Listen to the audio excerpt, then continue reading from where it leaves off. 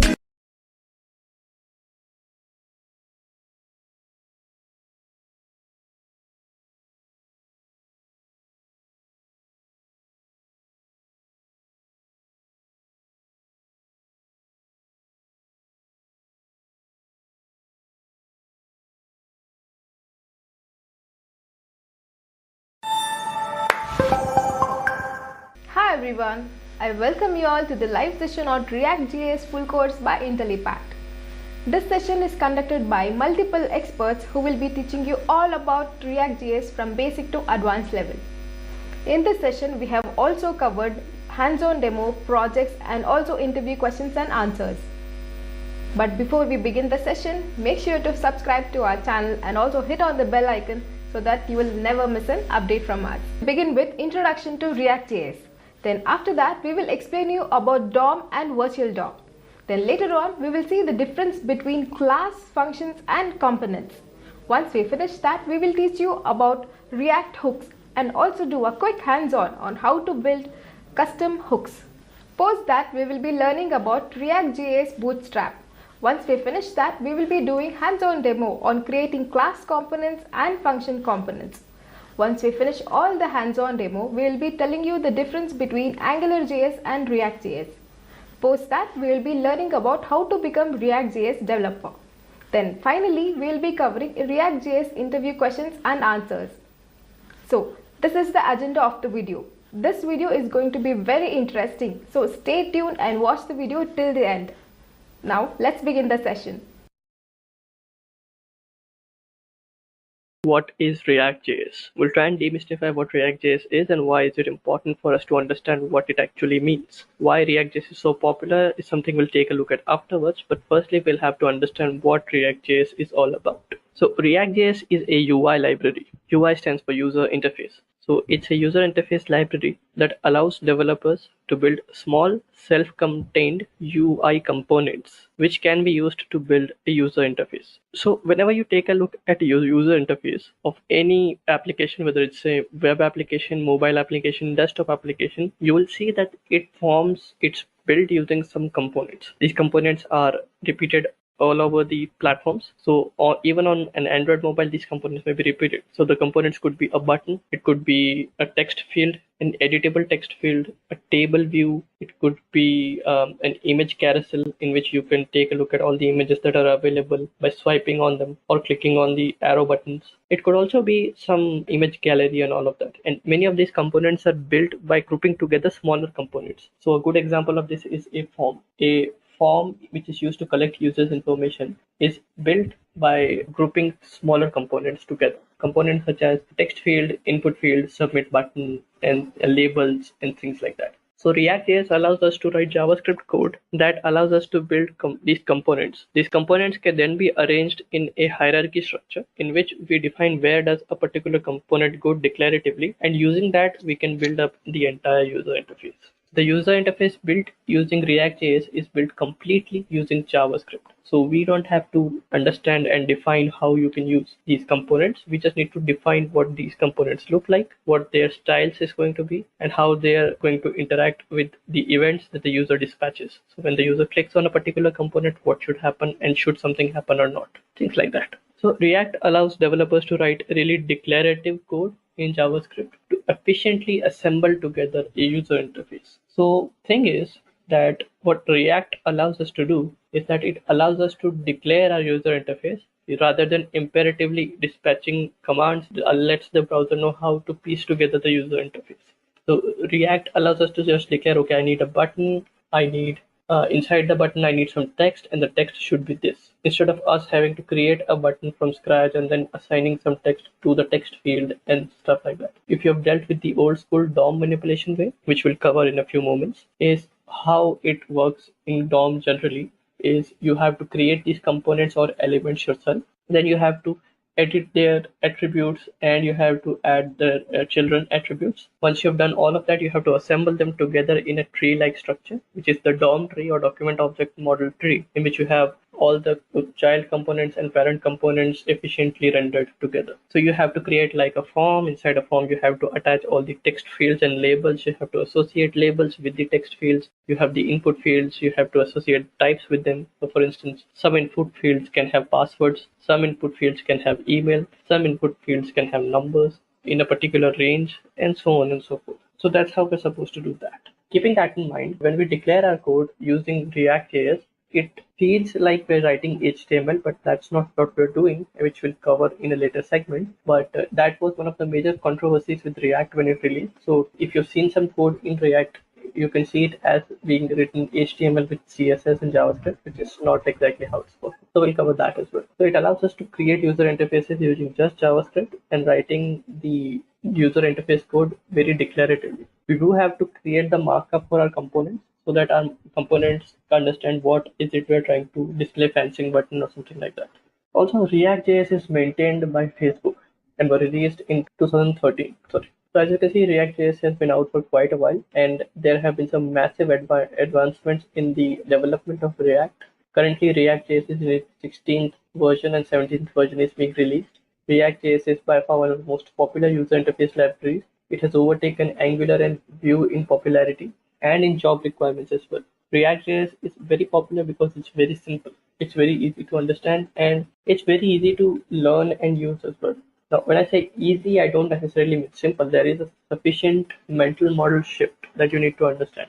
If you worked with the old school way of creating DOM elements and then updating those DOM elements and then inserting the data, that is going to be difficult in this scenario. So we'll have to take a look at that. But overall, it works fine. So in conclusion, what React.js is that it's a user interface library that allows us to build user interfaces by declaratively writing JavaScript code. The JavaScript code is maintained by React. So if any changes happen to the thing that we have rendered, all the components, React will take care of assembling those components, re-rendering the changes, and making sure everything is done as efficiently as possible. If React was not there, then we would have to write the code to figure out what are the things that we have to change, And once we do change, then we have to display it to the user, and that's about it. And that's how it's supposed to work. And now let's take a look at what else we have. What is DOM? We've been talking a lot about DOM and how React.js keeps everything in sync with the DOM, but we'll try and understand what DOM actually means. DOM stands for Document Object Model, and it's the tree structure of our HTML components, but we'll try and get a bit deeper into it. So DOM actually stands for Document Object Model. That I think we all knew. It is a tree-like structure that is used to represent the structure of all the elements of an HTML document.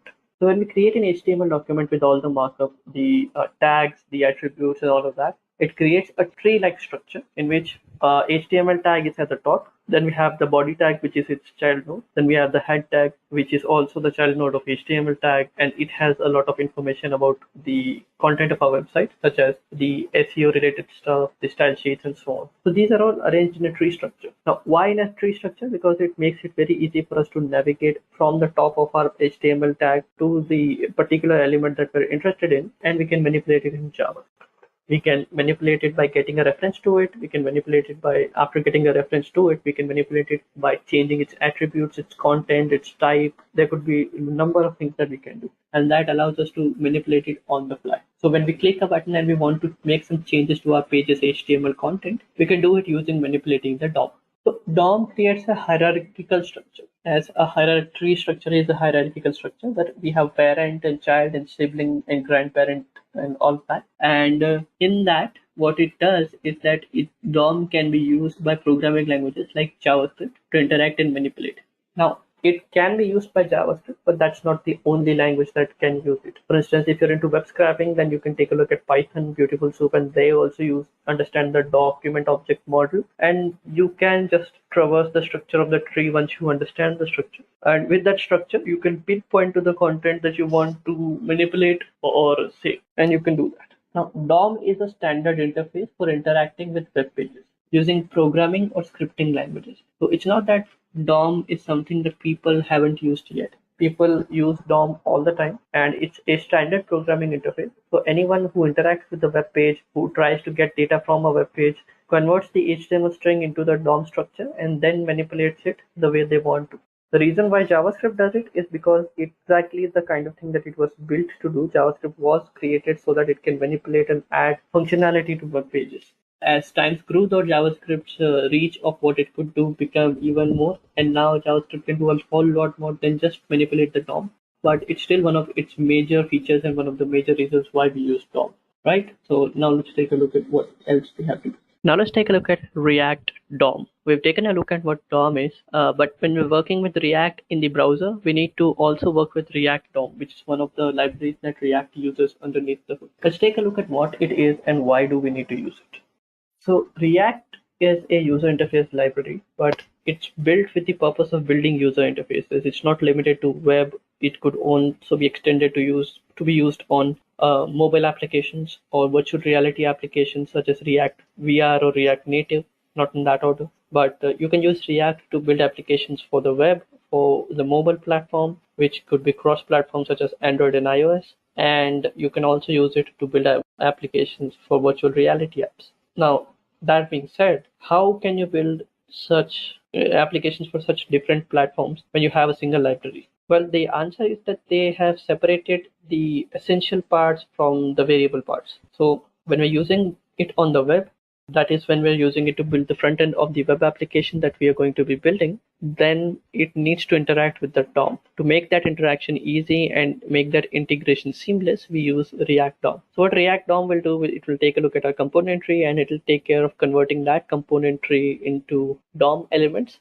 and keep track of managing that component. So we can create the components using React, and then when it comes to integrating our components with the actual web DOM, we can basically just use React DOM and it will take care of it all for us. That's what React DOM actually is. React DOM is nothing more than just a library. Now, it's basically just a package that contains DOM specific methods used by React to enable itself to interact with the DOM. So if you're using React and you want to build applications for the web, then you use React DOM. Other libraries such as React Native and React VR have their own bridging system, so you don't have to worry about that at all. All you have to worry about is how you can build user interfaces using DOM or React DOM in that specific scenario. So all React DOM does is that it bridges the gap between the React user interface library and the web DOM platform. So if you want to build React applications by creating components that can then be translated into DOM elements and managed by React, we use React DOM specifically for that purpose. Now let's take a look at UI without React.js. So when you're building user interface without React.js, what are the kinds of things that you need to tackle? The first thing is decomposition. So we can quite easily build user interfaces without React.js. So if you want to build a user interface without React.js, you can do it. Especially for smaller applications, it's also a recommended way that you go without React.js. But for any reasonably sized application, it involves some really difficult challenges. One of those challenges is decomposition. So when you're using React.js, we can create small isolated individual components which can then be composed together to create the entire user interface.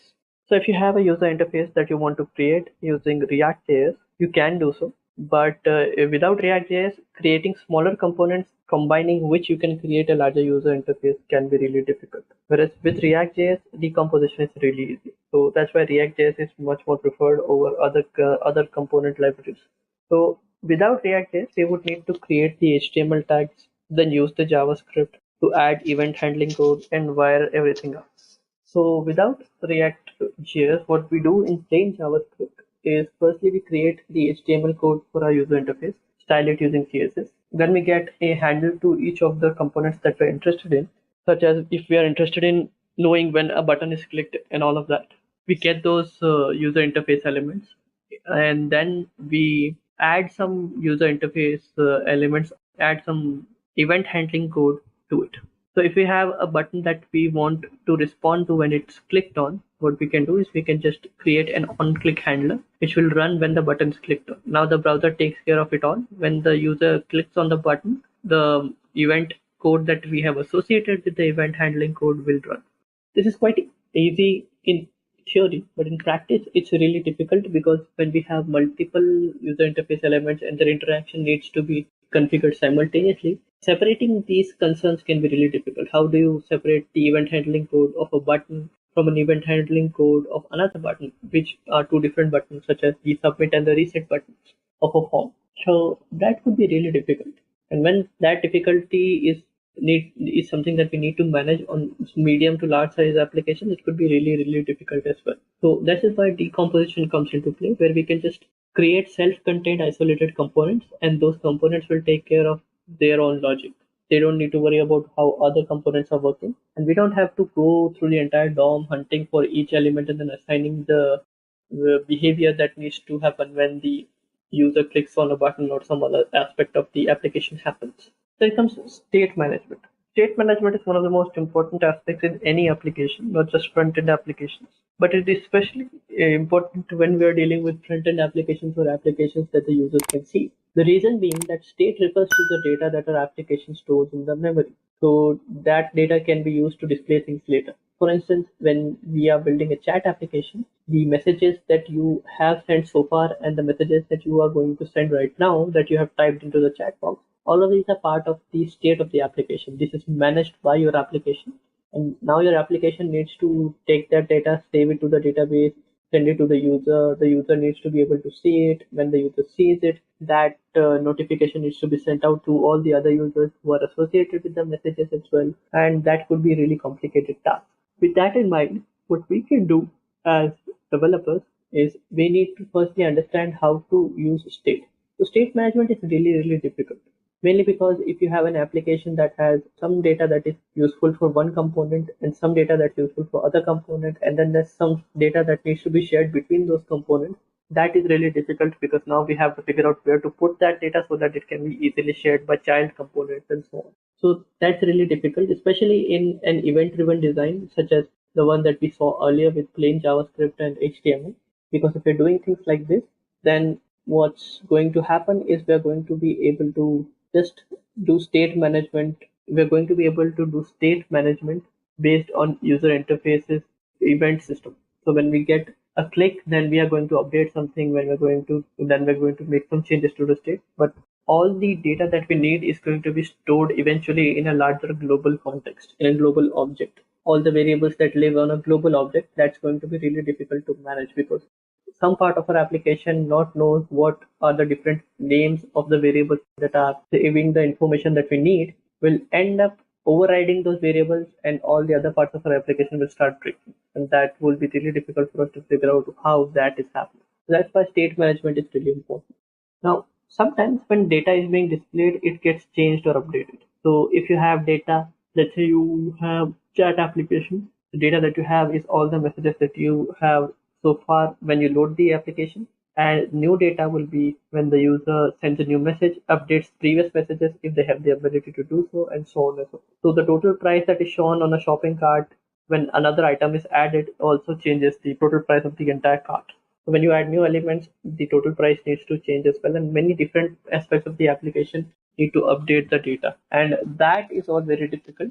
So this is where state management comes into play, where we can specify local state.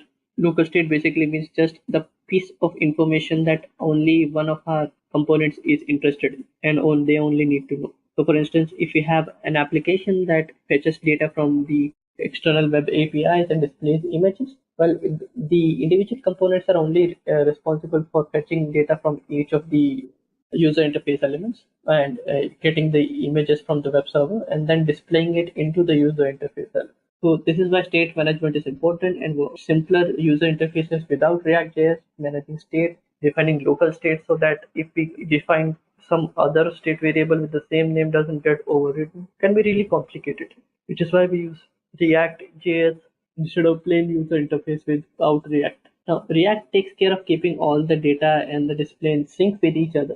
So if the data is changed, all components being displayed are updated automatically. So if you are not using React, then you have to take care of where all the state that we are using is being referenced, and then we need to update it one by one, and that could be difficult. So adding and removing elements from a DOM tree is very performance intensive task. Now, this is what causes a lot of performance hit in a lot of our applications that we build. Whenever we add and remove or completely delete the entire DOM tree structure and then rebuild all the components that haven't even changed, that could be difficult. Unless we are very smart about it and we keep a track of what is being rendered. If that is the case, then it's not really difficult. So in situations like this, we end up using React.js because it gives us a massive performance boost. What React does is that it takes care of rendering the user interface without us having to muddle through the entire user interface's code, without us having to figure out what are the things that need to be removed and what are the things that need to be added and what is the best way to do it.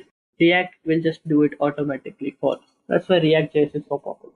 Now, React solves this problem by something called a virtual DOM, which we'll discuss later on. Now, virtual DOM allows us to make updates to the components, and then the React will take care of matching the updated virtual DOM with the current actual DOM and figure out what are the things that need to be changed. It basically diffs the entire DOM and figures out what are the differences. The differences that are found are updated, and only the differences are updated. Other things are just left as they are, and that's the way it works. Finally, it comes to debugging. Whenever we're building an application that is using the user interface, it could be really difficult to us to debug this application. Debugging basically means if you run into an error, how are we going to solve it? The way we solve it usually is by going through console log statements, figuring out where the error has come from, taking a look through stack traces, but they are not really reliable ways of debugging an application. There are advanced ways as well, and you can use IDEs for that, but the tools for debugging JavaScript applications are not that good. Keeping that in mind, in React, we have React developer tools. And what they allow us to do is they allow us to, once we're in development mode and we have installed the React developer tools extension, greatly simplifies our component debugging. We can display components, we can take a look at the internal state, we can take a look at the props, where they are being passed from, at what level are the changes to state are being dispatched. There are many things that we can do, and all of that is very useful. So as you can see, React is so popular because it allows us to do these things. Now let's take a look at some of the ES6 features that are necessary for us to use in React.js, or in order to learn React.js we need to know. So let's take a look at that. So React.js recommends using ES6 features to create more readable and more concise code. Now a few of the most important ES6 features are the ones that we are going to discuss now, ES6 basically refers to ES 2015. ES stands for ECMAScript. It basically is JavaScript, but it has been standardized. So new recommendations are proposed, and then browsers implement those recommendations, and that keeps evolving. And those recommendations are given by the ECMAScript Recommendation Society. So that's how we do that. So this is why we use the ES6 features, because new recommendations were proposed in 2015. Those have been implemented and are now widely supported, and they let us write really clean and concise code. So the first thing is variable declaration. Now in ES6 we can use let or const variables and to describe variables and constant values in JavaScript. Before ES6 we would have to use the var keyword, var, which allows us to describe variables, but there were certain issues with var. If we were to define a variable inside a loop, it would still leak out to and be available outside the loop inside functions. That was really difficult for us to understand, and that led to a lot of issues. This was called variable hoisting, and that led to a lot of undesirable effects. This is why we ended up using let and const, and that's why they are most important. Then comes arrow functions. So arrow functions are used to write anonymous functions in a very concise way without using the function keyword. So when we're using arrow functions, all we have to do is we have to use the simple syntax. Instead of writing anonymous function with the function keyword and just not giving it a name, but the whole single brackets, all the element names, and then double brackets, double curly brackets, what we would have to do is we would, for arrow functions, all we have to do is create arrow like syntax, and that will work. And we'll take a look at the syntax just in a moment. Just a quick info, guys. Test your knowledge of React.js by answering this question. What is React.js? A. Server-side framework. B. User interface framework. C. A library for building interaction interfaces. D. None of these. Comment your answers in the comment section below. Subscribe to IntelliPath to know the right answer. Now, let's continue with the session. Then came classes. Now, classes are the fundamental construct of an object-oriented programming language, such as Python, Ruby, Java, C Sharp, C++. All of them have the keyword class associated there. But in JavaScript, the keyword was not present. In order to create a class, you would have to firstly create a function, which is called the constructor function, then create a new object out of that function and add things to its prototype. That was really difficult for people to understand. So what they have done is they have created, instead of creating functions, we now can use class keyword and just use classes the regular way. And that works just fine. And then comes array destructuring. So what destructuring allows us to do is it allows us to get the variables out of objects and arrays. So if we have an array with three elements that we know are going to be three, and we want to get these three variables out into three variables, instead of assigning them one by one, we can do it all in one line using this destructuring. Same with objects. So if we have objects that are key value pairs, we can do the same thing with objects as well. So that's why we do restructuring, and it's a concept that's available in many other languages as well. We'll take a look at the advantages that you can use to use React.js, the advantages that you get when you're using React.js. What are the advantages that you should be looking for when you're using React.js? So when we're using React.js, it provides us with several advantages. The first one is scalability. So React.js works well with applications of all sizes. If you've built React.js applications, you've built simple small applications like to-do list applications to really giant e-commerce applications. A really good example of this is going to be Flipkart, because they have built their entire front end using React.js, and it's scalable because we can see that their front end is working quite well. So you can build applications using React.js for smaller applications to applications that are of giant size. Another example of this advantage would be Facebook. The company that has created React.js has built more than 100,000 of UI components that are being used in Facebook. Instagram also uses React.js, and many other front ends of the online websites that are of the giant scale use React.js. So it's quite scalable in that regard. When it comes to compositional UI, compositional UI basically means that it allows us to combine our user interface elements or smaller user interface elements that are usable into other user interfaces, and then we can modify the things that can be modified and replace the user interface elements if needed. So we can just pick and choose the user interface elements that we want to combine in our front end, and we can easily do it by importing the component, then rendering it, and then changing its behavior if it's possible and if necessary. So that's why we use compositional UI as one of the advantages. Then comes portability. Portability is one of the major advantages of React.js, mainly because a component can be ported from one project to other project without much hassle. If I have a project in which I have created a button component and I want it to be used in my other project as well, all I have to do is just import the button component and then display it on the screen, declaratively creating the markup, nothing more than that I have to do. If I want to configure it, then there's a bit more work to be done, obviously. But for simple usages, it's very easy to do. So that's why portability is one of the major advantages of using React.js, and that's why many people use React.js because it's very, very portable. Portability also helps across devices. So if you're using React.js on the web and you want to use it for your native mobile application, there are some components that you can carry over. Not all, because the environments are so different, and the platforms are so different. But if you want to, you can just create the styles for one component and then at least can share the styles for those components across different user interfaces. So that's usable. And then comes performant. So React.js is very performant. What it allows us to do is it allows us to, instead of accessing real browser DOM, allows us to use virtual DOM. That virtual DOM can then be used in order to boost the performance when it comes to DOM manipulation. If we were doing it with the virtual DOM, then there would be a lot of issues. The performance would be really cumbersome, it would be really clunky, the user interface would lag at certain points, and that would be really difficult for us to get started with. So we don't have to worry about that. That will work just fine. And now we are done with the advantages. Let's see what else we have. Now let's take a look at some of the disadvantages of using React.js. So React.js is a library, but it's not free. So there are going to be some consequences of using it. So it's better to be advised of what the disadvantages might be. The first thing is its learning curve. Although it's quite easy to pick up the learning curve, the number of things that you have to learn in order to become a React.js developer are going to be quite a large number. Also, there's a big mental shift in the way you look at applications. So earlier we used to build applications by creating the markup, then getting the user interface elements, and then attaching event handlers to perform some tasks on it. Now we need to change that kind of thinking to applications being a function of our markup and our state. So the markup will be what our application should look like, and state would be the data that our application holds. So if the user logs out of the application, what are the things that need to change? If the user deletes a particular message, what are the number of things that need to change? That's the kind of thinking we need to adopt when we're building applications, and that could be a little difficult to understand right at the beginning. So a lot of practice is needed in order to get understanding of how to build applications like that. Then comes documentation. So React.js rolls out updates and new features quite fast.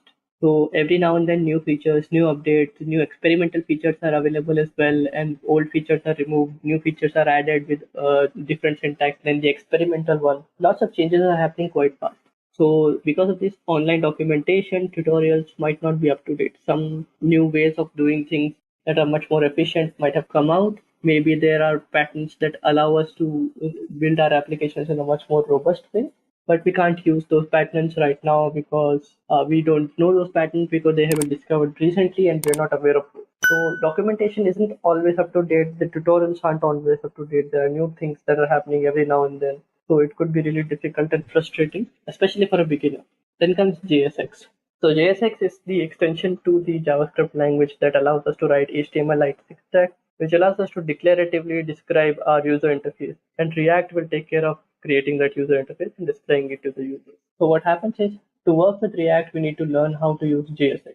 JSX is not the easiest thing to learn, especially when you come from plain JavaScript background where you're supposed to separate JavaScript into a separate file and HTML to a separate file. When you look at JSX code, it looks a bit funny. It looks a bit difficult to understand. It looks like we're breaking some commonly used good patterns like not mixing your JavaScript and HTML. That could be a little tough. Then comes state management.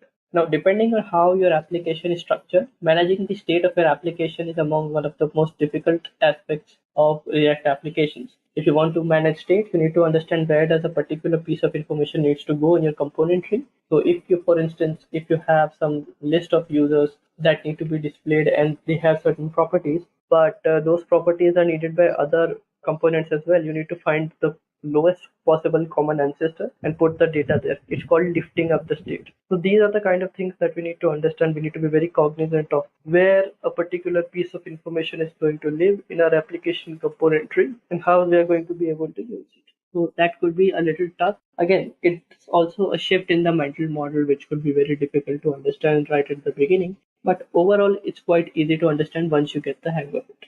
So now let's take a look at how we can create our own applications that performs DOM manipulation. So I have an empty folder here. What I will do is I will open it up in my code editor. You can use any code editor that you want. I'll create two files. Let's close this one.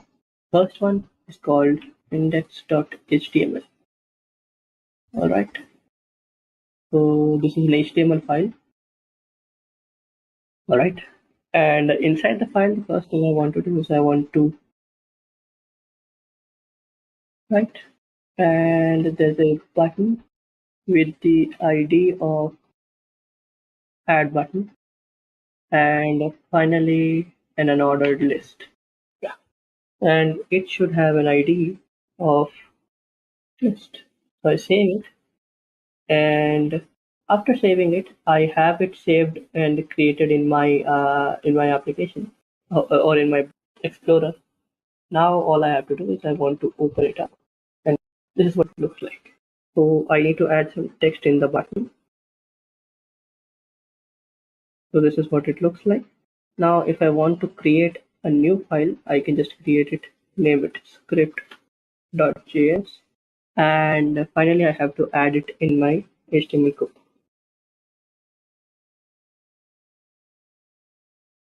So now that is done and we have our script. Now I need to get all the things, right? Firstly, I need the list. So I just use document.get element by ID, and the ID that we gave to the list is list. Alright, that's done. Now I need the button, so I need to do the same thing. Now what I want to do is I want to create a variable named index. I'll show you why. Now button, which is the button on our page, dot add event listener. So when I click on the event, what I want to happen is I want to create an element. So I'll just create equals to document dot create element.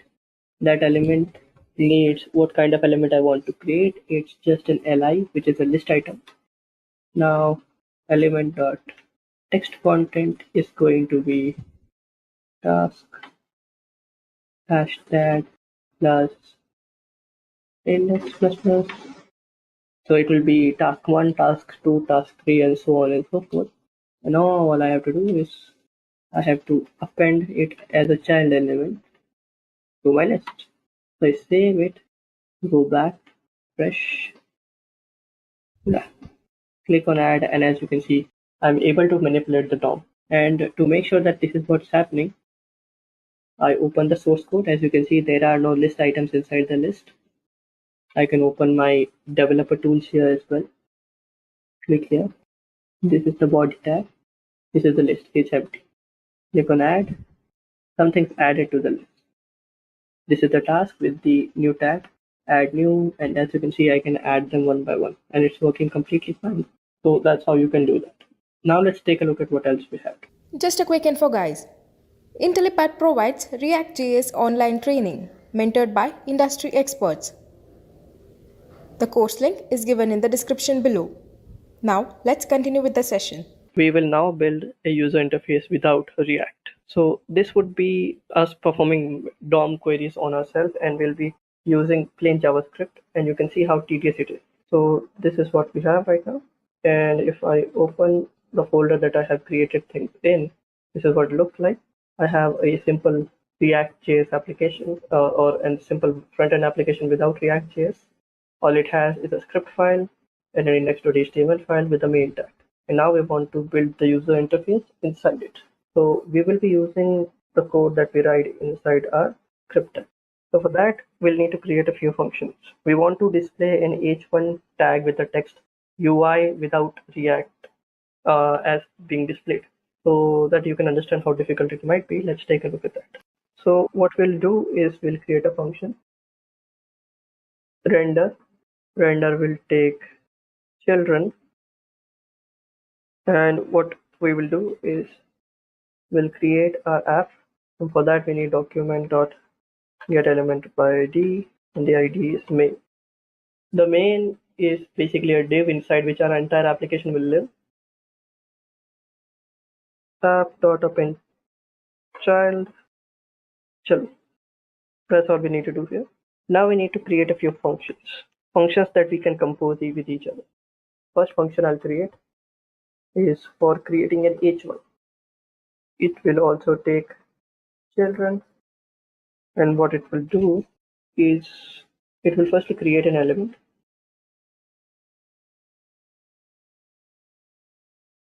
H1 is what we want to create, so we do that element dot, and what we want to do is we want to append the child, and then return element. Finally, we want some text content to be displayed, so for that we need to create function named text. This will also take some content that we need to display.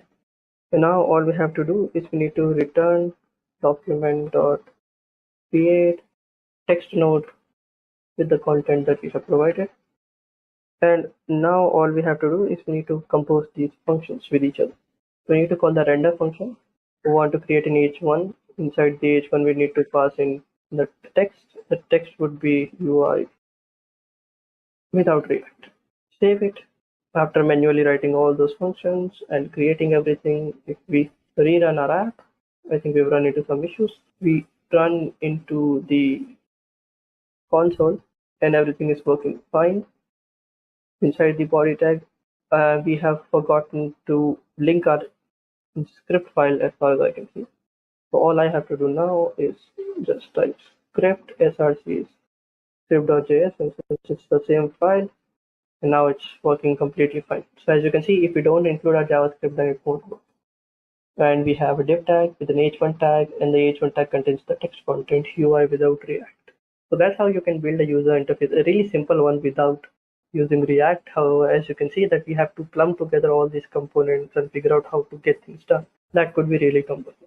Now let's see what else we have. Now let's take a look at some of the new ES6 features that we have discussed thus far. We'll try and understand what these features are and what they look like and how they compare to the old syntax. So for that, all I've done, I've created an HTML page. I have created this is the HTML page. It has nothing but a reference to a script file and a console that I have opened. This is the HTML page. It has nothing, just the basic HTML skeleton and the script.js reference. And every code that we write will be written here. So let's first understand our variables using let and const. So the things that we have to understand are let and const are the first one. So what we do is if I create a block, so if I create variables inside a block, inside an if statement, let's say, so x is equals to 1, y is equals to 2, and z is equals to 3. So if I try to console log them outside my if statement, although I've declared them inside the if statement, they should not be available outside. Look what happens. As you can see, they are available. In fact, I can put them inside my console as well. So the reason why that happens is because of a feature in JavaScript called hoisting. What hoisting does is that it takes all of the variables and the function declarations that we have created, no matter how deeply nested they are, and it gets bubbled up to the top. So now it's available everywhere we want to use it. The reason that happens is because if we declare a function, let's say I declare a function named function a app, right? And inside it I have written whatever I want to do, and I call it before I have declared it. Now that would have been an error because my application knows nothing about it. But if I have done it using hoisting, then it knows that, okay, this is a function, I'm going to bring it when it tries to interpret it, brings everything at the top, and then just tries doing things. But it doesn't make sense with the variables, and that causes a lot of issues. So to solve this scoping issue, developers of these languages came up with an idea. Variable is going to be there. We can create one for let, and we can create one for const. Now, if I run this, as you can see, y is not defined. If I remove x and y here, sorry, y and z, just use x, it's available. Now, what is the difference between let and const? Both of them are scoped to a particular scope, but what the difference is this dot log and let x is equals to 10, const y is equals to 11, right? And now if I print x plus plus, it works. So now the value of x is 11 after I printed it. I can also do it the other way, plus plus x, and that works. Now if I were to do it this way, it's going to give me an error. Assignment to a constant variable. So I can't change the value assigned to a constant variable. That is the only difference. So which one should you use? I recommend that you choose const as much as you can, because if you use const, then there's no way that someone who is using your code can end up changing it and changing variables that your application depends on if they are not allowed. Only when you explicitly need to change a variable, use let. So with that, we have come to the other part of it, which is us creating arrow functions. This is done. I'm going to delete it all. Now comes arrow. Arrow function basically allows us to create functions in a single line. So if I want to create a function, right, and what that function is supposed to do is it's supposed to print something. So let's say that I'm creating a function, perform, okay, and then we have milliseconds, and then we have a callback function, right? This is pretty standard so far. So set timeout. I'm going to simulate a delay for the milliseconds and then execute callback. So handler and then timeout. So callback and then millisecond.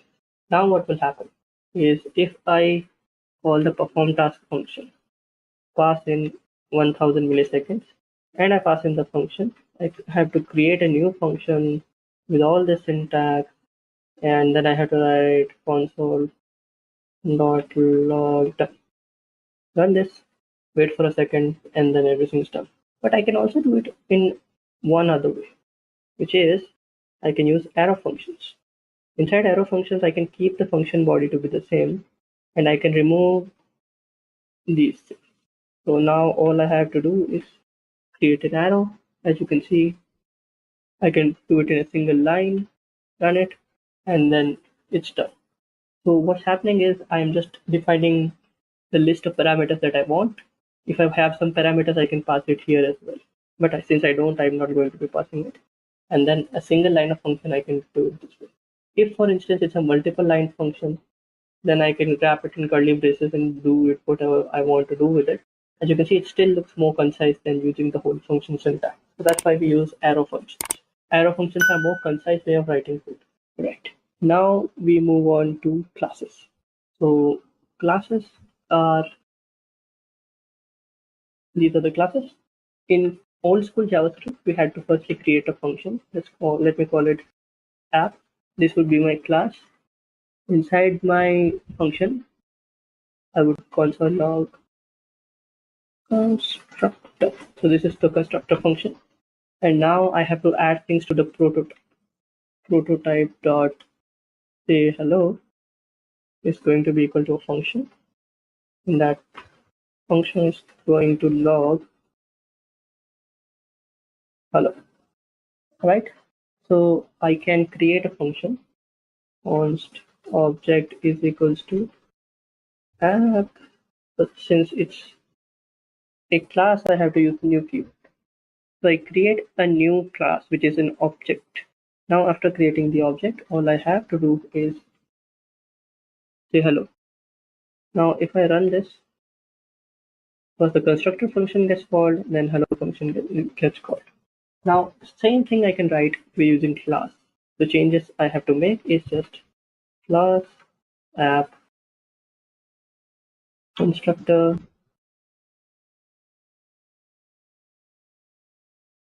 and instead of doing it this way,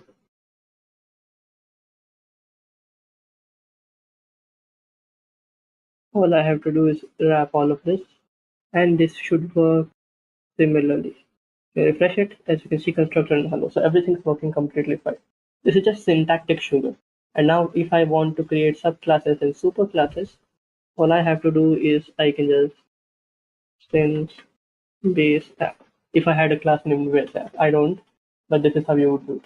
In on the other hand, on all school syntax where we used functions, we would have to do assigning the prototype, extending the prototype, and there would be a lot of tricky situations. So we don't do that. Finally, we have destructuring, which is one of the newest and one of the most used features.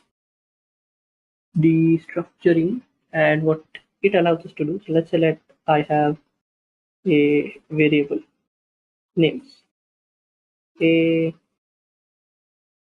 B, and C. Now I want A to be assigned to a variable named X, B to be assigned to a variable named Y, C to be assigned to a variable named Z. To do this, I would have to then go const X is equals to names of 0, Y is equals to names of 1, and finally Z is equals to names of 2. Now if I press console log X, Y, and Z, and I run this, ABC is there. But as you can see, this is just a lot of code for something so simple. So instead what I can do is I can use the destructuring syntax.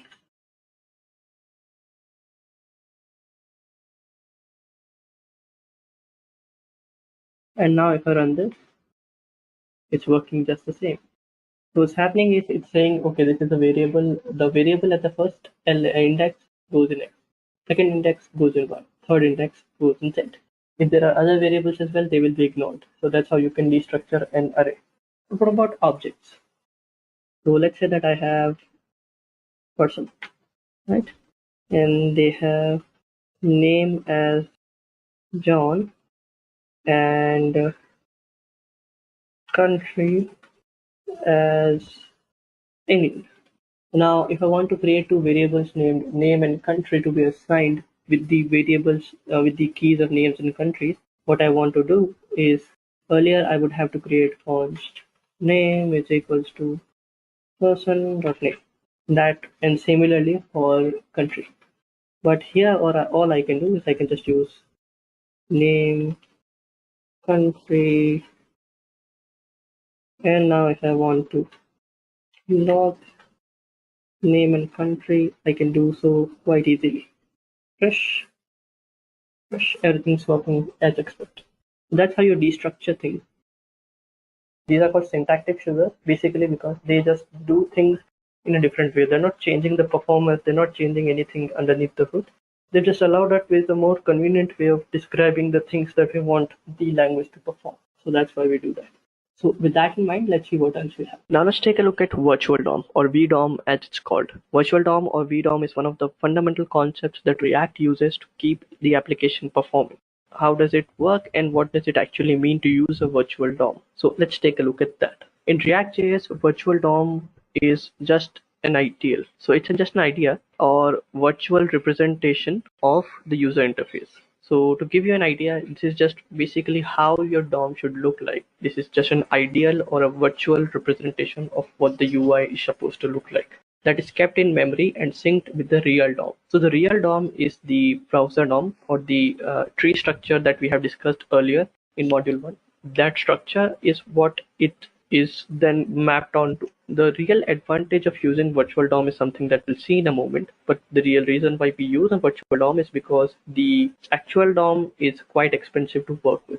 Whenever you make changes to it, there are going to be a lot of changes that you have to make here and there, and that leads to a lot of performance degradation. A good idea of getting over it is to use virtual DOM. In virtual DOMs, what we do is we create inline similar structure, and what we do is we use that structure in order to make sure that what we're doing is taking effect and then mapping those changes over to the real DOM. So a virtual DOM is used to encapsulate things, and it is encapsulated in the React DOM packages. So if you've taken a look at the module previously, what that taught us was that React was supposed to be, it's something that is supposed to be used with multiple platforms, ranging from the web to native mobile applications to virtual reality applications. So in order to abstract away all the DOM related functionalities from React.js, we use React DOM. And the virtual DOM is a concept that has been encapsulated in React DOM so that it can only be used on the web. Virtual DOM is not a concept that gets carried over to React Native or React VR, because these are different environments. They don't have the concept of DOM. So React uses virtual DOM to improve performance, as we've heard many times. But the real question is, how does it do it? Well, React uses a virtual DOM as in to improve the performance so that the real DOM is updated only when it's needed, and all the necessary updates and the transitions are made in the virtual DOM, which is in memory and it's really fast. This process of updating the real DOM from the virtual DOM is called reconciliation. It's a concept that basically means that when we are done making changes with the React DOM, we try and figure out what are the changes that need to be persisted to the actual DOM, what is the current state of the actual DOM, and how are we going to do those changes. Just a quick info, guys. Test your knowledge of React.js by answering this question. What is React.js? A. Server-side framework. B. User interface framework. C. A library for building interaction interfaces. D. None of these. Comment your answers in the comment section below. Subscribe to IntelliPack to know the right answer. Now, let's continue with the session. So for instance, if I have 3 nodes in my actual DOM and 3 nodes in my virtual DOM, and only one of those nodes in my virtual DOM change, we'll go and look through all the DOM nodes that are available, figure out what are the DOM nodes that have changed, and update those only, so that we do the minimum work required for DOM. This is mainly because DOM is very expensive. The document object model, it has a lot of issues in itself, which is why we don't like to use simple plain JavaScript. Because if we do use it, then it's going to lead to a lot of problems in terms of performance. And the performance issues really degrade the user experience, which is why React is so popular, because it takes care of managing the performance behind the scenes. So we don't have to worry about how to manage the performance. React will take care of all of that. And the way it does it is using virtual DOM. So you don't have to actually deal with the virtual DOM yourself. React does it itself. But this is a concept that is used throughout the React community, and we have to understand what it actually means and how React does the actual performance optimizations that it needs to. And now that we have done that, let's see what else we have to learn. Now that we have taken a look at virtual DOM, next is we have to understand JSX. JSX is the syntax extension that allows us to use React.js much more declaratively and efficiently. So under the hood, React uses the create element method to create a new DOM node that need to be attached to the nodes. So React at the end of the day is creating DOM nodes, but for us to tell React that we want to create a DOM node of this type, we can use plain React, which will involve us writing react.createElement, and inside the function will pass in 3 parameters, and that is going to be really cumbersome. The main reason why React was not really that popular at the beginning was because it was really verbose. So as you can see that it's very difficult to use, especially when we have components nested into each other. So this can make our code really unreadable. So if you have react.createElement calls going from start to end of your code, it's going to make your code really unreadable. It might be fine for smaller applications, for smaller elements when you only have 3 or 4 DOM nodes that you need to add and manipulate. But it could be really difficult for the other parts of the application when you have like multiple applications or multiple DOM nodes interacting with each other, keeping the data in sync with the DOM nodes. It could be really problematic. So to solve this in React, we use a special syntax. That syntax is called JSX. So what JSX allows us to do is that it ultimately compiles to react.createElement calls, but it makes our code easier to read. So Underneath the hood, once you've written your code in JSX, you just run your application, and JSX's compiler will take care of everything else. It will take your code, compile it to React.createElement calls, and it will be interpreted by the browser, which in turn will use the React library and build the DOM nodes. Or so that you can build applications much more easily and much more effectively, and you don't have to worry about making the calls that need to be made in order to create DOM nodes. Now, React does not mandate the use of JSX, which is to say that React doesn't need you to use JSX. You can reuse plain React in order to build your applications, and if you choose to do so, that's fine. But do understand that once you use JSX, it makes your code easier to read and understand, and it is thus far the recommended way of doing it, unless they come up with a new way. But so far, this is the recommended way, mainly because it makes your code more readable, more concise, more understandable. So because of these features that React JSX provides, we use JSX throughout our React code. Most of the developers currently using React will use JSX as their primary syntax. In case you wish to use some other syntax, you are more than welcome to, but JSX is by far the most popular way. If you don't want to use JSX, then you would have to use the plain React.createElement calls, which are going to make your code much more unreadable and really not that concise. Could be difficult to parse through a large DOM structure. So that's all about JSX. Now let's see what else we have. Now let's take a look at props. Props is an important concept in React.js. It's one of the two ways through which you can store data for a component. So props stands for properties. Props is the short form of properties, and they are arguments passed to a component by a parent component for it to use. So one of the differences between the other ways of using internal data and props is that props is not internal. This is data that is passed from a parent component. So if I have a component that is rendering other components, I can pass in some data for those components to render. And that's how the data should flow from in a React app, from a parent application, from a parent component to a child component, and props allow us to do that. Props are read-only and should not be modified by a component on its own. So if you have a component that has some data being passed into it via props, you should not modify it.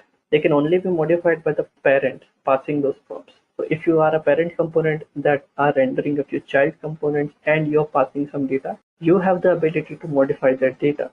But the component that is receiving that data as props cannot change the data. This is one of the concepts in React in which you cannot change the data that is being passed to you.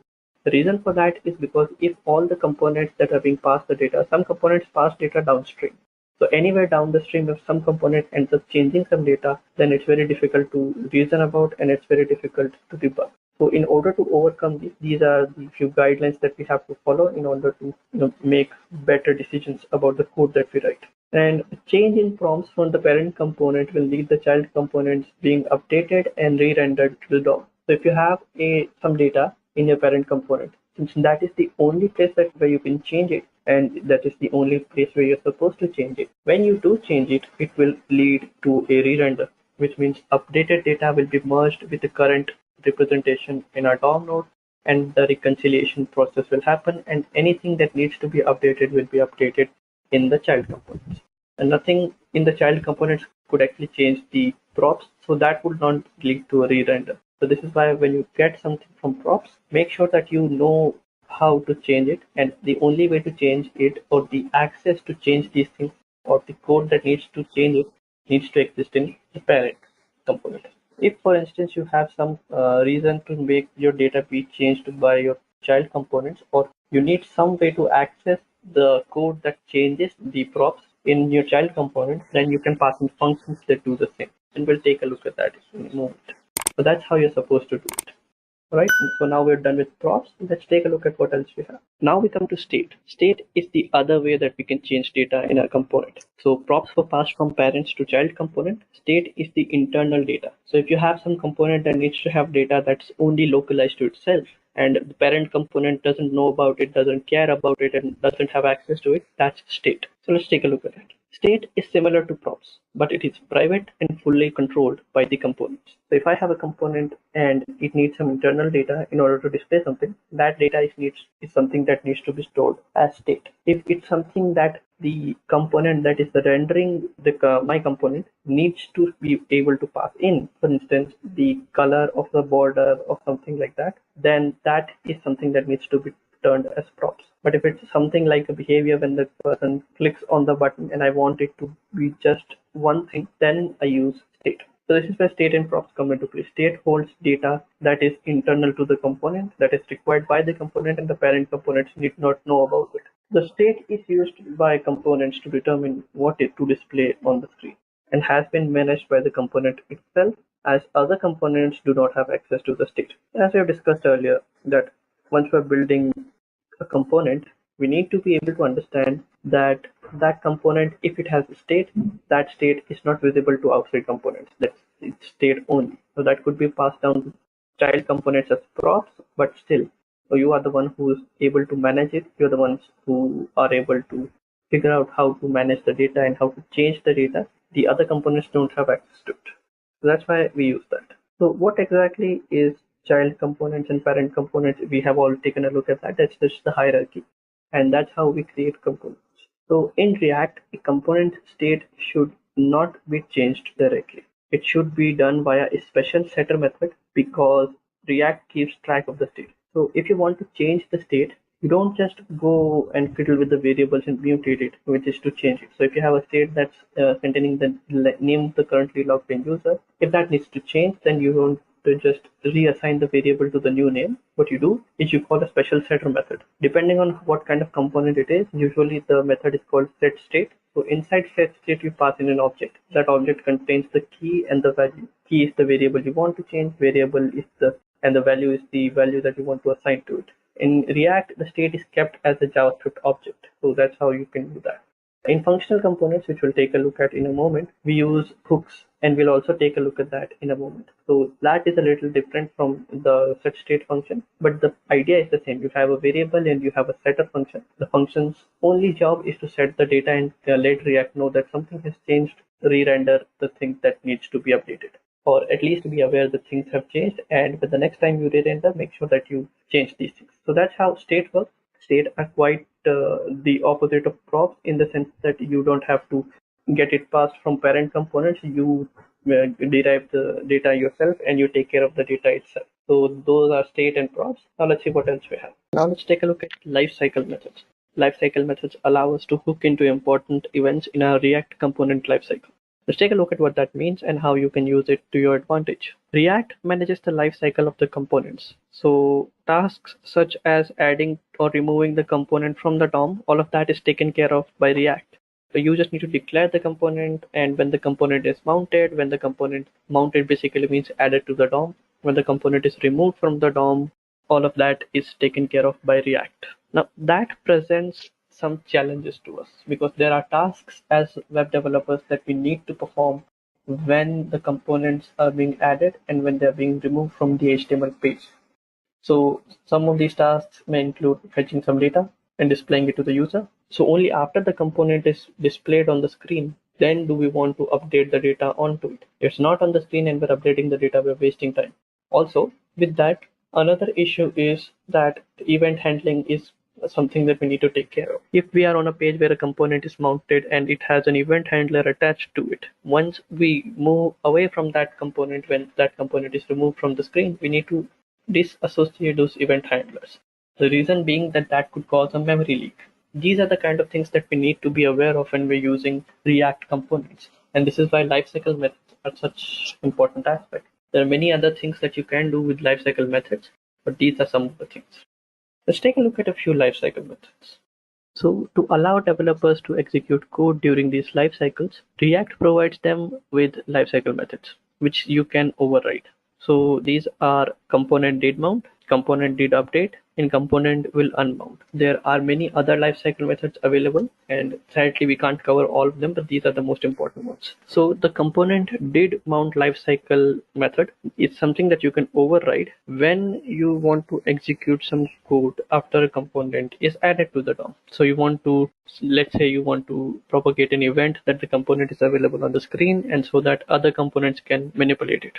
It could also be that after the component is mounted, you want to make sure that it has a particular style. You can only do that once it's been mounted. Whether or not it's being displayed, that's a completely different thing. Now, this is ideal for when data is fetched and we want to add it to the DOM. So if we have a component such as an unordered list, and we have a lot of list items in our components, and we want to add them to our unordered list, that can only happen when the list is added. So to do that, what we do is create list items. We wait for the component mounted. When the component does mount, we write the code in component did mount, which will get executed. And that's the code that will add all the things into the components, and our code will work just fine. Then comes component did update. This is a lifecycle method that allows developers to execute code after a component gets updated. So these components may get updated due to props or state change. And if that's the case, if the props of your component change and you want to propagate those changes elsewhere depending on the props, then you can use this lifecycle method. You can also do this for state as well. If you want to pass some data down to child components as props, you can use the state components or use state, and that will work just fine as well. And then comes component will unmount. This is a lifecycle method that gets executed before the component is going to be removed from the DOM. So right before the component is going to be removed from the DOM, if a developer wants to execute some code that can be run at that point specifically, then we use component will unmount. This is ideal for removing event listeners from components to stop memory leak. So if you have an event listener attached to all the DOM nodes of your component, and that component is going to be removed, you want to make sure that all of those event listeners are being removed as well, so that your component don't leak things to memory. And if we have removed it, then the JavaScript garbage collector will execute, take everything away, and we can move on and with a clear of memory. So with that, we have come to the end of lifecycle method. Let's see what else we have. Now let's take a look at components. Components are the building blocks of any React application. We use components to encapsulate our UI logic of a particular element of our web page or web browser's front end. And what we want is for those components to be reusable. But what are they? In React, a UI is built using individual independent pieces called components. These pieces are used to encapsulate logic, markup, and styles, and then they could be reused into other places. The user interface is built as a tree of components that are managed and converted into native DOM elements by React. So what React does is that it allows us to write components that can then be used by other components as well. And for React DOM takes care of changing those components from React.createElement calls to the native DOM elements that need to be displayed on the web page. And all of that is taken care of by React. So all we have to do is understand how to create components, how to make data flow through our components, and how we can use those components in order to work with our application's internal data representation. And all of that is then extremely useful. So components allow us to build single, reusable, and isolated piece of UI, which can be used to efficiently render the user interface. If you have components, then you can use those components, use simple components to build complicated user interfaces. Because if we have a form that needs to be displayed on the screen, it is built up of very small components such as the text field, a button to submit the data, a button to reset the data inside the form, and many other things. So that's where you can use components. Components are really useful in that regard. Now in React, there are two types of components which are created: class components and function components. So these have their own distinct advantages and disadvantages. These have their own distinct reasons to be used and not to be used. Just take and understand what they are and how they compare against each other. Now let's take a look at class components. Class components is one of the way we can create components in React. So class components are created by creating classes that we have seen in the previous module, how to create classes in JavaScript using ES6 syntax. And those classes need to be extended using the React.component class. So there's a class named component in the React package, and we need to extend that class and override its render method, which we'll take a look at. The class name will be the same as the name of the component. So if you have created a class with the name of login component, that is going to be the name of the component that is going to be rendered on the screen. So a class component needs to override the render method using JSX to describe the markup of the component. So if you have a component that has a form and you want to display that form, you need to use JSX syntax or you can use React.create element as well, but JSX is the preferred way. And inside the render method that you are overriding from the React.component class, we return the JSX. That return JSX will then be compiled to React.create element, which will then be converted into the real DOM by our React application. So we don't have to do a lot here. We just need to know how to write JSX and how to extend a class and create a component using that class. That's the entire gist of what we have to learn. Now, class components are still supported in React, but it is preferable to use functional components to React boilerplate code. The reason why is because, and we'll take a look at that, but in essence, it allows us to reduce boilerplate code, and React class component has a few problems, and we'll take a look at those in future. But right now, all we have to understand is that there are class components, there are function components. Class components are still supported, and there are reasons to use them. But mostly it's preferred to use functional components, and we'll take a look at that next. So now let's take a look at functional components. Functional components are the second way that you can build a component in React.js. So you can declare how a component is supposed to look and function. So let's take a look at that. In a functional component, we create functions instead of a class.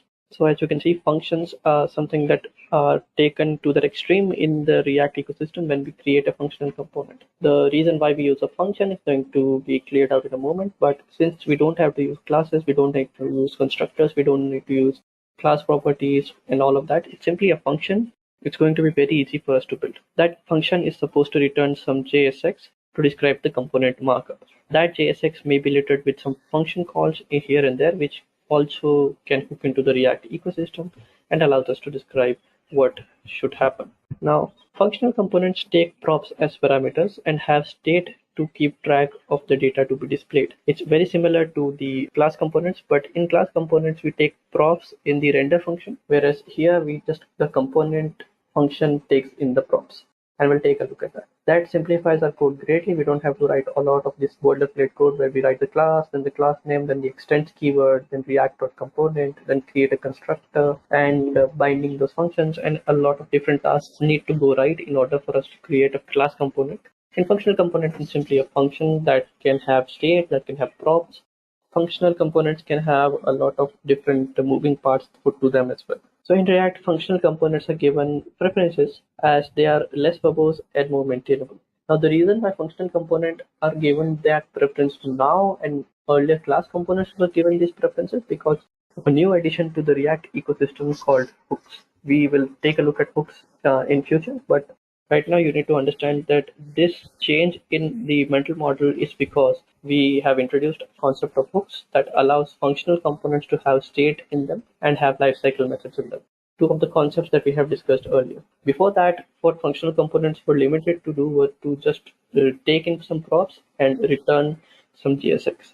They were not allowed to have any internal data of themselves, which was a bit difficult and a bit tricky to get around. So we had to rely on class components. But now, since class components are not the only way you can do it, it's much more easier for us to use function components. With that, we have come to the end of functional components. Let's take a look at what else we have. Just a quick info, guys. IntelliPath provides React.js online training mentored by industry experts. The course link is given in the description below. Now, let's continue with the session. Alright guys, so now let's take a look at class versus functional components. We have two ways of building components. So let's take a closer look as to when to use or what are the criteria you need to consider in order to build class components or functional components. So the first thing is backwards compatibility. If you have a project in React that's using an older version of React and it's not been updated and there's a lot of code that you need to update, then using functional components right at the beginning is going to be really tricky. Since class components have been supported since the beginning and are still supported in React, functional components on the other hand were always supported in React, but they could not until React version 16.8. So if you want to use functional components in previous versions of React, you need to firstly make sure that functional components can be used the way you want them to use. If you want some state, then it's better that you don't. If it's a really simple component that only needs props and displays the data and then that's it, then you can use React quite easily with that. How comes state and props? So in class components for state, we use setState function, which is something that we get by extending the component in our class. So we get a React.component is extended in our class, and now we get access to the setState function. And for the props, we use parameters passed to the render function. So all of that is useful and all of that is easy to use. But in function, the fundamental difference is that in functional components, we use the use state hook. So instead of us having to extend the class and then use this dot set state, all we have to do is use the use state function, which is also called the use state hook. And using the use state hook function, we can create state, which when changed will cause a re-render of the component. This is how you can change the component in React, by changing the state variables. Then comes lifecycle methods. Lifecycle methods are useful for class and function components both, but the way you implement them is different. So in class components, you have defined methods that you need to override, and that came with its own set of challenges. For instance, if you had a component that used the same code when the component is mounted and when the component is updated, in situations like this, you would have to use class component, you would have to duplicate some code, which was an issue. In functional components, though, you have other ways of doing this. We have the use effect hook, and the use effect hook allows us to just define the code, and then we can define the variables that the hook needs to watch. And if those variables change, then the effect needs to run again. So that's how we do class components and function components. We'll take a look at that in the demo as well. And then comes verbosity, which is one of the major drawbacks of class components. Class components are extremely verbose. There's a lot of boilerplate code that you need to get over in order to build anything useful. This is why developers prefer using functional components, but so many developers prefer using class components only when they are necessary. So if there are certain functionalities that we want to build that is only available in class components, then only we use class components. Otherwise, we'd end up using functional components.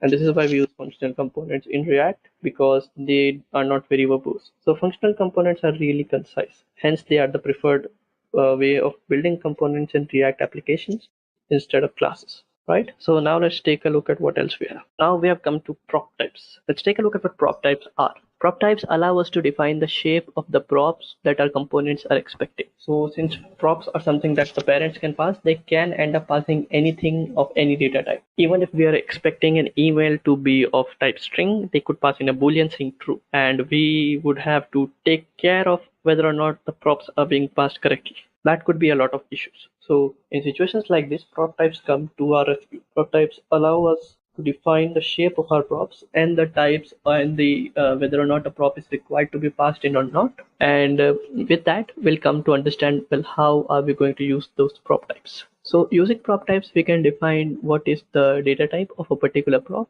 if it's required, if it's not required, and many other things that we can do. Using prop types, we can then understand how you can use we need to then define the shape of our props, different kinds of props.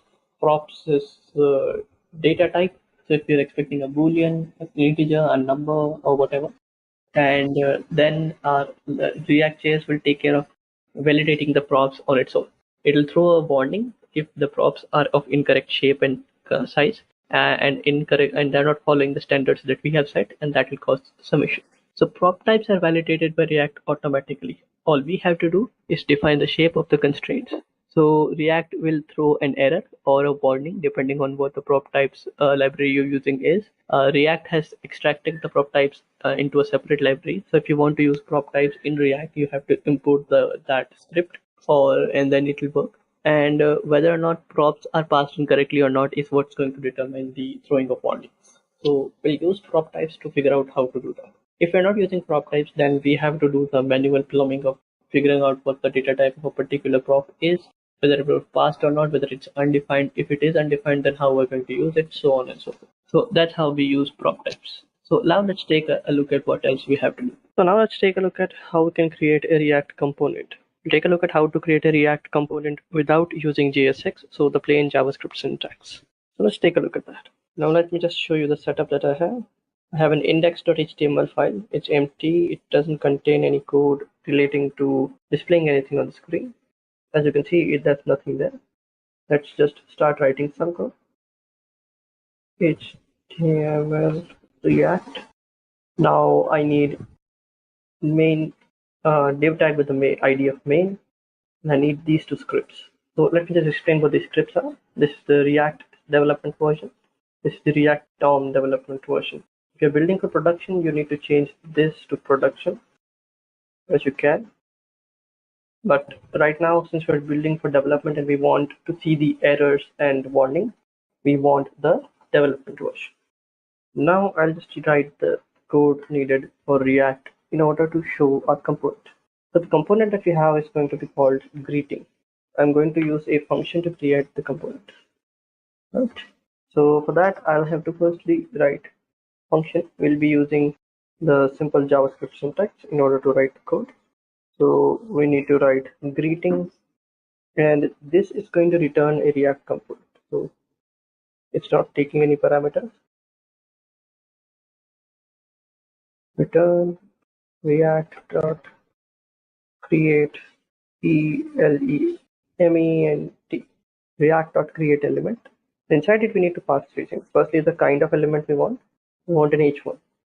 Do we want any attributes to attach to it? No. And what are its children? So we just want a text node which says hello world. Right? Save it. It's done. Now we need to render it to the DOM. So we need to use React DOM dot render render. We use the greeting function, which in turn returns the React component we want, and we want to render it inside the element with the ID of app. That is done. I've saved everything.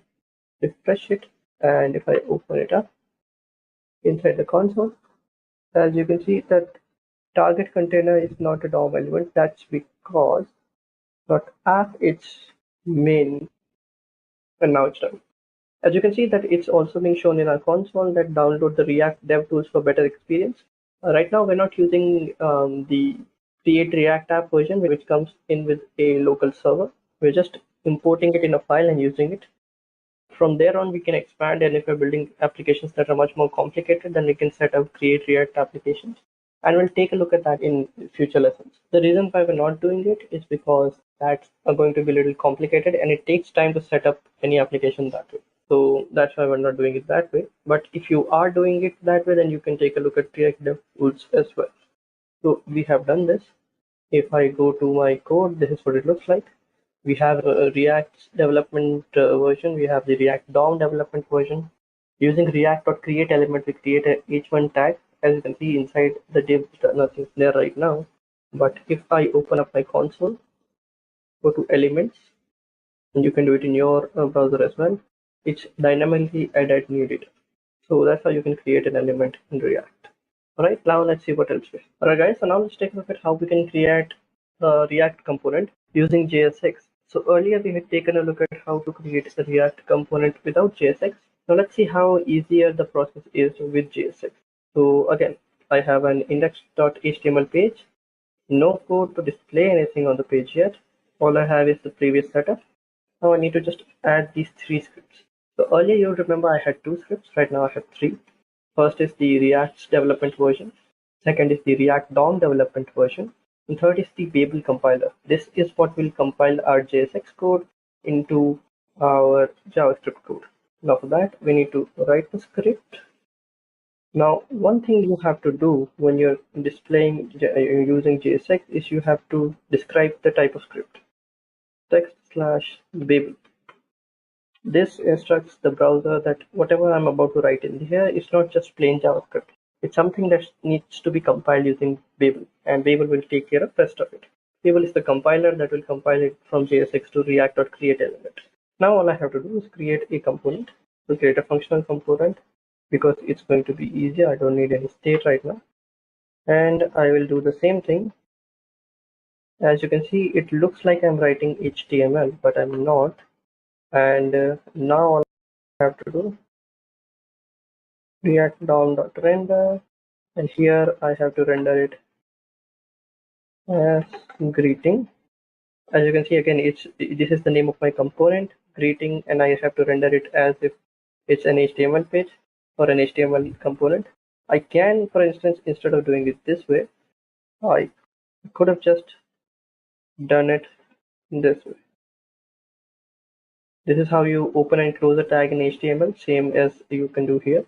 But since I only want to render this component and there are no child components, I can do a self-closing tag. So it opens and closes in one tag only. I don't need to create an opening close an opening tag and then a closing tag.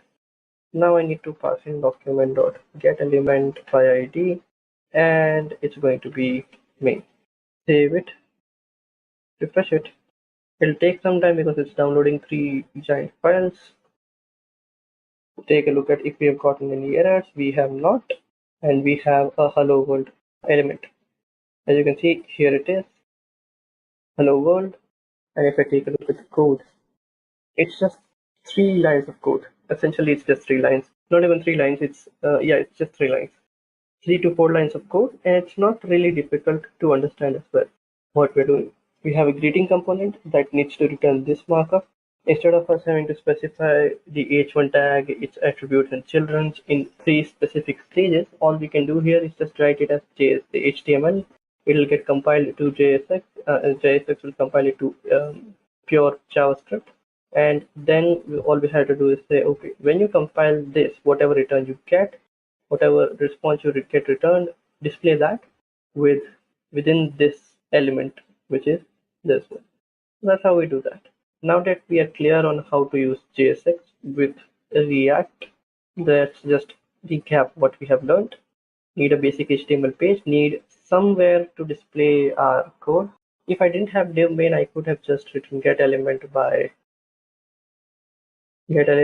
tag name, and here I can just type in body 0, and that will work just fine. 0 would mean, because since we're getting a tag name and we could enter a tag that says p, and p can have many elements on the page such as a paragraph, so we can do it that way. But that's not very useful, so we have this. This is the preferred way, by the way, to have a single div element that contains your entire application. And now we just, after creating this, we import all the required libraries: React DOM, Babel. We describe to our script tag. This is an important bit. You should not forget this.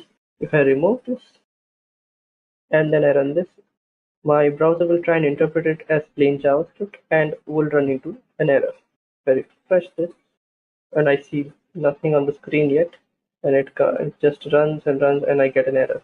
It doesn't understand why do I have a less than symbol in my browser. If I change it and then if I refresh it, it works just fine. So you have to unfortunately do it this way here. Then we just describe a function that will return this. You can also describe it as a class, which we'll take a look at in a moment, and then we can display it. Now that we have come to an end to the JSX portion of our hands-on, let's take a look at what else we have. Now let's take a look at how we can pass props to our component. We'll create a component and then we'll modify its behavior by passing in some props. So for that, all we have to do is follow along with the previous hands-on. I'll just show you.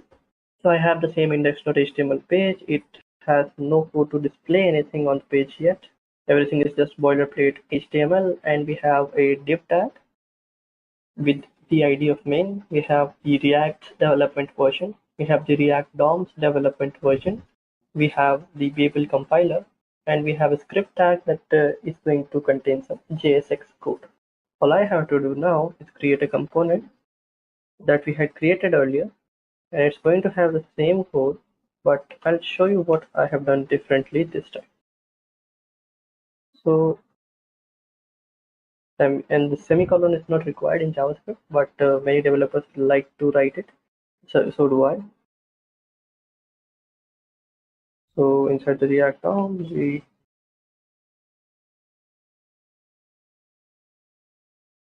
now document.getElement by ID. This should all be familiar since we had done it earlier. Not add, it's supposed to be main. So after I've saved it, I'll refresh it. It'll take some time because it's downloading these files, and now we have it. But let's say that I want to, when I'm rendering it, I want to change things. The way I can do this is by changing it here. So if I want to say hello John, I can do hello John, and if I want to say hello Jane, I can do it this way. But that's really cumbersome. I want this to be dynamic. I want this to be able to be changed by the person who's rendering it. So the way I can do it here is by accepting some props. Props. I can call it anything I want, but I like to call it props here. And now if I want to dynamically display anything inside my JSX code, I have to wrap it inside a curly brace like this. As you can see, the syntax has changed. Props dot and I will call it name. I'll save it. So just to recap, all we have done is we have passed in some props. I have hello, and I want to display anything that has the value of the name contains inside our props object. So how do we pass in the value?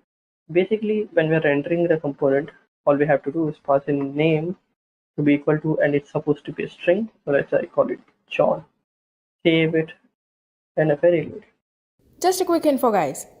Test your knowledge of React.js by answering this question. What is React.js? A. Server-side framework. B. User interface framework. C. A library for building interaction interfaces. D. None of these. Comment your answers in the comment section below. Subscribe to IntelliPath to know the right answer. Now, let's continue with the session. Let's hang on for a moment. It's rendering everything. Just take a look at all of it. Since it's downloading the file, and yeah, now it's done. So we have hello John. But you might be wondering, why do you have to use it? I mean, you could have just written hello John and save it, go back, refresh it, and the answer is the same thing, right? What's the reason for using a prop? So the reason why is, let me just show you, because this makes our component dynamic. Now our component is not just limited to John. Let's say that I want to have 3 components, and I'm just going to create them here. Function demo, and this is going to return a div with greeting. And whenever we're returning a component, we can't return 3 components as it is. We have a demo component that's returning our JS export. It's wrapped inside a div, so this should work. Okay, we've run into an error. Oh, that is because we have to pass in props.name. And now, as you can see, we have hello John, hello Jane, hello Johnson. Now, in case you want to use hello John, hello Jane, hello Johnson, and you can even create more of these components by themselves, right, just as an HTML markup. This is the power of props. So I'll just remove it and bring it back to the normal state with greeting name John. And since it's working fine, all I have to do now is just reload it again and see if it's working, and it is. So with that, we've come to the end of props, understanding what props are and how to use them. As you can see, we did not change them anywhere in our code because that's not allowed. Now let's take a look at what else we have to do. Now we'll take a look at using state in a React application in React components. State is local to a component, so we don't need to pass it to a particular component. And we'll take a look at how that works. All right, so let's take a look at that. Again, we have our simple apps setup. We have an index.html file, displays nothing on the screen. The code is quite simple as we had earlier. And now all I have to do is create some state, right? And since we're using a functional component, I can just, don't worry about the syntax right now. We'll take a look at that in a moment. Just understand that this is how you define state. And from here, we have to just return an h1 tag, name being printed, and nothing more. And all I have to do now is render it to screen. So greeting, we don't have to pass in the name.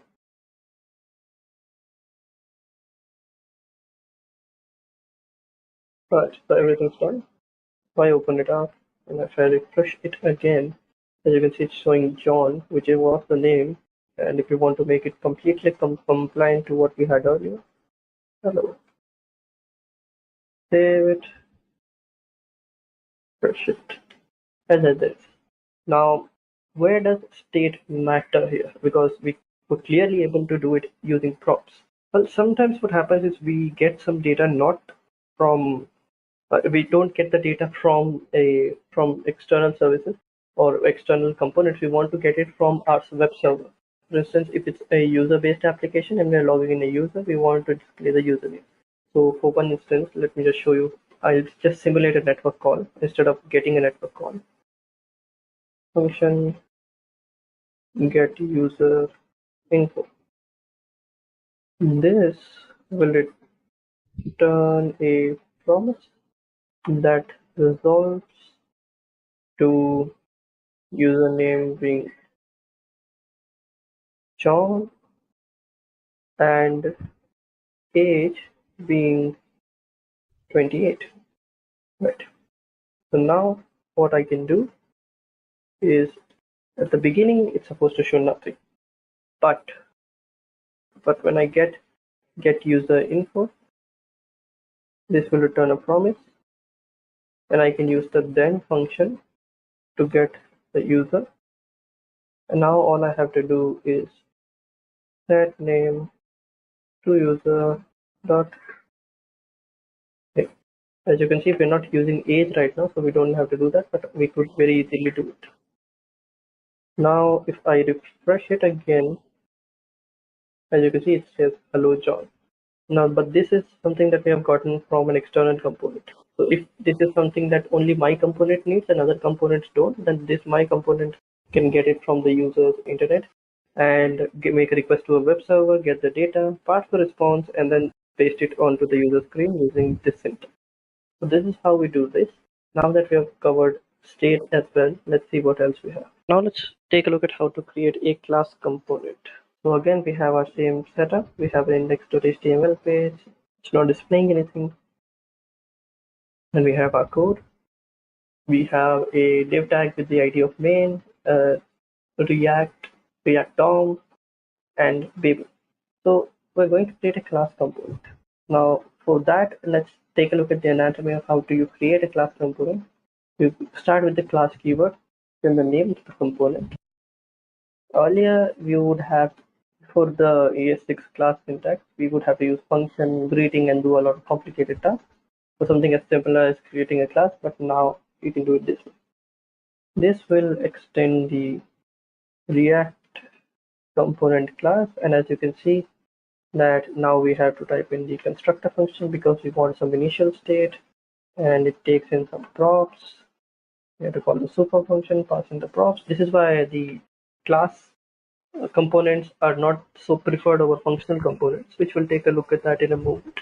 But the reason why is because there's a lot of boilerplate code you have to write. We have written 1, 2, 3, 4 lines of code for not any reason, because these are not the kind of things that you would have to write. They don't have anything pertaining to our business logic. Now let's set up a state. This is something that we would have to do. And I'll write a greeting to be hello. This is something that's going to be internal. I can create a render function. That render function is going to return. And again, because it's a class, I have to use this keyword, greeting. Here, I'll just get the name from props. That's it. So now, if I want to see something happen, I would have to render it to the page. React DOM.render greeting. I have to pass in the name to be John. Document get element by ID. Wait. Save this. Refresh it. And it displays everything. But as you can see, that just for a simple component like this that takes one bit of content from state, other bit from prop, and displays it on the screen, we have to write 1, 2, 3, 4, 5, 6, 7, 8, 9 lines of code. So by creating one component, it was 9 lines of code. That doesn't have in much. It needs something from the state, something from the props, and needs to be displayed here. That's basically all that needs to be done. So that was an issue. And so this is one of the issues with class components. Now let's take a look at what else we have. Alright guys, so now we'll take a look at how to create function components. Earlier we've taken a look at class components and we saw that although it was relatively easier to do creating class components, but there are a lot of verbosity involved. We had to write a lot of boilerplate code. Let's take a look at how function components can solve that. So again, the same setup. We have an index.html file, displays nothing. Here's the code. Now we'll create the same component, but here we'll be using function. So as we know, it was called greeting. It will accept some props. When we need a greeting and we need a function to set greeting, that needs to be something that we need to use using React. Use state inside it. Default value is going to be hello, and now all I have to do is return h1 tag that prints out greeting as well as the name from the props. Yeah. So finally, now all we have to do is just react dom.render, pass in greeting, pass in name, pass in John as the name, and document.get element by ID. The element is going to be me. So now as we have this, let's see if this actually works. So we refresh it, and as you can see, everything works correctly. Now the thing to notice is that we didn't have to write a lot of code. Even from a purely aesthetic point of view, we only had to write 3 to 4 lines of code in order to create a component. There we had 9 lines of code, and to be quite honest, each line of code was really long. We had to write how to get state. For accessing the greeting, we had to write this state.greeting. For accessing name, we had to write this props.name. And for small components, it's fine. But for larger components, these things really do matter because you'll be writing thousands of components. So you'll have to write ten thousands of more lines of code. And that's really the kind of code that you're writing is something of a problem, because if you're writing more code, that means more code that you need to maintain, more code that you need to manage, and more code that you need to keep in your mind in order to understand what's going on. So this is why functional components are more preferred. So let's take a look at what else we have. Okay guys, now we'll take a look at prop types. Prop types is an external library, so we'll firstly have to import it, and then we'll have to make it use with React.js. Let's see what the implications of using prop types are and how to use them. So again, the same code. This time I'd also like to open up my console. As you can see, nothing's being displayed right now. We are using the Babel transformer in development. Everything's fine. So let's just take a look at that. Here's our code. Firstly, I'll have to import the prop types library. This is what the current version is. You can import any other version. And from here on, I have to create components. So I'll create a greeting component that will just return hello in the props name. So function greeting takes in props, returns an h1 tag, which is hello and name. So that's done. We render it to the DOM using React DOM. To document.get element per ID. The ID that I want is in main. The name is going to be John. I refresh this. Hello John is being displayed, but there's an issue with this. If I'm someone who has exported this into a library and another person wishes to use it, what they can do, instead of John, they can pass in 5 is a number, and we want it to be a string. It's going to display it nonetheless, that's fine, but still it's a problem.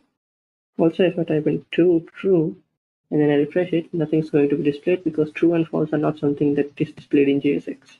So the user has the liberty of passing in something that's completely useless for us. So in order to prevent that, or at least have the developers or people who use this component some idea whether or not they're doing things correctly or not, we can prop types is equals to, and this is going to be an object that has the name of the prop, which is the name, and it is going to tell us that inside it we want string and it is required. Now if I save it, go back, refresh it, as you can see we're getting a warning. Failed prop type. Invalid prop name is of type boolean supplied to greeting expected string. Another thing that's important is that if the user doesn't pass in a prop which they are at the liberty of doing, we will again raise an error. And it will say failed prop type, the prop name is marked as required in greeting but its value is undefined. So as you can see, we have ways of now a lot more control over how our props are being passed into our components. There are other ways as well, such as Flow and TypeScript, but they are a bit advanced. And for smaller applications, prop types are a great way. They check our props at runtime and they make us understand how we can use our props and how we can use props in other libraries. If we don't find it, then we'll have an error warning issued in our console.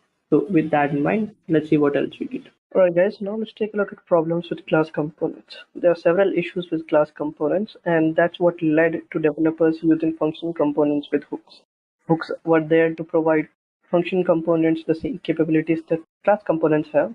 So with that, we will take a look at the problems that class components have. So class components have several issues with them, and we'll discuss them one by one. First one is constructor. So when using class components that uses state, we have to create a constructor that just isn't optional for us anymore. We have to have a constructor function, and in that constructor function there's another bit of functionality that we need to add. That is, we have to call the super method and pass in the props that are passed into the constructor. The issue with all of this is that although this is something that we would have to do on every classes, this is something that takes up a lot of work. We don't want to do all of these things specifically, mainly because when we're using constructor functions, when we're using class components, we have to write this lot of boilerplate code, which we don't intend to write at all. And this leads to really clunky and messy code and a lot of and there needs to be a lot of boilerplate code for us to write. Then comes binding. So if you've ever worked with JavaScript's event system, the problem with event handling in classes is that when you have a class and you create an event handler function inside a class, the value of this keyword inside the class changes. And we'll take a look at that in the demo, but the main problem with that is that if to solve this, we would have to always, after creating a function that's going to be used inside an event, needs to be bound to the current class, and we need to in the constructor write this dot method name equals to this dot method name dot bind, and in the brackets we have to type in this. That's really annoying and that's really cumbersome. We don't want to do that because that takes a lot of time, that takes a lot of effort, and that's not something that's necessary for us. Then comes sharing non-visual logic. So sharing non-visual logic is one of the major reasons why we like to use React, but the problem is that when we have non-visual logic, we would have to use a lot of complicated patterns like higher order components or render props. Don't worry if you don't know about them, it's just a little difficult to get started with it. It's going to be really difficult to understand what this means. So because of this, we have a lot of mental overhead in order to use class components. And finally, there's duplicated lifecycle logic. So in lifecycle methods, if we want to use the same code in different lifecycle methods, what we would have to do is we would have to copy and paste the code. Mainly because this is how classes function. You could extract it to a function, but still that function needs to be copied to multiple places, and that leads to a lot of problems as well. So with that, these are the kind of problems that we reach in class components. Specifically in the lifecycle methods, we would have to duplicate the code between different lifecycle methods, and that's one of the major reasons why React is not in React community. Lifecycle methods and all of this is used using hooks, because functions, these problems are not there. Alright, so now let's take a look at what else we have. Just a quick info, guys. IntelliPad provides React.js online training mentored by industry experts. The course link is given in the description below. Now, let's continue with the session. So what are React hooks? Well, React hooks are used to create functional components with the same capabilities as class components. As we have discussed, class components have several disadvantages associated with them. So we want to create functional components that can counteract those. Functions are quite simple, quite straightforward, and they have quickly become the preferred way that React developers like to build their components. So let's take a look at some basic React hooks. We have useState, useEffect, and useContext. Let's take a look at them one by one. So as you can see that these are the three React hooks that we'll be taking a look at. But there are many other React hooks that we can take a look at as well. There are many that have been already created and many that are being added in the libraries that are already existing. So you can take a look at those at your own time. But these are the most common ones, and others are built on top of these. First one is useState. So as the name suggests, because in the class components we would have to create a state variable and use the setState function to update the state. In this case, we can use the useState function, and this will add some local state to our functional components. How to use this? I'll show you in the demo. Then comes useEffect. The useEffect hook is used to define code which is run either a component's loads or when some state changes. So if you have some component in which some state changes and you want some code to run whenever that happens and the component re-renders, then you can use the useEffect hook. It's very much like the class components lifecycle method. However, it has some added benefits, and we'll take a look at this. And then comes useContext. Context is a way to share some data or some state among multiple child components without passing them through every child component. Now, without using the useContext hook in class components, you would have to do a lot of complicated patterns like the render prop pattern. But in our case, we don't have to do that because useContext allows us to just extract data out of a context quite easily. So now let's take a look at a demo. Now, in the demo, we'll take a look at a few implementation of how we can create hooks. Now you can create this demo quite easily. I will be using Code Sandbox. I'll just click on create a free sandbox. It will open up a web page and it will show me all the templates that are available. It's free, so you don't really have to even create an account and log in and sign up. It's quite easy to use. It's loading, and when it loads, it will show me a few templates. Templates will tell us what kind of a sandbox I want to create.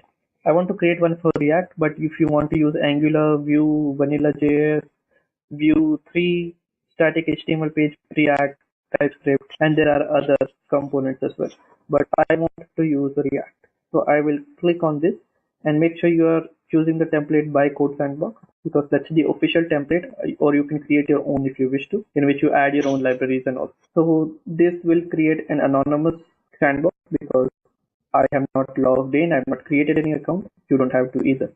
In case you wish to do this in your own PC, you can do that as well. I just want to show you a working environment in which can be set up in seconds. So this is what it looks like. This is the starting code. This is what we can see. Let's wait for a moment because it's initializing the JavaScript language features. As you can see, it's written here. So this is what we have.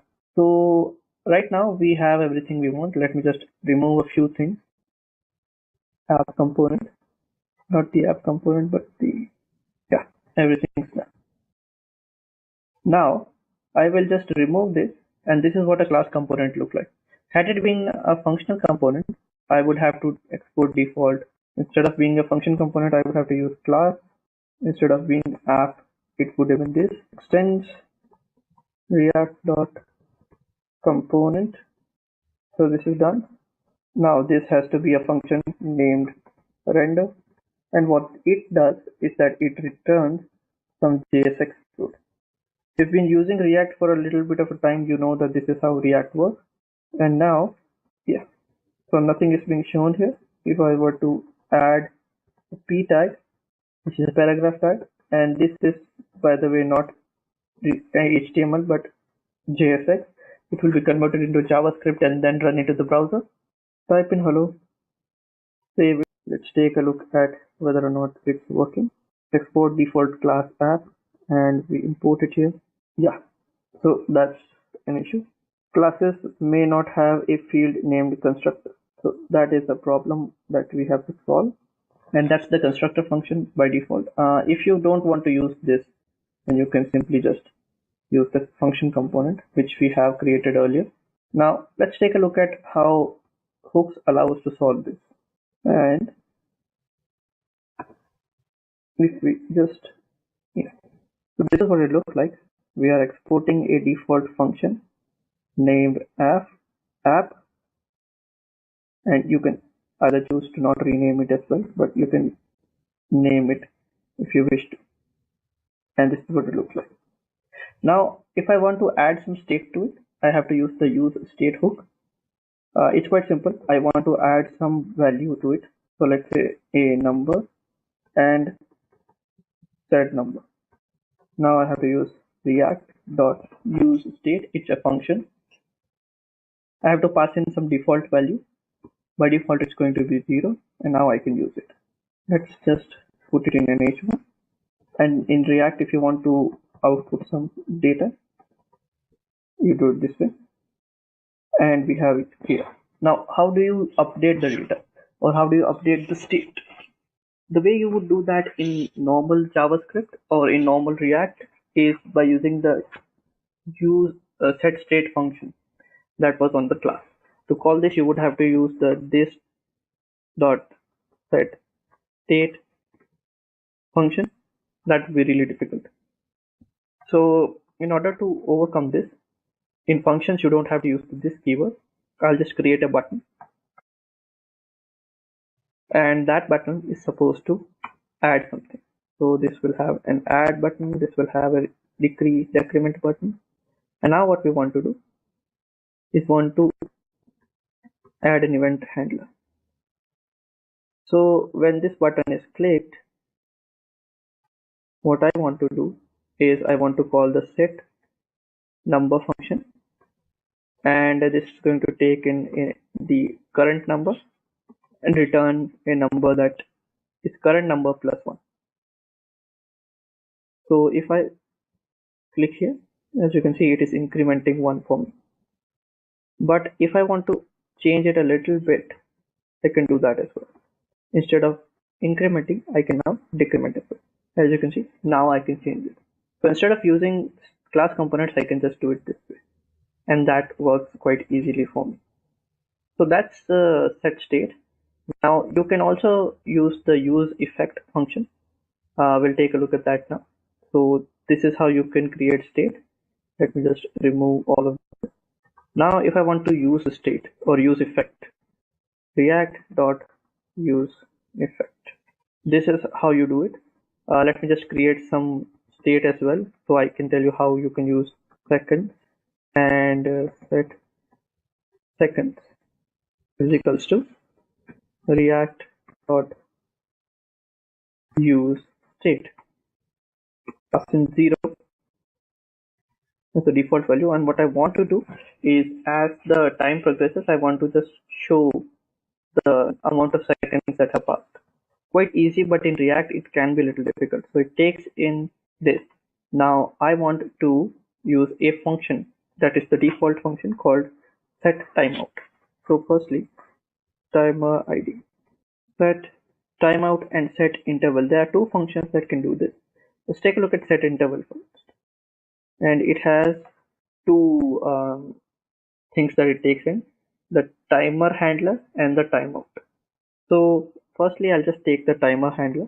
What it's supposed to do is that when it runs, it's supposed to call the set seconds function and increment the seconds by 1. And it's supposed to do this every 1000 seconds. And that's about it. So when we call the set interval function, it takes in a function and it takes in a timeout, and seem to have run into set is not defined. Oh yeah. Let me just type it again. I think there has been some issue with the IDE, but it's not to worry about it. And if you run it now, let's see what happens. Basically what we have done so far is we have created a function that is supposed to run it again and again and again on each second, and as the second elapses, it's supposed to increment the second, and then it's supposed to make the changes. So let's see if it works. To do that, we firstly have to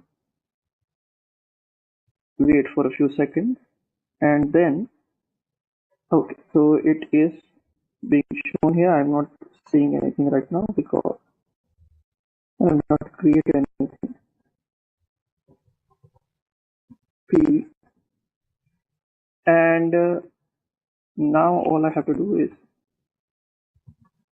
show the second.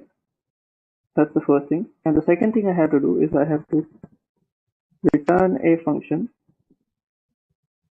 that will call another function called clear interval and will remove the timer ID.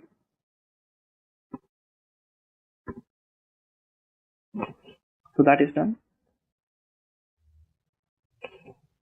Let's take a look at any error that we might have. It says that there is unterminated JSX content. I think it's talking about earlier content. So let us just rerun this. Sometimes the code sandbox servers don't work as well. So it will just reload it in a moment. And because we didn't have to do anything, it works just fine. So as you can see, it is working now. 7, 8, 9. So all of this working. Now let's just explain what happened. So we created an interval.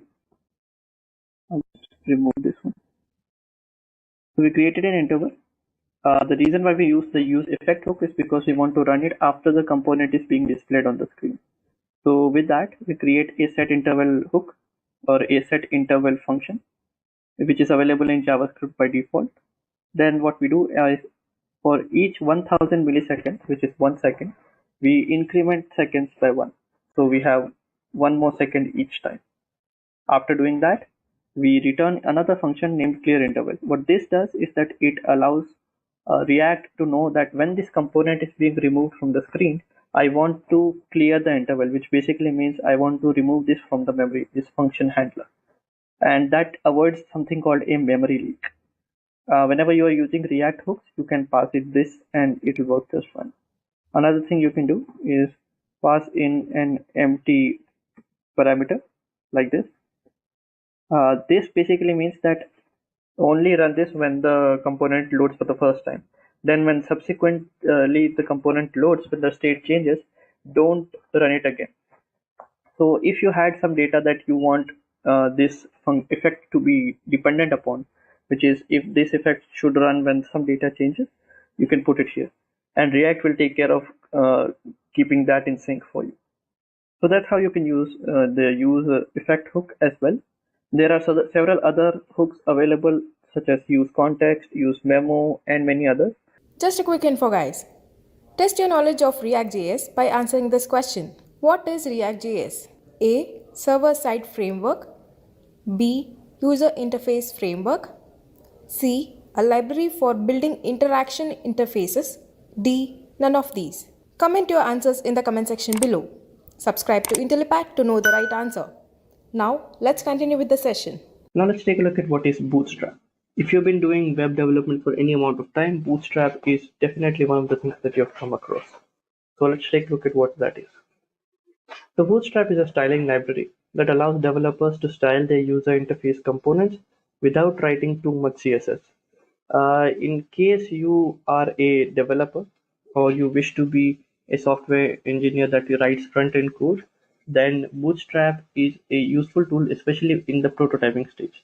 When you're building a user interface for a specific application and you want it to look a little more than just bland HTML, what Bootstrap does is that it allows you to use its already existing styles, and you can just show it to the developers and they can take a look at the user interface, and you can just use those user interfaces for yourself. Now, these user interface components can be used in React, Angular, plain HTML.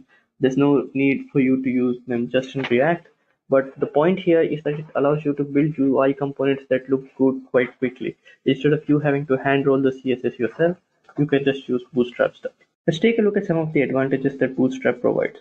So there are several advantages. The first one being that it's cross-browser. Bootstrap is cross-browser, which basically means that since styling is one of the most important aspects of an front-end application, and the major hiccup that comes when we're styling is that we have to take care of several browser versions, and which one of those versions support the features that we are trying to use in our code. For instance, Internet Explorer might not support box shadows while Chrome might. So these differences need to be accounted for when you're building your own user interface.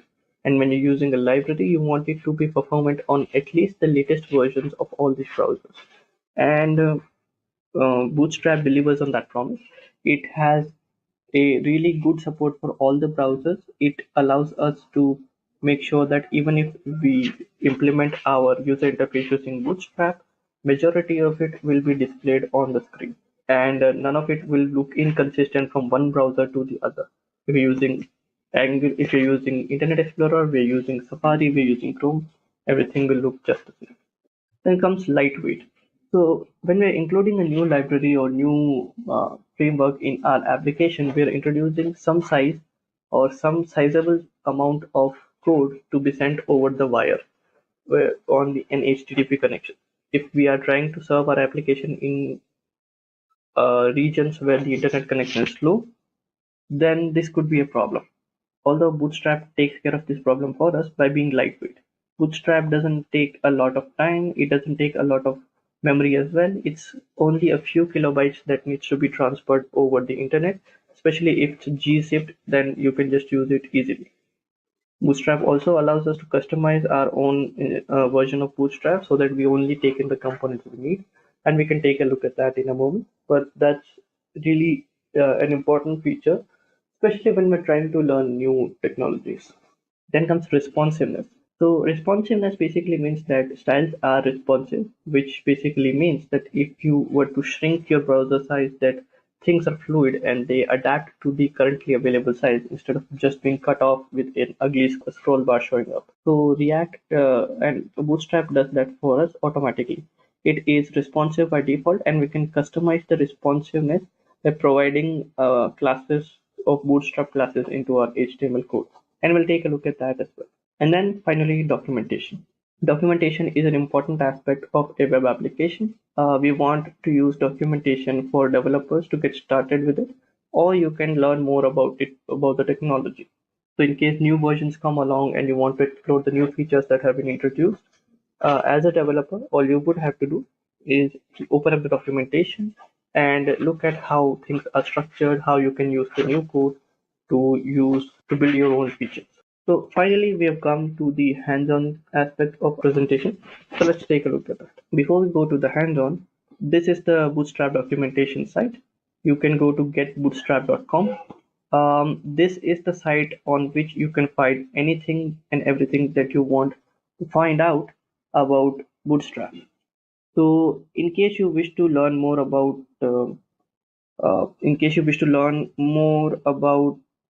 Bootstrap and new technologies that are relating to Bootstrap, what you can do is you can just go to the home page, go to documentation, and you can go down and you can see all the technologies or everything. And if you want to learn about a specific concept such as layout, grid layouts, and utilities for layouts, if you want to take a look at other components, you can take a look at the code, images. If you want to learn how to build a card, carousel, or forms, you can just click on one of these. It will open up. Another thing that's great about Bootstrap is that it provides these things called scroll spice. So if you want to scroll to auto sizing, just click on this and it will take you to that piece of code and it will explain how this is working. If you want to take a look at other forms such as form control, you can take a look at it here. It really doesn't matter, it will take care of it entirely for you. Also, you can take a look at input groups, you can take a look at jumbotrons. There are a lot of components that forms provide us with. So in case we want to get started with it, first things first, we have to get some link to Bootstrap. And again, for that, you just have to click on get started. The first link here is the only link we need. It's the bootstrap.min.css.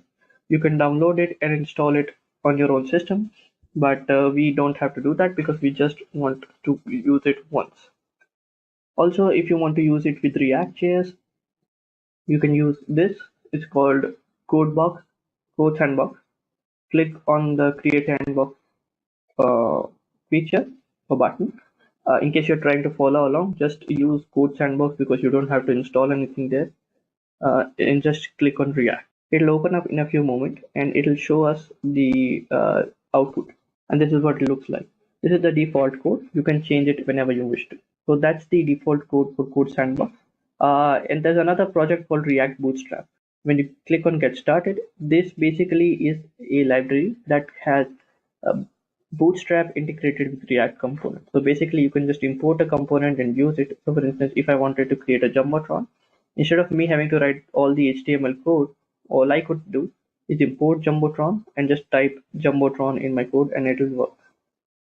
So if you are willing to not learn Bootstrap from its scratch and you know Bootstrap and you just want a library that does it entirely for you, you can use React Bootstrap. So that's one way to get started. But what if you want to build everything in React.js and Bootstrap from scratch? Well, there are ways of doing that, and we'll just take a look at those right now. But for that, firstly, you would have to have npm installed. Npm stands for Node Package Manager, and you also need to have after Node.js, you need to have React.js installed on your system, which is Create React App. Let me just show you how you can do that. Make sure that you have React.js installed or Bootstrap in Node.js installed by typing node -- version, and it gives you a version that's at least this one. Then it'll be fine. Now let's take a look at how you can create a React application. Do that. Just type npx create React app, and here you can type the name of your application.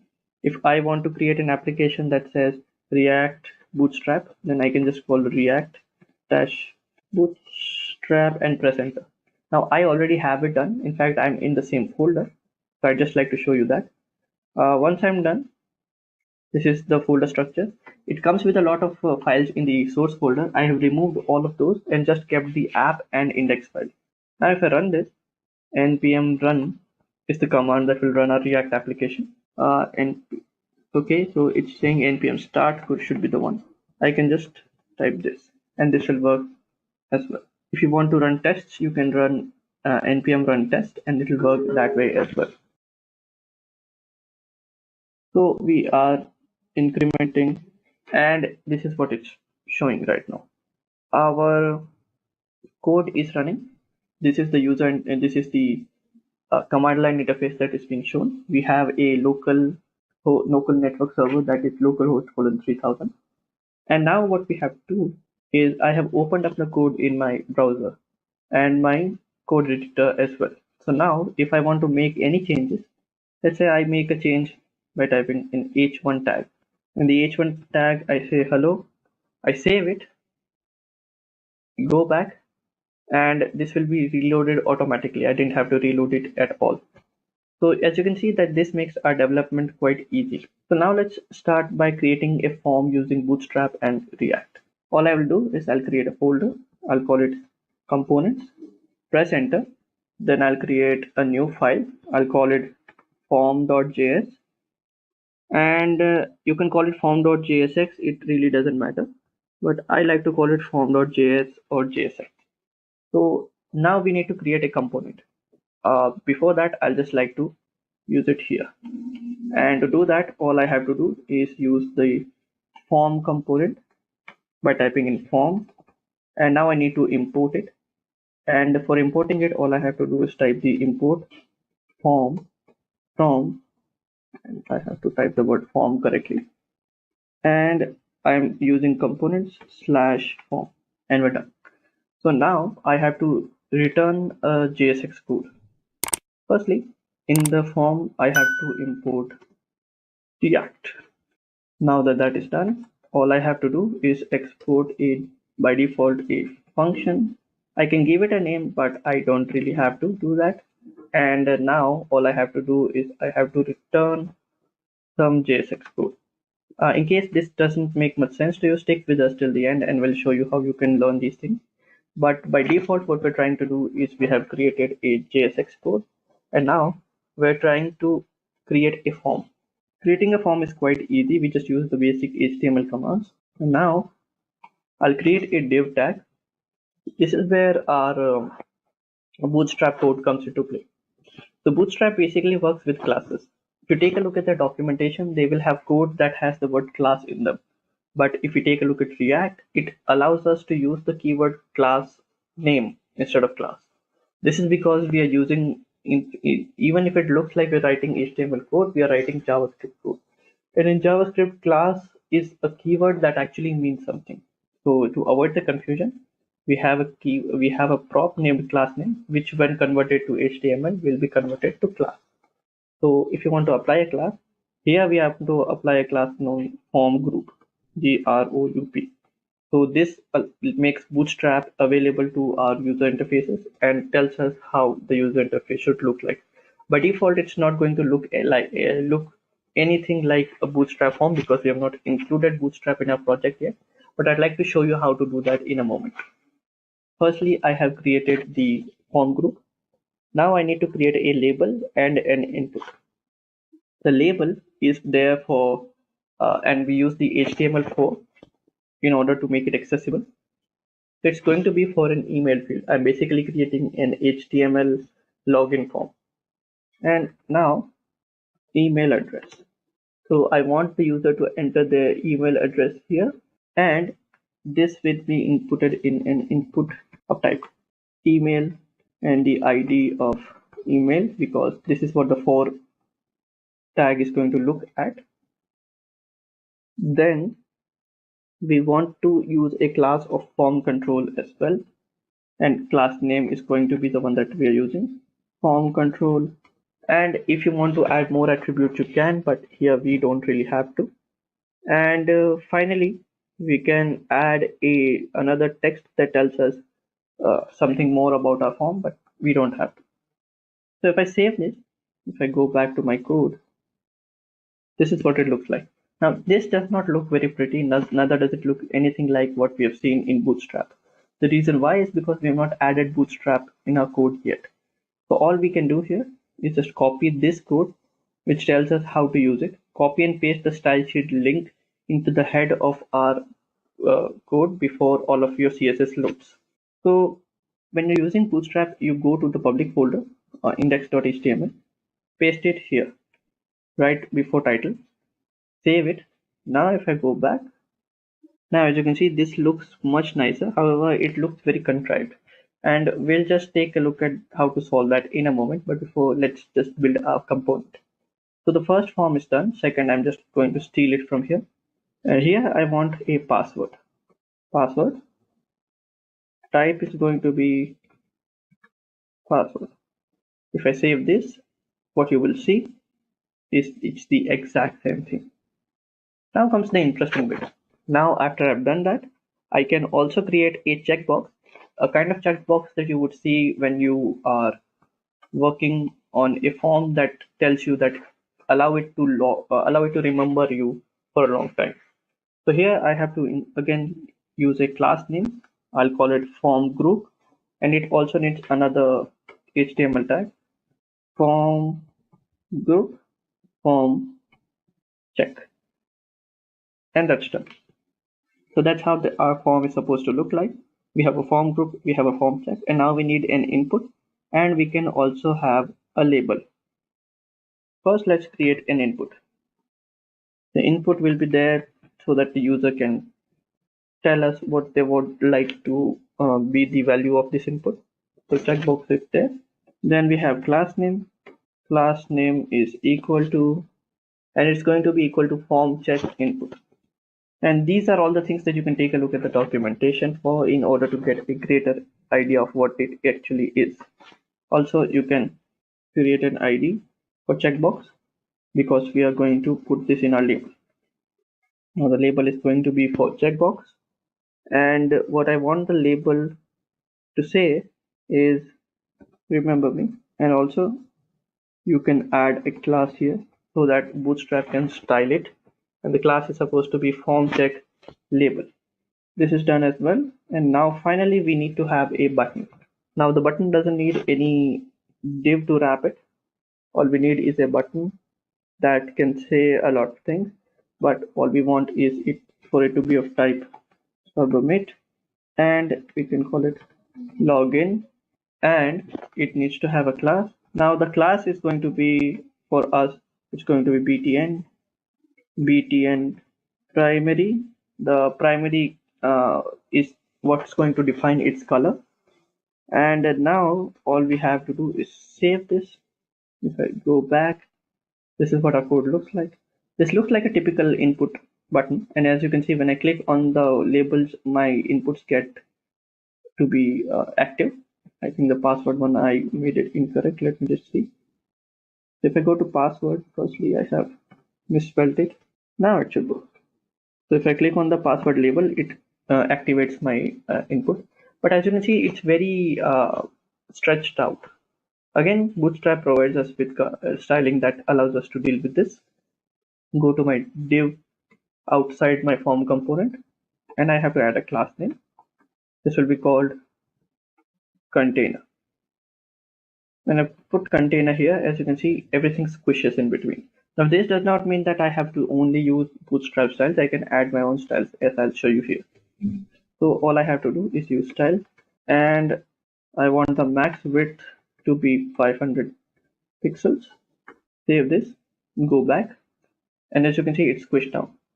Now if I want to reduce this even further, I can just type padding and make it be equal to 50 pixels. Save this, go back again, and as you can see, now it looks like an actual login form. I can put in some HTML, remember me, and I click on login and it will submit. But since it's not an email ID, click on login, and since it can't submit anyway, it just submits it to itself. And we have our code. So this is what it looks like. This is what Bootstrap looks like. In case you were wondering how did I got those styles, you can take a look at the documentation. You can take a look at the kind of form that we built. It's something that's exactly like we built here. You can take a look at the code. If you want to take a look at individual components, you can, such as checkboxes are here. You can click here and take a look at the checkboxes, how they are built, what are the classes that we need there, what these classes do. Everything is displayed here, so you can use them to your own advantage. Now, in case you have learned these things, these are the technologies that you can use. You can use Code Sandbox to build your form components. You can use React.js to build your user interface, and you can use Bootstrap to provide it with styling. First, technology types. So Angular is full-fledged MVC framework which is written in JavaScript, whereas React.js is nothing but a JavaScript library, right? And guys, second parameter is that AngularJS was developed by Google in 2010, and in 2016, Angular team created AngularJS 2, which was pure copy of AngularJS, and it was actually a completed new framework. So in order to avoid the confusion from previous version, the Angular team decided to remove JS from the original name, and since then, this new framework is known as Angular. And in case of React.js, it was developed by Facebook in 2013, and since then it has been used as it is. And of course, with some changes and updates made regularly. Now the third parameter that we have is language used. In Angular, TypeScript consisting JavaScript plus HTML is used, whereas React.js uses JavaScript plus JSX, where JSX is nothing but an XML or HTML-like syntax used by React, which extends ECMA script so that XML or HTML-like text can coexist with the JavaScript or React code, right? Now the fourth parameter that we have is debugging and testing. In Angular, the testing and debugging for a complete project is possible via a single tool. But in case of React.js, it requires a set of tools in order to perform different types of testings. Now the fifth parameter, which is data binding. In Angular, two-way data binding method is followed, so it helps us to ensure that model state automatically changes if any change is made. Whereas React allows one-way data binding, that means the user interface elements can't be changed without updating the corresponding model state. Sixth parameter is the version. So guys, the latest stable version in Angular is 7.2.0. Since React always keeps on updating and making changes, so the latest stable version in React is React 16.7.0. Now in our 7th point, Angular is ideal to use if you want to develop large-scale, rich-featured applications, whereas in case of React, it is ideal to use for modern web development and native rendered apps for Android and iOS devices. Now moving on to our last parameter of this section, that is the learning curve, which can also be considered as difficulty of learning. So for beginners, learning Angular is not at all easy. A lot of training is required, whereas React is easy to grasp. How did I conclude this? That we'll discuss in this session as we move forward.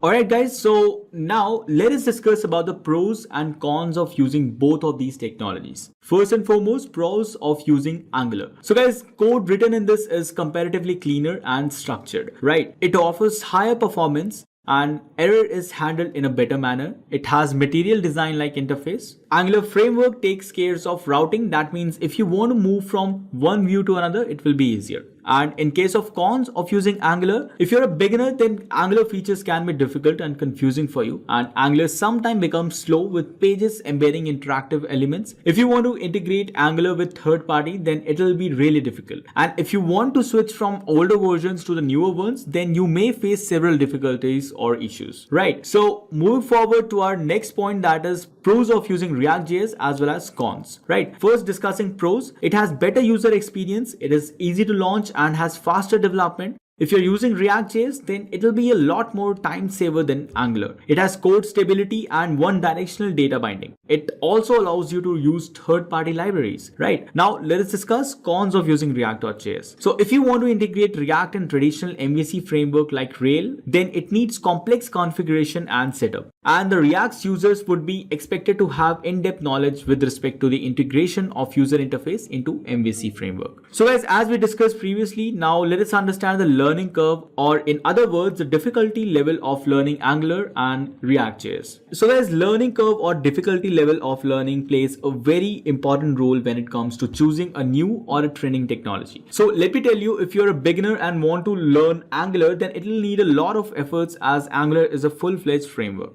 So guys, if you're looking for making a project or an application, then is certain things you need to learn. You need to go through TypeScript thoroughly with all the concepts clear, right? And MVC, Model View Controller Framework, you need to have a grasp over it, right? And other concepts like directives, modules, decorators, services, components, dependency, injection, pipe, templates, and a lot more, right? Another important thing is that it has very strict coding structure. But if you want to enter into Angular's world, then you have to learn a lot of many things, and the entry barrier is clearly higher in this compared to React.js. On the other side, React.js is just a JavaScript library, and so it has lesser concepts to learn in the comparison of Angular. You don't need to be a programming expert in order to learn React.js. It uses JavaScript XML, that is JSX, right? JSX is nothing but a way of writing HTML into JavaScript, as I discussed earlier, right? So you just need to know certain things to learn React. I'll name a few of them, that is the syntax of JSX, how to write the components, how to manage internal state, routing, props of configuration, state management using Redux, and so on. Code written in React.js are simpler and easy to understand. You don't have to learn any loops or new logical structures in it, as it's a plain JavaScript. Another important difference is React provides flexibility and options to the developers to do the same task in different manner. But it definitely does not mean that React is better than Angular, right? Now moving on to another factor, which is popularity and growth of Angular versus React.js. So guys, before you go to the libraries or frameworks to use, it is really important to have a look at its popularity and growth. Popularity of a technology is directly proportional to the job opportunities, isn't it? Simply put, in most of the cases, for more popular or trending technology, you can find more job demands. For better understanding, let us have a look at this data on our screen. So guys, if you observe here, you can see the significance difference. React obviously has more than double the amount of GitHub contributors and stars as compared to Angular.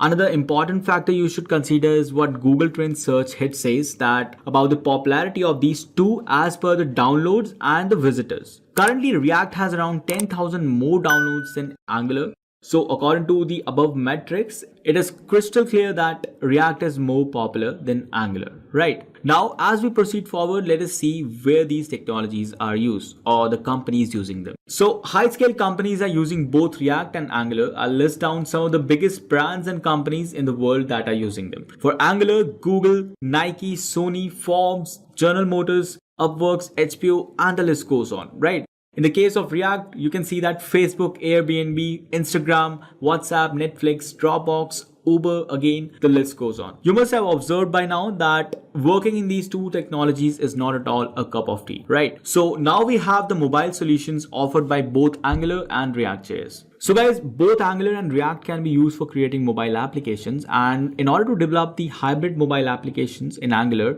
Ionic framework is used, and Ionic uses a Cordova container which is incorporated with Angular. Ionic provides a robust UI component library that is easy to set up and develop the hybrid mobile applications. Hence, if you see the created applications on any gadget, it seems like a web app inside a local web application holder, right? So the apps can be quite slower. In React.js, React Native platform is used for creating native mobile applications. Syntax used in React Native is slightly different from Ionic's syntax. React Native produces a local user interface which allows its developers to make their own paths or components and tie them to the local code, which can be written in Kotlin, Java, or Swift, etc. As we move further, let us discuss about the next factor, which is testing tools and their usage in Angular and React.js. Right, guys? So in Angular, Jasmine and Karma, etc. are the testing framework which can be used. And in Angular IO, a single tool can be used for testing and debugging the complete project. Hence, the output is very difficult to read in such scenarios. Whereas Facebook uses Jest tool to test its React code, right? One additional benefit to use this tool is it does not require any configuration to use, and it is included in every React project. Jest also contains powerful mocking library. Most of the time, Jest is used in combination with Enzyme, which is a JavaScript testing utility, also used in Airbnb. So in React.js, set of tools are used for performing different set of testing. Now let's move forward and discuss about their code style and syntax. In React, code is written using JSX plus JavaScript. In most cases, JSX just looks like the HTML. Let's have a look at the code from testingprogram.jsx, where we are returning div, right? And it is a simple hello world program. Note that React has some different kinds of components, but here we have started with React.component subclasses or child class. So guys, that's how our React code looks like. Looks easy, right? So now in Angular, you can write a hello world program like you can see that testingprogram.js file, right? So guys, as you observe here, the code to write a simple hello world is little complex than our React's code, right? In case of Angular, isn't it? So syntax of Angular is quite lengthy as compared to React.js, isn't it? Now, as we have discussed about their difficulty levels, Just a quick info, guys. IntelliPad provides React.js online training mentored by industry experts. The course link is given in the description below. Now, let's continue with the session. Just a quick info, guys. Test your knowledge of React.js by answering this question. What is React.js? A. Server-side framework. B. User interface framework. C. A library for building interaction interfaces. D. None of these. Comment your answers in the comment section below. Subscribe to IntelliPad to know the right answer. Now, let's continue with the session. So, the roles in web development. Before we actually look at the roles, let us look at the brief definition of what web development is. It is a process to build web applications that users can access using web browsers. So this could be from multiple devices like TVs, smartphones, desktop computers. So any device, any smart device that virtually has access to a web browser, the process to create web applications for those devices is called web development. So the first job role associated with this process, and the most important one as well, is backend development. So backend development is also known as server-side development.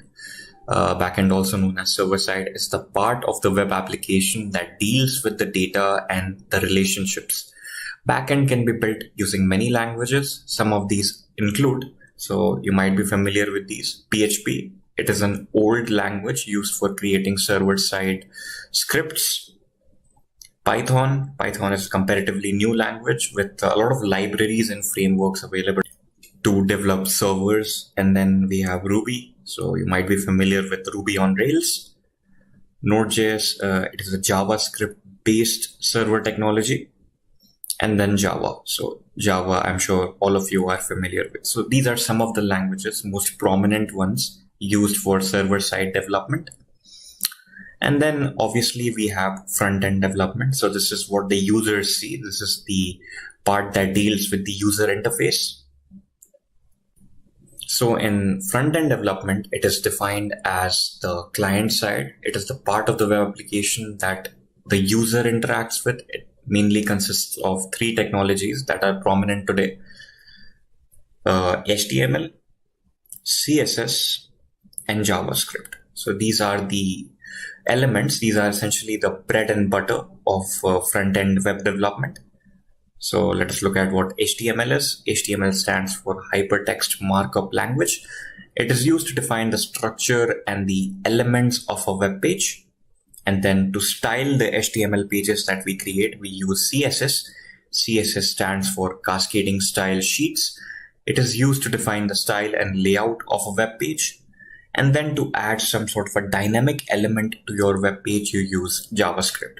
JavaScript is used to add interactivity and asynchronous communication to a web page. So elements like drop-down menus or interactive chats, they are built using JavaScript. There are additional frameworks and libraries that can be added on top of this. So the front-end framework. So in the front-end frameworks, basically they are libraries of code that take care of a lot of commonly built features in a front-end framework. So among the most popular ones today, we have AngularJS, we have React, and we have Vue. So these are some of the most popular JavaScript-based front-end frameworks that we use today.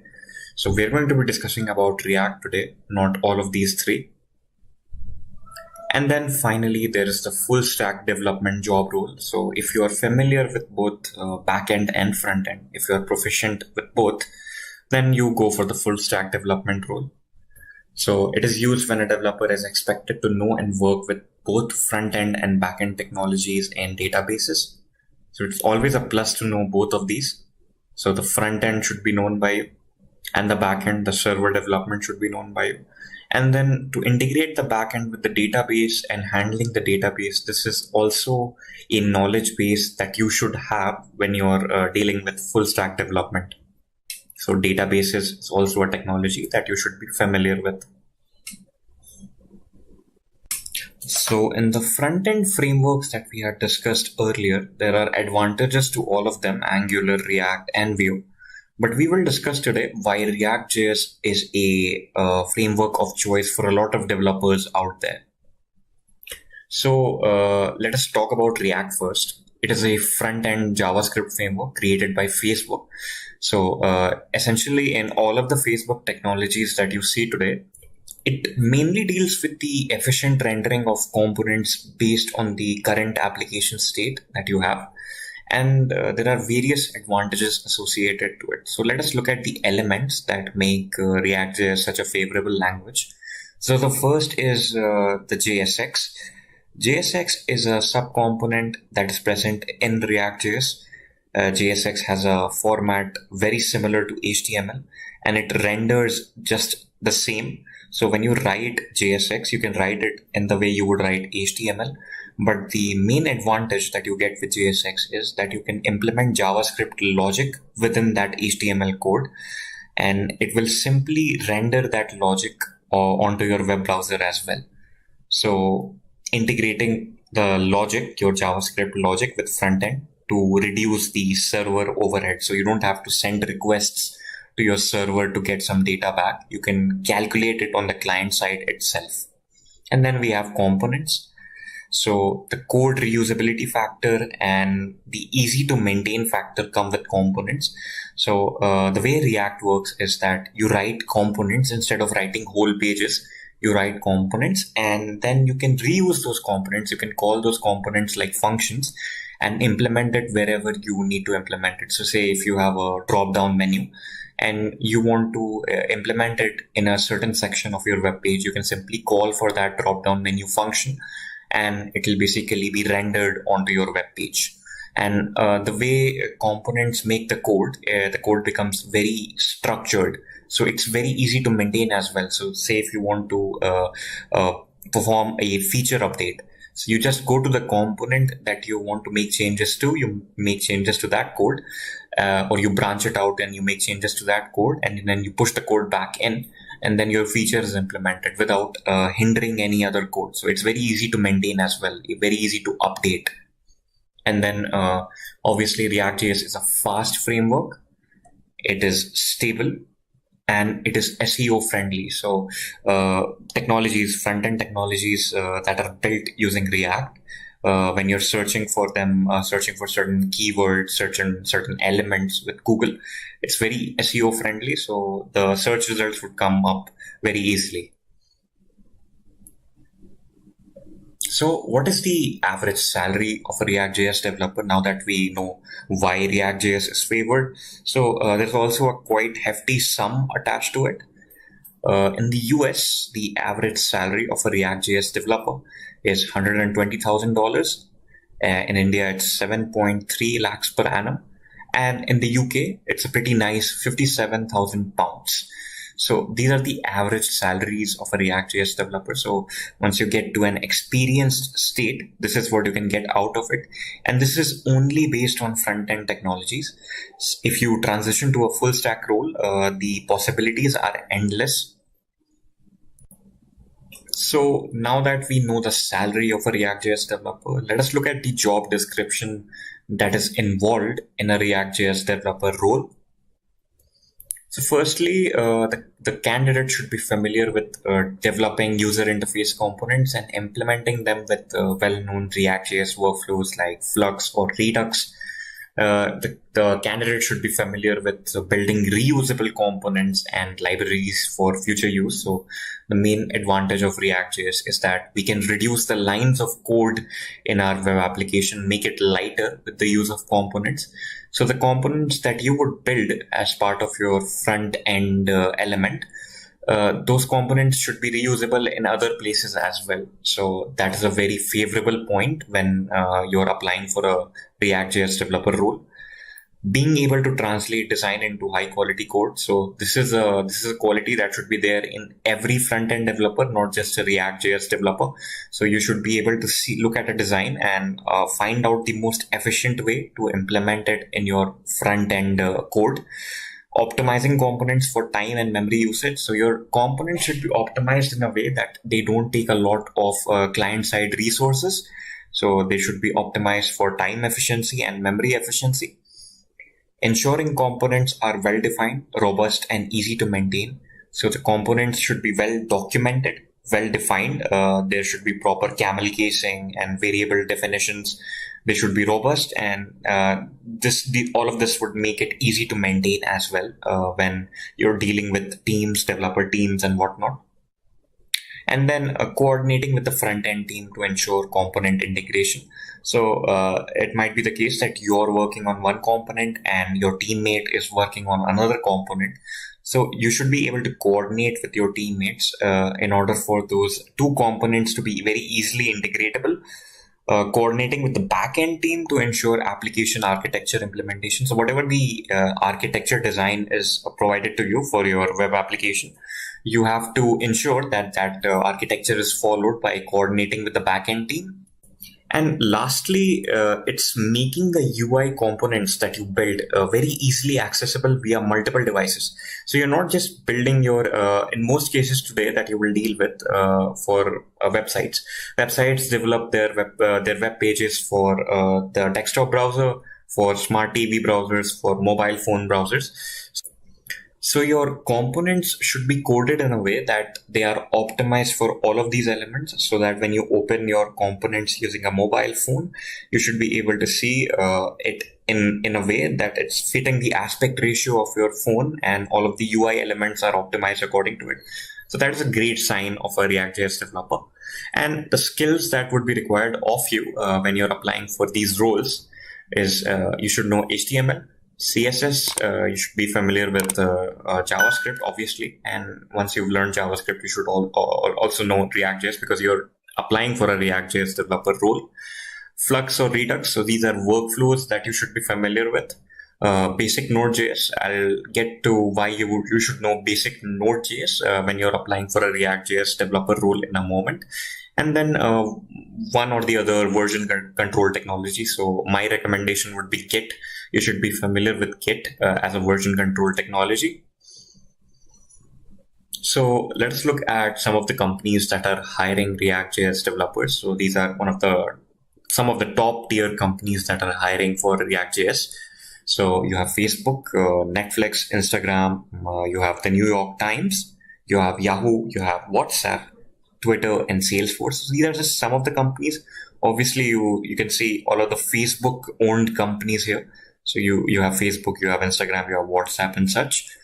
And you have other companies as well. There are a lot of companies that are hiring for React.js at the moment. So it's a very popular technology. So let us look at the learning path, or in other words, how to become a React.js developer. So the first thing that you would need to know is HTML. So HTML is the first thing that any web developer ever knows. So it's what you see. It's the basis of internet technologies today. The basis of static web pages. Whatever you see on your web browser essentially is a render of the HTML code that your web browser is making. So that is what you're seeing. Then after you have the base concepts of HTML covered, you're quite familiar with all of the elements that are present in HTML. Then you would get to CSS. Now, CSS is a tricky bit. In CSS, you should be familiar with it to a very high extent, but you don't need to be proficient at writing CSS code, because in 90% front-end jobs that you would get today, you wouldn't be required to write flat-out CSS, but you should know what the CSS does so that you can make appropriate changes to it. So that is what your knowledge in CSS should be about. You should be very familiar with how to make changes to it. And what changes would do what in CSS, but you don't necessarily need to know how to code CSS from scratch. And then you have JavaScript. So once you're familiar with HTML and CSS, then you go on to JavaScript too. And when you move on to JavaScript, it's essentially when you need to add some sort of an interactable element to your web page. So then you move on to JavaScript, you implement some logic on your web page. And then when you're sort of proficient in JavaScript, then you can easily move on to React.js. And it wouldn't take much of a time to transition into React.js once you're familiar with vanilla JavaScript. Then after you've learned React.js, you've understood how it works, then you can get into how to implement it in a professional environment. So most of the organizations that are using React.js today follow either of the two workflows like Flux or Redux. So you should be familiar with these data flows in order to implement React.js in a professional organizational environment. And then when you're familiar with all of these, when you've built some hands-on and projects and all of this, then you're essentially ready for jobs. Then you can apply for jobs, right? And one other thing that I would like to add is a technology that is very handy after learning all of this, or even in your learning procedure. It's Node.js. So I'll tell you why Node.js is important. So the reason it is important is that when you're practicing React.js, right, you need to be able to deploy your server in order for the React.js code to display, right? You need to be able to deploy your website so that you can see your front end, right? You can't just directly see your front end. You need to have a server for that. So React.js works with Node.js. So you need to know basics of Node.js as to how to deploy it into servers in order for you to test your React.js knowledge. So that is the only requirement for Node.js if you're purely applying for a front-end role. But obviously, if you're applying for a back-end role or a full-stack developer role, then you need to be extremely familiar with Node.js, because then you need to be able to integrate both of these very efficiently. So let's begin this React.js interview questions with one of the very important questions that is mostly asked in all of these interviews. So to begin with, we have the question which states differentiate between virtual DOM and real DOM. So DOM, as you already might know it, as the document object model. And there is a specific working with respect to React on virtual DOM and the usage of real DOM as well. So more on that in the next couple of questions. But then the answer for this question, the way you're supposed to approach this is very simple. Just give them the concise difference between the virtual DOM and the real DOM. For example, when you consider working with virtual DOM, it is actually a little bit easier in terms of usability rather than real DOM. And then there's a lot of memory wastage which happens whenever you work with JavaScript objects. And here, when you're making use of virtual DOM, memory is not wasted as much as it would in the case of real DOM as well. And then when we talk about the JavaScript XML elements, which is also called as the JSX elements, it will only be updated every time if an element actually exists for it. But then in the real DOM, that's not actually the case. In real DOM, what happens is every time there's a new element that gets updated, right, a new DOM itself is created for it, and then an object is processed and later passed on to JavaScript and then the browser and all of that. So in terms of the backend working efficiency as well, a virtual DOM has a bit of the higher picture here. And then when you talk about the ability for either the virtual DOM or the real DOM to manipulate HTML directly, well, here real DOM might have an advantage because it has the ability to directly manipulate HTML, while virtual DOM cannot manipulate HTML directly. And then when you think about compilation and the actual updates being shown, virtual DOM will update faster than the real DOM, and you will understand why in the next couple of questions, as we'll be dealing with virtual DOM a bit later. This brings us to question number 2. Question number 2 states, what is React? Well, React is one of the world's most popular JavaScript library as of now. It was originally launched in 2011. It was created by the developers at Facebook, and it was mostly meant to provide a nice pipeline for very good front-end development, right? So creating front-end elements is not only complex, but at the end of the day, it has to be simplified to a point where you can efficiently work with the tool. Well, React was this particular implementation. It is based on a component based approach where you try to build each components and make sure that the reusability of these components are very high, in a way where you can take these components out and make a lot of things with a lot less, if I have to put it in a very simple way. So React gained a lot of traction since 2011, and no doubt it is one of the number one JavaScript libraries out there. And for this reason, you can develop a lot of complex stuff, be it mobile interfaces, web applications, or even designing anything complex, right? So with React, it makes it all very simple. So when you're asked this question, make sure you mention all of these to add a little bit of value to your answer, rather than just saying that React is a JavaScript library, right? So saying it out this way will add value to your candidature. Now, coming to question number 3, it says, what is the meaning of virtual DOM? As we just discussed in the first question, so to give you more clarity about this, a virtual DOM is nothing but a simple JavaScript object. So a virtual object is an exact copy of a real DOM, where it can be considered as a tree, and it can be considered as a node tree, which has all these things such as elements, it has attributes, it has properties attached, and much more. So if you picture a node tree right now, where each of these branches can branch out into elements and their attributes and the properties, that is what the virtual DOM would look like. And then when you think about React uses something called as the render function, where it actually creates a tree. It updates the tree based on the changes that happen in real time, with respect to the data model, and then present the changes that you have done out to the browser, right? So it is very similar to this, and virtual DOM is in fact used for that as well. And then when you think about all the changes, either performed by the users, or if there is an action which has led to a cause, which changes something, then again the render function is called, the virtual DOM is put into use, the object is used, and then the working of it goes on in an order, as we'll check out in the next couple of questions. Coming to question number 4, it states, what are some of the important features of React? This question can be answered in many ways because React has so many different features that you can talk about. You can go on 10 minutes with the answer for this particular questions. But then the most simple way I would suggest is to, pick out features that'll help you portray the uniqueness of React, right? So I have 3 points on your screen that you can use to add a lot of value. The first thing is, it says React makes use of a single directional data flow model. Again, this is only native to React while its development was, and it is in a league of its own. The single directional data flow model works very effectively. It's very rapid, and it is used to just make the entire process of designing and developing a front-end solution very efficient. And then when we talk about the ability for the front-end development language to have control over server side of things, well, yes, React has the ability to completely control the server side data processing abilities, the handling of it, and then merging it in terms of creating a pipeline where you'll be using it for your front-end requirement as well. And of course, we spoke about virtual DOMs. So React uses virtual DOMs, and this in its own stages has multiple advantages as well. So you can name 3 or 4 points which makes React very unique in a way where your answer is concise and you keep it precise at the same time.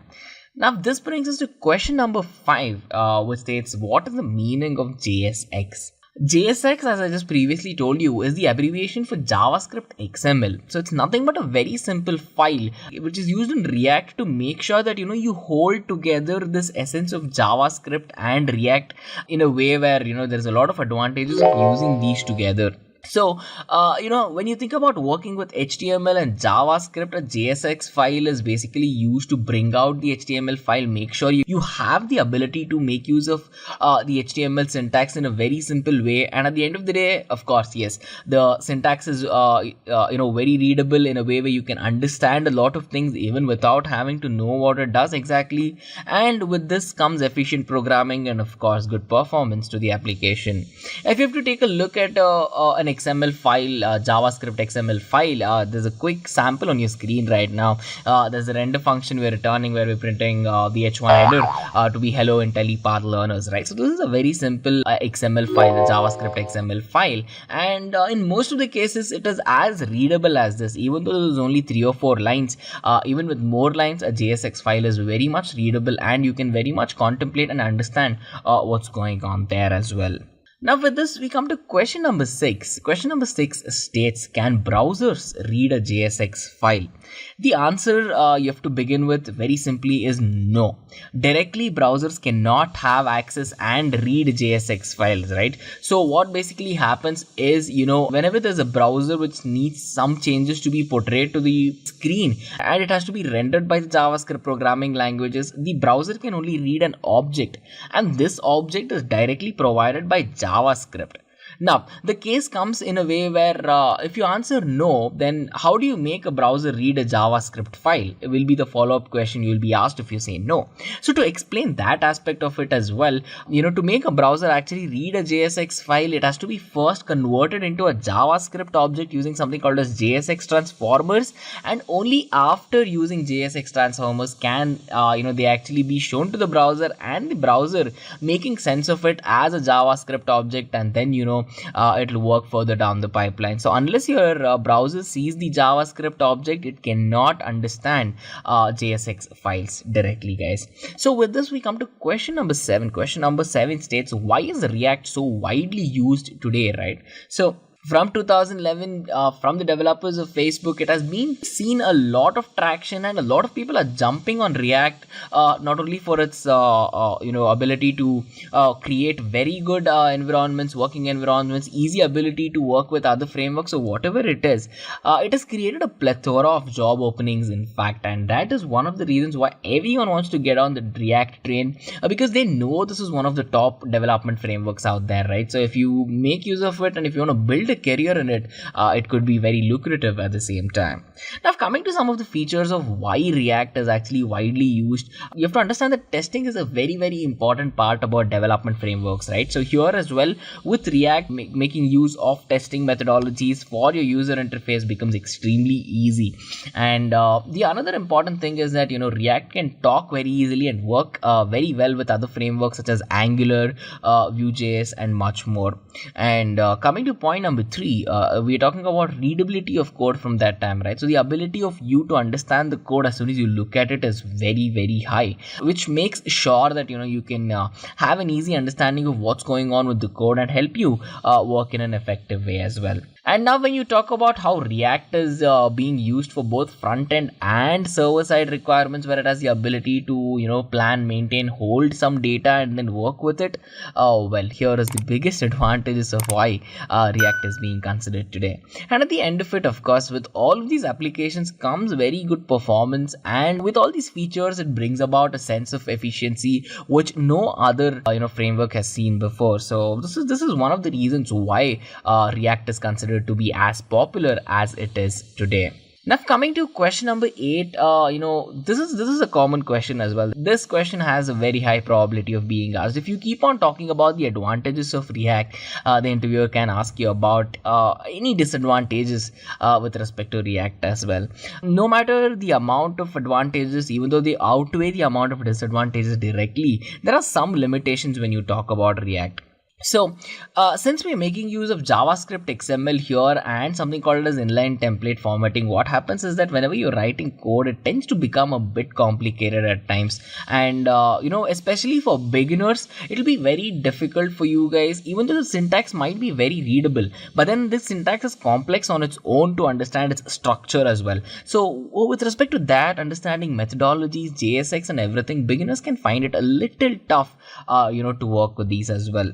And then we're talking about React. React contains a huge repository of information where you have to learn a lot before implementing. And of course, your implementations are going to be very powerful. But then to get there, you really need to have a lot of knowledge and information, right? So that can get a little overwhelming as well. And then we're only talking about learnability. But then when you really have to concentrate about the simplicity of React, yes, it is simple. And this poses as a disadvantage because it is not a complete framework. So you will have to have certain dependencies along with React. And of course, if you have to use them together, it means that you have to learn whatever it is required of the dependency and learn React at the same time as well. Even though it sounded like an advantage at the first half, now you get the clear picture of what some of these disadvantages of React are. Just a quick info, guys. Test your knowledge of React.js by answering this question. What is React.js? A. Server-side framework. B. User interface framework. C. A library for building interaction interfaces. D. None of these. Comment your answers in the comment section below. Subscribe to IntelliPack to know the right answer. Now, let's continue with the session. This brings us to question number 9, which is a very simple question. It says differentiate between Angular and React. Well, both of them are amazing frameworks, right? So when we talk about Angular, Angular was actually developed by Google while React was created by Facebook. The usage of DOM, Angular uses the real DOM and React makes use of the virtual DOM. And then when we're talking about rendering, rendering happens on the client side with respect to Angular and on the server side when we talk about React. The architecture is again a very simple one. Angular provides support for model view controller. The complete MVC support is provided, while React only provides the view aspect of the model view controller. So when you have to talk about data binding, Angular takes a bit of a sidestep here because it only supports unidirectional data binding, while React has the ability to completely support and champion two-way data binding as well. So you really don't have to explain a lot when you're asked about Angular and React, because at the end of the day, these two frameworks are meant for their own niche uses, and both of them are really good at what they do. So just make sure you highlight the basic differences, the actual differences that lie in between them, and that should be more than enough to get you on to the next question. And the next question states, what is the meaning of the component based architecture of React? So one very important thing about React you have to understand is that every single entity is considered to be a component, and these components are like the foundations which are used for building user interfaces for web applications. So when you have a component based system, what happens is that every single entity will become completely reusable in a way where so you can move it around, replace it, and once it has the ability to become independent of each other, right? So this is when you are extremely efficient while programming itself, and your application becomes efficient in a way where it can reuse the components rather than having like 10 components in the place of one, which would again cause very high redundancy, which is not good for programming and which is not good for execution as well. And then when you think about rendering the applications with a component based architecture, the rendering becomes very easy and it does not depend on any other components of the same user interface as well. So when you think about it, again, it's completely a huge advantage for React, and it is only because of the component based architecture. So with this, we can move on to question number 11. Question number 11 states, how does rendering work in React? Rendering is a very, very important aspect of React, as you might already know it, as every single component that exists in React, if it has to be seen by the user or by the browser, it has to be rendered. And rendering in React can be done by using a function of the same name, which is the render function. So what actually happens is whenever there's a function that is called, right? So after it is called, it returns an element that actually represents a DOM component. And what happens here is that if you're wondering, can we, have more than one HTML element at a time to be rendered to make sure that it is efficient? Well, yes, it is possible to render more than one HTML element. And how is this done? This is done by taking all the HTML tags, enclosing these tags, and then passing it all to the render function one by one to make sure that they execute concurrently as well. So rendering is a very important aspect, and this is why. So coming to the 12th question, it states, what are the states in React? So states is something which is very important you have to understand about React as well, because it is one of these vital things, because it is the source of data, or it can be considered as the objects which control various aspects such as component behavior, component rendering, and much more. So states, as the name suggests itself, is used to easily create these interactive components that we like in all React applications, and of course to create the dynamic applications as well. So as a serving foundation, states is very vital in the working of React. With this, we can come to question number 13, which states, what are the props? No. So what are the meaning of props in React? Well, props are actually a short name given for properties in React. So whenever there's properties we talk about in React, all of these are read-only components which are completely immutable in nature. So they cannot be changed as and when you require in real time, right? So whenever there's an application, what actually happens is that, there are properties which have an order that is passed down to them from, let's say, the parent components to the child components, and then these properties are matched to each other and then used. But then if you're wondering, can we have child components which can assign properties to parent components? Well, no, that cannot be done. This is done only to make sure of the concept that we already discussed. It's called as the single directional data flow. So to keep the data flowing only in one direction, even in this case, to keep the data flowing from the parent components to the child components and the properties associated with them, props are very vital to be used in React as well. And then coming to the 14th question, it states, what is the use of an arrow function in React? So you might have used the arrow function, or you might know how to use the arrow function as well. So it is a very simple expression that is used in React in case if you have the requirement where you have to bind certain components manually. The functioning is very simple, it is very direct, and it is very helpful when you're working with something called as higher ordered functions as well. Again, we have another question for higher ordered functions as well, so we'll check that out there. But then coming to the usual example of where you have to manually bind components, you can see my input on change equal to this dot handle change and bind this. This is how you manually bind it, right? Now there's a fun way if you make use of the arrow function. So instead of directly saying it that way, all you can do is to enclose the function and use the arrow function, as you can see on your screen right here. So this arrow function is another way where you can use it. Here in this example, of course, the syntax is very simple, but then if binding your components can get complex when you're using a large piece of code, this will simplify it to a very good extent. With this, we can come to question number 15. Question number 15 states, what is a higher order component, right? So as we just discussed in the previous question, higher order component is a component, yes, but then when we talk about it in general, it is actually a technique that is put in place for React, where, we make use of this entire architecture based on something which we already discussed, right? So it's the component reusability logic. So to apply all of these components, we have something called as the higher order components. And one thing that you should always mention while answering this question is that they are actually not a native part of the React API at all.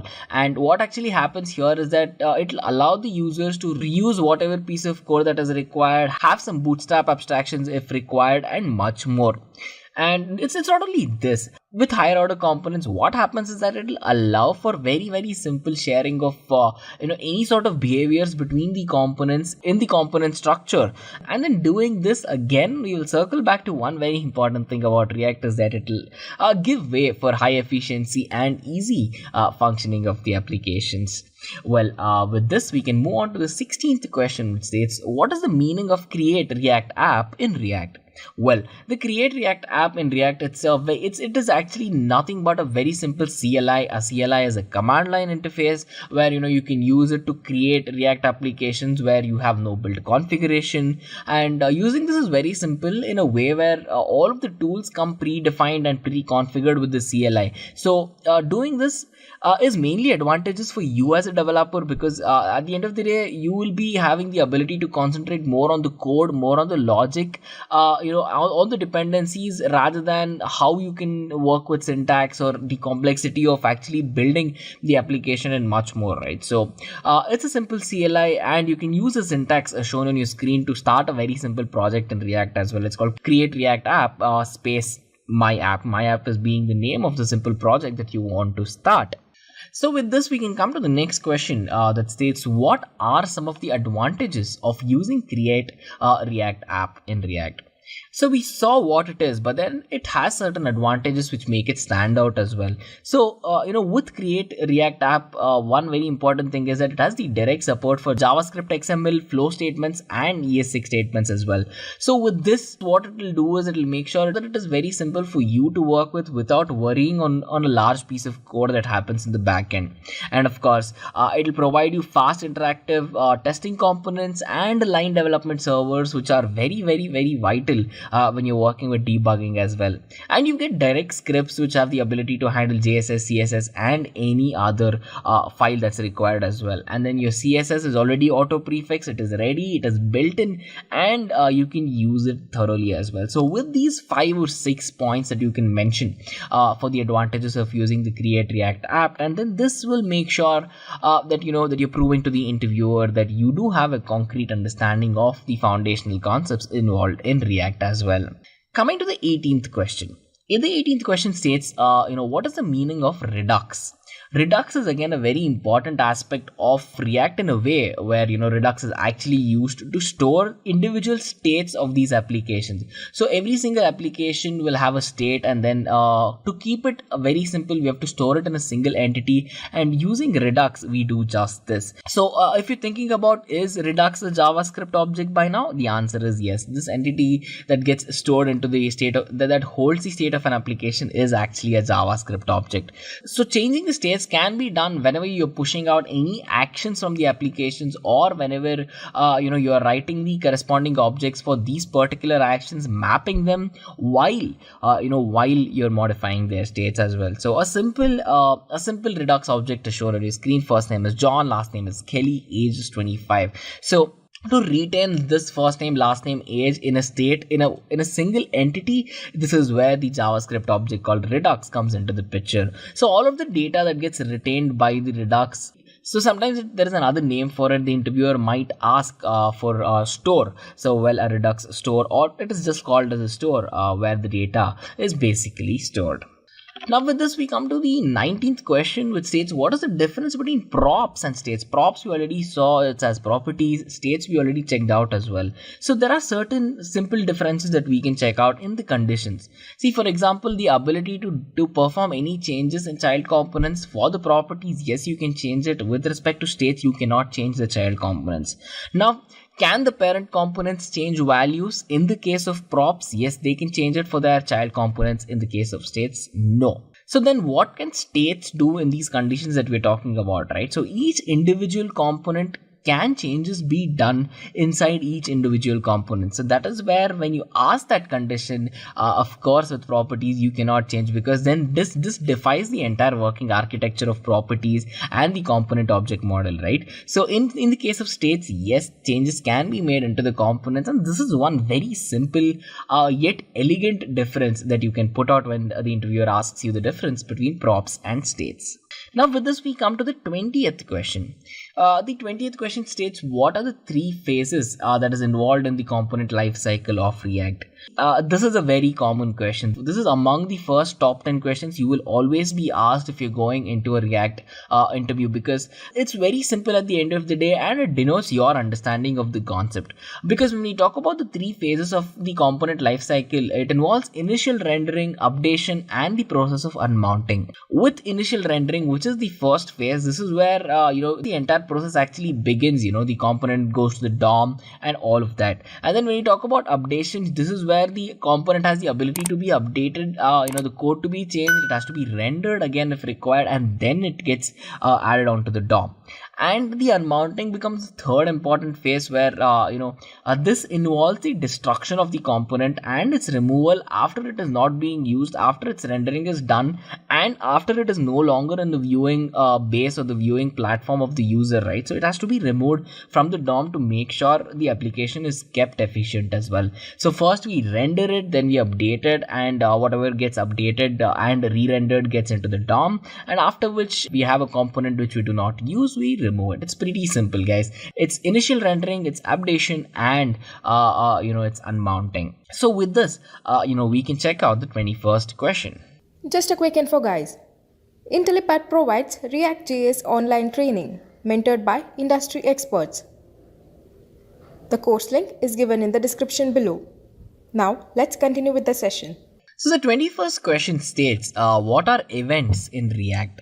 Events are these important things, probably the most important things that happen in the entire React architecture, right? So think about this. Whenever you perform any action, right? So like moving a mouse on the user interface of the application, or let's say pressing a key on the keyboard as well. So what all of these actions pertain to is that they'll trigger something called as an event. An event will then do a certain set of steps. It will perform a certain set of activities in response to these triggers, right? So the triggers are the mouse pressings, the mouse movements, or the key presses on the keyboard. Now, to perform certain activities in response to this is a good example of what events are. And think about the DOM architecture, and then when you think about the working of the DOM architecture, handling an event in React is very, very much similar. It's very much similar to that of the DOM architecture as well. So with this, we can come to question number 22, which states, how are events created in React? Now, it is always advantageous that you answer questions like these with a small snippet of code, right? So ask for a piece of paper, or in case if you have your laptop in front of you, just whip up a tiny piece of code where you can actually show how events are created in React as well. And they're created in a very simple way. First, you have the function where you'll have to put in the logic for the code, and then of course with the render function, the render functions, whatever is in the div that will be rendered, it will have a. And you have the functionality of the div as well. So on click this dot show click here, so the message click here will be displayed on it, and as soon as you click there, the code basically will go into the segment which is shown as code inside. So there you have to devise and work on the functionality of what response you should provide when a user would click on that button, for example. So with this, we can move on to question number 23. Question number 23 states, how is routing in React different from the conventional routing that takes place in other frameworks? It's very important that you understand the subtle differences that lie in between conventional routing and routing in React in two aspects. One, it's by using pages, where when you think about React, here every single page is actually a new file that gets moved around in conventional routing, in case if you used conventional routing, right? So but then in React this is not the case. Each view is not considered as a new file. In an explanation where all of these files become one single HTML entity. So instead of having a new file with the conventional routing methodologies, here we have one single HTML entity that can deal with all of these. So that's with respect to pages. And then when you have to talk about navigation, right? So in the case of conventional routing, users will manually have to move across different web pages to probably view different things. And every time this is done, the view model is basically refreshed, right? So whenever you click on different pages, every time the website gets refreshed, the application gets refreshed. In the case of React, that is not the case. The view will remain the same. The view is not refreshed because of only one important thing, is that the objects are reissued here to create new views, and new objects are not created here, guys. So creation of new objects, updation of the DOM model will create a scenario where the page automatically refreshes when you click on the new website, but in the case of React, that does not happen. So this is a very important difference between conventional routing and the routing that happens when you use React. Coming to question number 24, it states, what's the difference between Flux and Redux in React? Well, we're going to check out Flux and React both in detail, but then to answer this question in a very concise way, you can name about 4 or 5 points where, in case if you're talking about Flux, it contains the logic and the state of the applications in the same place, where when we're talking about Redux, that is not the case. The logic and the states are stored in separate places. And then when we talk about states, Flux has mutable state. It can be changed while updation in real time, while with respect to Redux, the states are immutable. And then when we talk about the number of stores, we spoke about stores a bit before. Flux has only one store and Redux has many stores. And then if you're talking about a dispatcher or a handler, Flux does have a dispatcher, while React does not come with dispatchers. And then of course components.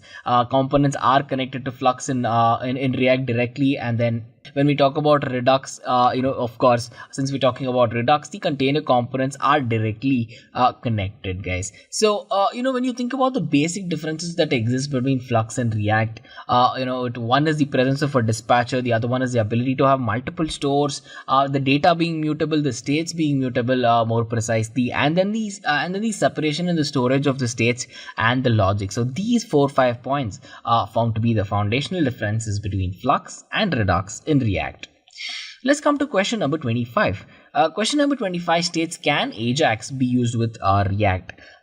So the first thing you have to start out with your answer with when you have a question like this is either yes or no. And in this case, the answer is yes, because just like any Ajax library where you have jQuery Ajax, you have Axios, or any of these libraries, you can use this very easily with React. But to do this, you have to remember one very important thing, is that every single component has states, and you have to maintain the states here, because properties are again passed down to the parent, to the child components, and to make sure you maintain all these properties and that they are correct. And with React, you will lose the ability to move data in two directions, right? It's unidirectional. So once the props sent from the parents to the children, then there is no way to send the props back to the parents, right? So this is one thing which is an advantage in terms of workability, and of course in terms of rendering efficiency, it'll have a huge impact whenever we're working with dynamic data. So the answer is yes to this particular question. With this, we can move on to the 26th question that states, what is the meaning of synthetic events in React? We checked out what events are, but then what are synthetic events?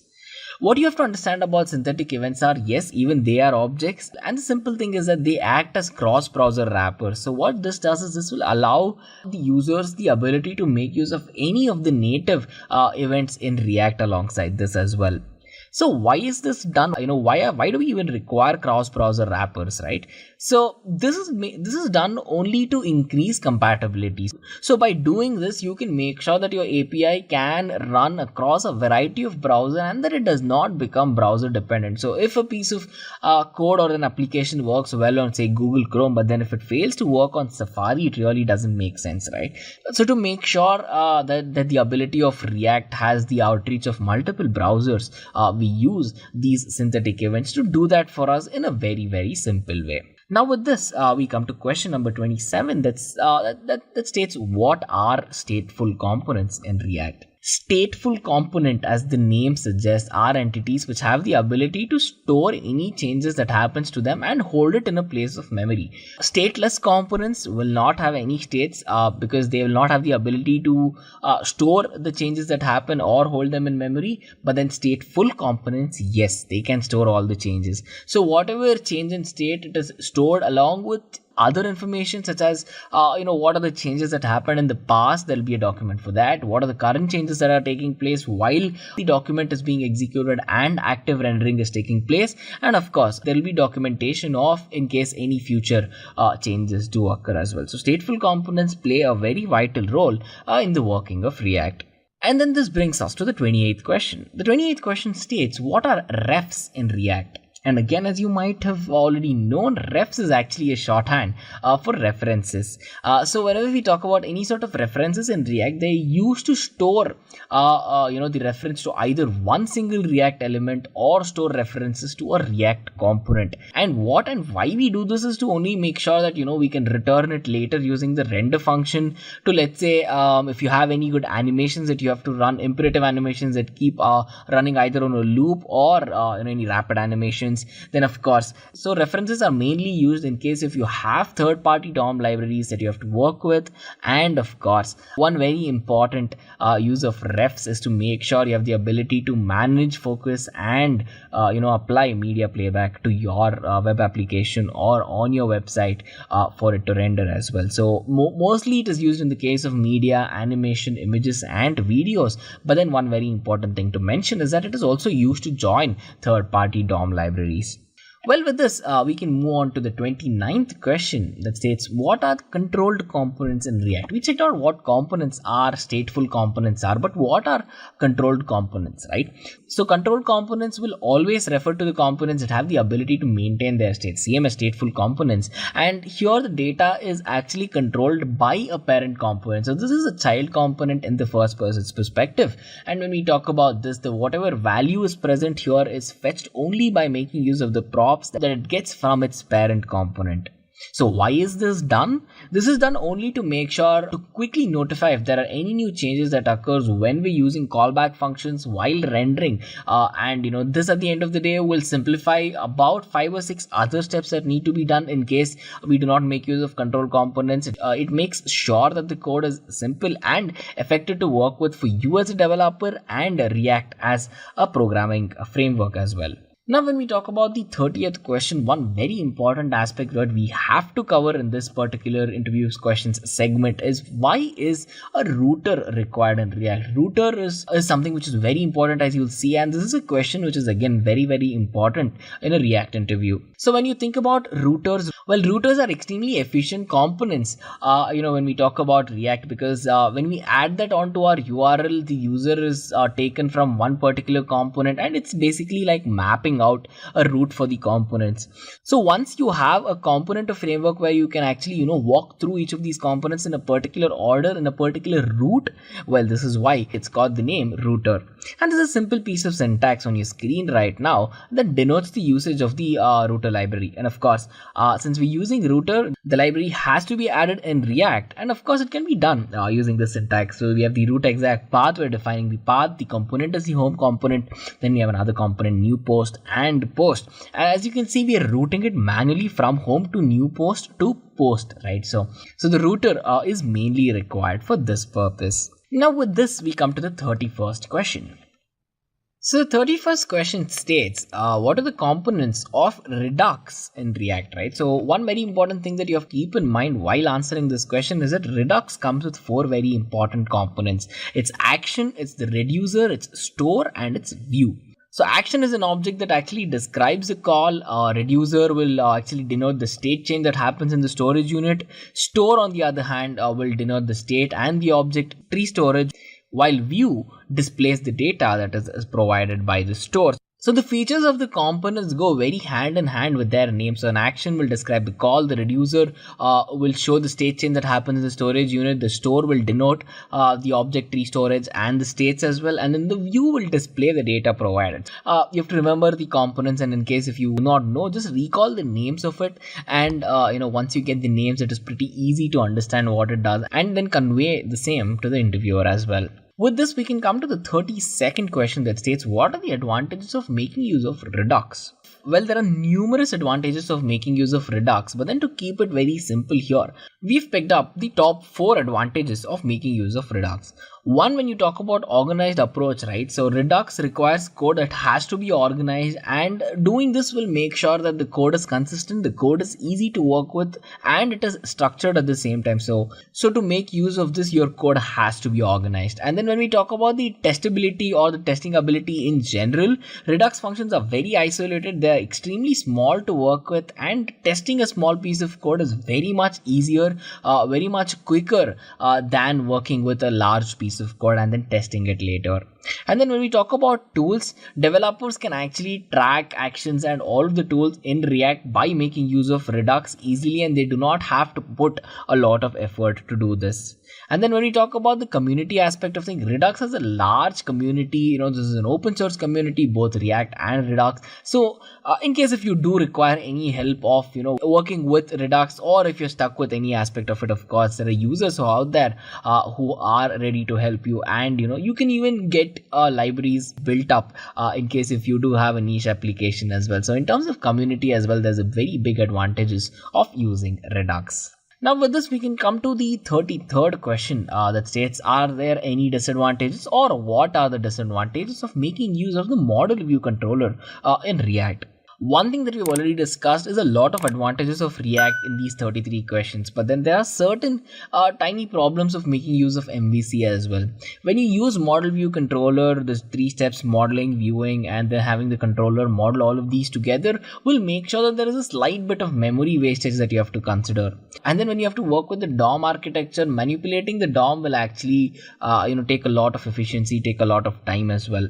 And doing this, the application will actually become very slow. There's a lot of dependencies that is created along with React in the case of MVC, and if you have to combine all of it together and give one big disadvantages, the model complexity will increase a lot. So for a developer, it will increase a lot in terms of workability, and for React as a framework, it will decrease its efficiency, make it very slow, and add a lot of dependencies which basically give you more probability of the application failing or something not going right. So in terms of you as a developer, there are certain disadvantages you have to consider, and then React as a framework again comes with tiny bit of disadvantages, as you can see on your screen. Just a quick info, guys. Test your knowledge of React.js by answering this question. What is React.js? A. Server-side framework. B. User interface framework. C. A library for building interaction interfaces. D. None of these. Comment your answers in the comment section below. Subscribe to IntelliPath to know the right answer.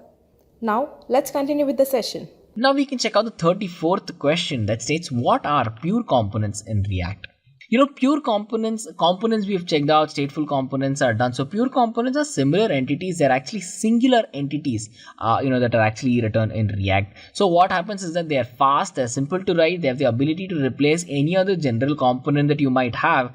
And the only important thing is that it has to have a render function attached to it, because if you cannot render a new component, it is deemed useless. So to do this, you might be wondering, okay, can we use the regular component itself? So why do we require pure component at all? Well, a pure component is used only to make sure you keep the application workability high, to keep the efficiency and performance high while keeping the code same. So since these are singular entities, right, so they can be wrapped around in themselves, and they can be independently stored, independently worked on, and not have any sort of dependencies outside of the rendering ability as well. So in that particular case, when we talk about simplicity, ease of use, and how good it is for both the developer and the application, pure components wins. So after understanding pure components, we need to check out where HOCs are used. HOCs are higher order components, and we've already discussed this in a previous question. So HOCs are put to use very much whenever there's a requirement for code reusability, or let's say you have to hijack a render method, or if you have to manipulate a state and work with abstraction, and then of course if you have to manipulate properties, or if you have to work with bootstrap abstraction as well. So to be honest with you, there's a lot of applications where HOCs are put into effective use in React, but then you can mention 5 or 6 where they're the most effective and add the most value and this of course will power up your answer as well. So manipulation of props, state manipulating, render hijacking, code reusability, and where there's a requirement where you have to work with bootstrap abstraction as well. So these are some of the very important tasks that HOCs are put in use for. Coming to the 36th question, it states, what are keys in React? So as the name itself suggests, keys are actually used to keep a track of something here. So what is that something? Well, here we'll be checking all of the items and tracking changes on these particular entities actively. So what happens is that they used to check if an item has been added or if it's been removed in a list or not. So only to check the presence or the absence of these items in the list, we use an entity called as keys. And there's a small simple syntax on your screen which shows the usage of keys in React. So again, just as with any other question that we've been talking about, if there is a situation where you can provide a very simple code snippet or a syntax snippet where you can explain your answer better, please make sure to do that for all the questions as well. So if your question can fit a quick syntax or a quick dirty piece of code, guys, please make sure to do it, as this will add a lot of value to your candidature in that particular company as well. So understanding that, we can move to the 37th question, which states, differentiate between controlled component and an uncontrolled component in React. A controlled component, as the name suggests, is actually a component in which React can do whatever it wants on it. So React has complete control of it, and there is a singular point of data for the forms where you have to perform state changes, get it re-rendered, and all of that. When we talk about uncontrolled components here, it's very important difference is that the data gets handled by the DOM and not the React component itself. So React does not have complete control over this component. And how is this done? This is done by making use of refs in React, as we already checked out, right? So if you have to implement and handle third-party DOMs, if you remember, that was point number 4, I think. Yeah. So this is where it's used. And an uncontrolled components, while being handled by a DOM and not React, has its own advantages and disadvantages. Now, coming to the 38th question, it states, how can you tell React to build in the production mode, right? So what is the simple way of you conveying to React to move to the production mode? So you can actually directly code in production mode, but then to do it, you have to set one very, very simple variable. It's called as the environment variable, and then it's process.env.node_env, and you have to set this variable to production. And one very important thing that you do have to note is that once React is put into production, right? So if there is any other developmental features that you have, or let's say if there are any warnings, all of these are not shown in the production mode. So this is something which is very important for you to mention in the interviews as well. So it's as simple as setting an environment variable. Now with this, we'll come to question number 39 that states, what is the difference between clone element and create element in React? So what is the clone element and what is the create element, right? So clone element, again, since React is highly readable, you can already tell by its name, it is used to clone an element and pass it to new properties directly. With create element is an entity where all the JavaScript XML files get converted and gets compiled and converted into a format where it is understandable by the browser. And then this is also used to create elements inside React itself. So create elements will help in the actual creation of elements in React, and of course to help in JSX files getting compiled as well. And clone elements clones the element and then passes it on directly to new props. So guys, with this we come to the 40th question that states, what is the use of the second argument that is passed on to set state? So we have something called a set state and we have a second argument that goes to it. So is this second argument optional or not? Well, the answer to it is that, whenever set state is actually finished, there is a callback function that gets invoked, and then all of the components here gets re-rendered in React to make sure that, the latest render is shown to the user. So with this, when we make use of set state, we have a second argument there. So the interviewer is trying to ask you if it's an optional argument that you pass.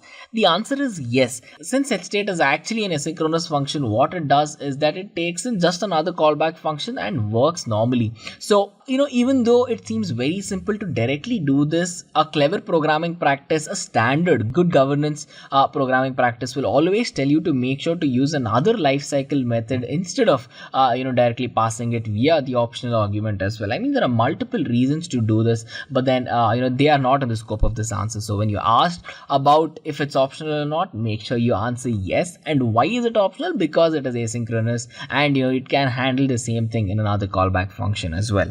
So with this, guys, we come to question number 41. So the 41st question states, is there any way to avoid the requirement of making use of binding whenever we make use of React? The simple answer to this is yes, we can actually avoid binding when we're making use of React, and it is done in two ways. One is that you can define an event handler as an inline arrow function, the arrow function that we discussed in the previous couple of questions, and then secondly, you can make use of a function component and use it with hooks to make sure that you do not have to bind any component to each other and work with it as well. So either making use of the arrow function or by making use of hooks, you can avoid the need of binding in React. So moving on to the next question, it states, what is the strict mode component that is used in React? So whenever we talk about strict mode component, one major thing that you have to know is its advantage and why is it used. So, whenever we create any new code bases where you have to understand what components are being used there, right? The strict mode components are immensely beneficial for this. Whenever we talk about in terms of debuggability, there it will help as well, because if we can solve the problem faster whenever we wrap it with any other component, it will of course solve it quicker, because that would be the one causing the problem, and we've just wrapped it with another component and then worked with it, right? So strict mode component is used for two things: one, in the creation of new code bases, and second, to be wrapped around other components to provide easy debuggability. So make sure that you mention these 2 points. With this, we can come to question number 43 that states, what would you do if your React application is rendering slowly? Again, this is a question which is very, very, very commonly asked, and then guys, pay attention on this one. So why do you think, rendering is slow in React, right? So the most simple answer to why rendering is slow in React can be answered in the way where, because there are so many re-rendering operations that are being done.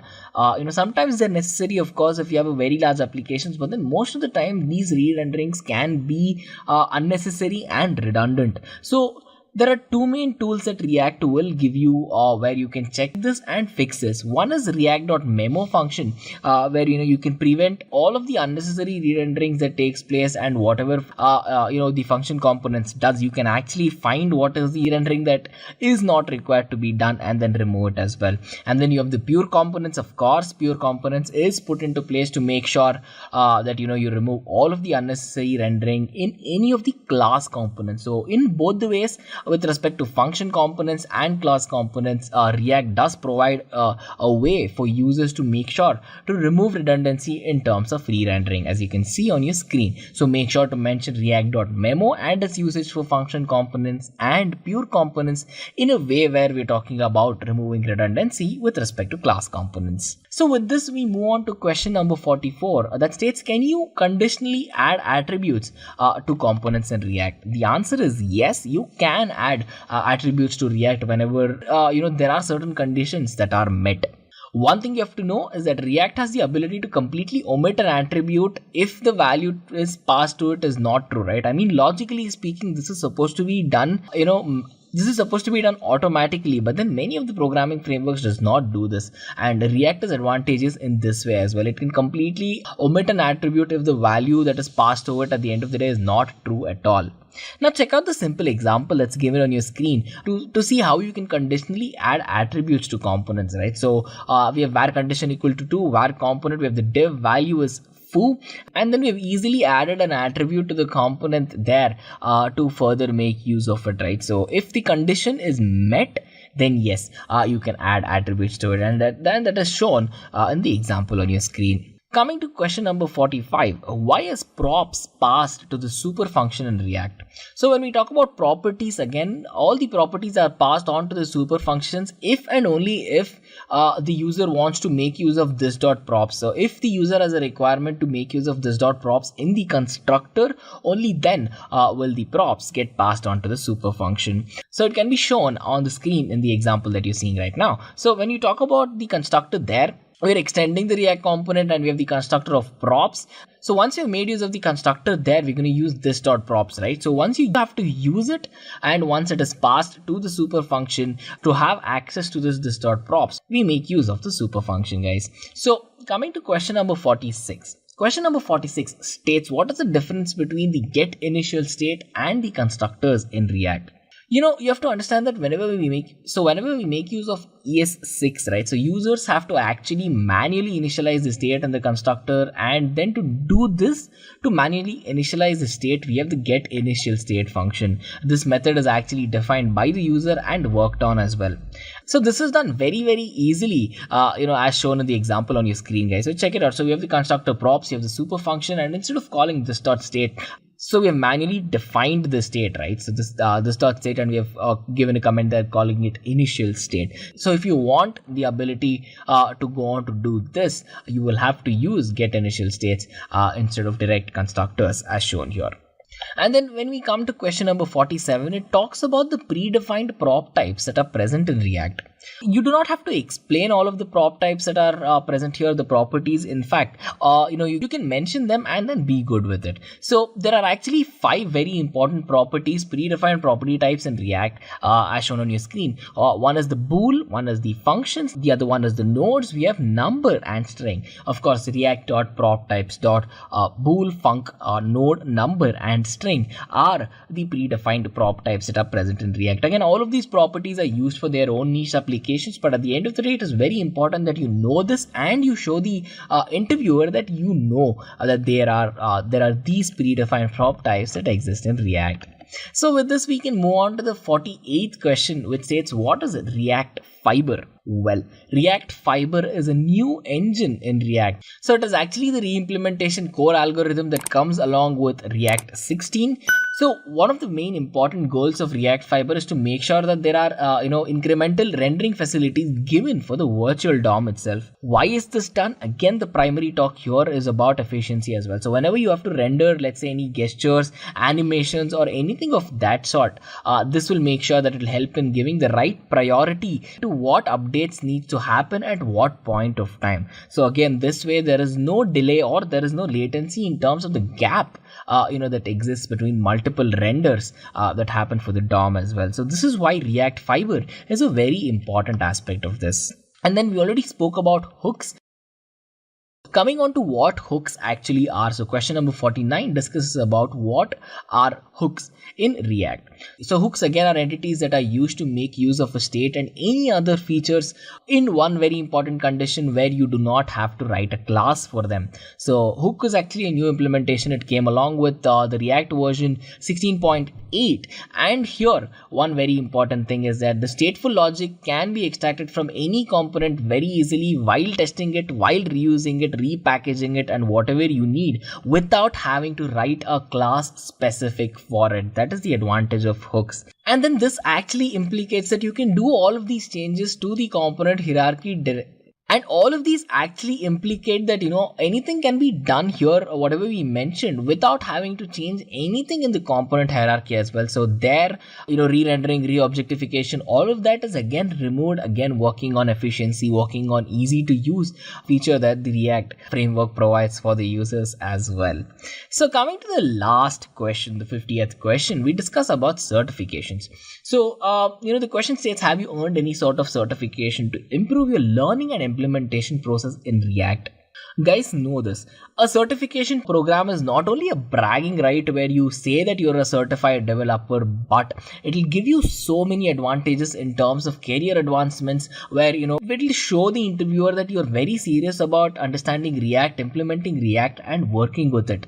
And if you've picked up a certification program on your own, you're trained on it, it'll also show that you're an effective learner who has the ability to grasp new concepts and learn them effectively and master them at the same time as well. So So this either you can be a beginner who's interested in React, who has absolutely no idea of how React works, or if you're a person who's switching from another framework or say a programming language like Python or something, and you want to master React. Well, of course, yes, that'll add more value to your candidature.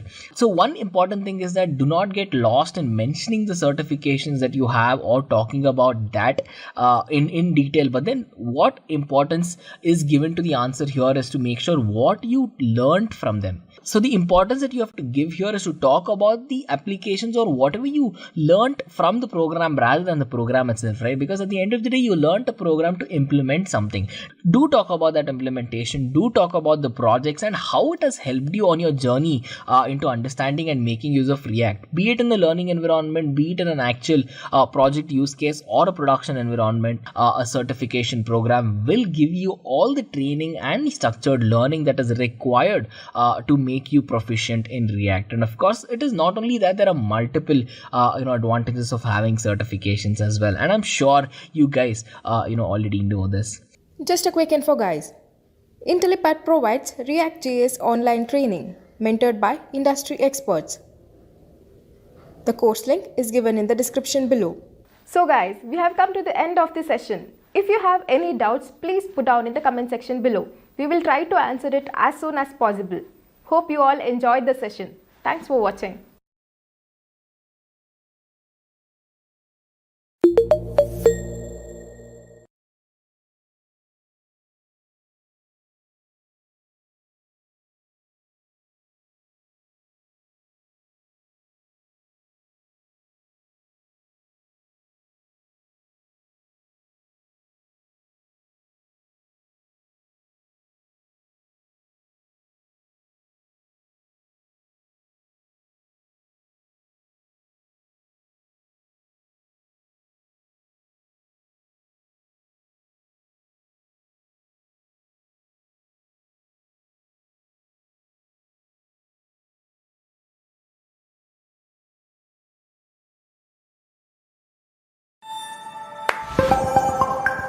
Hey guys, welcome to this session by IntelliPad.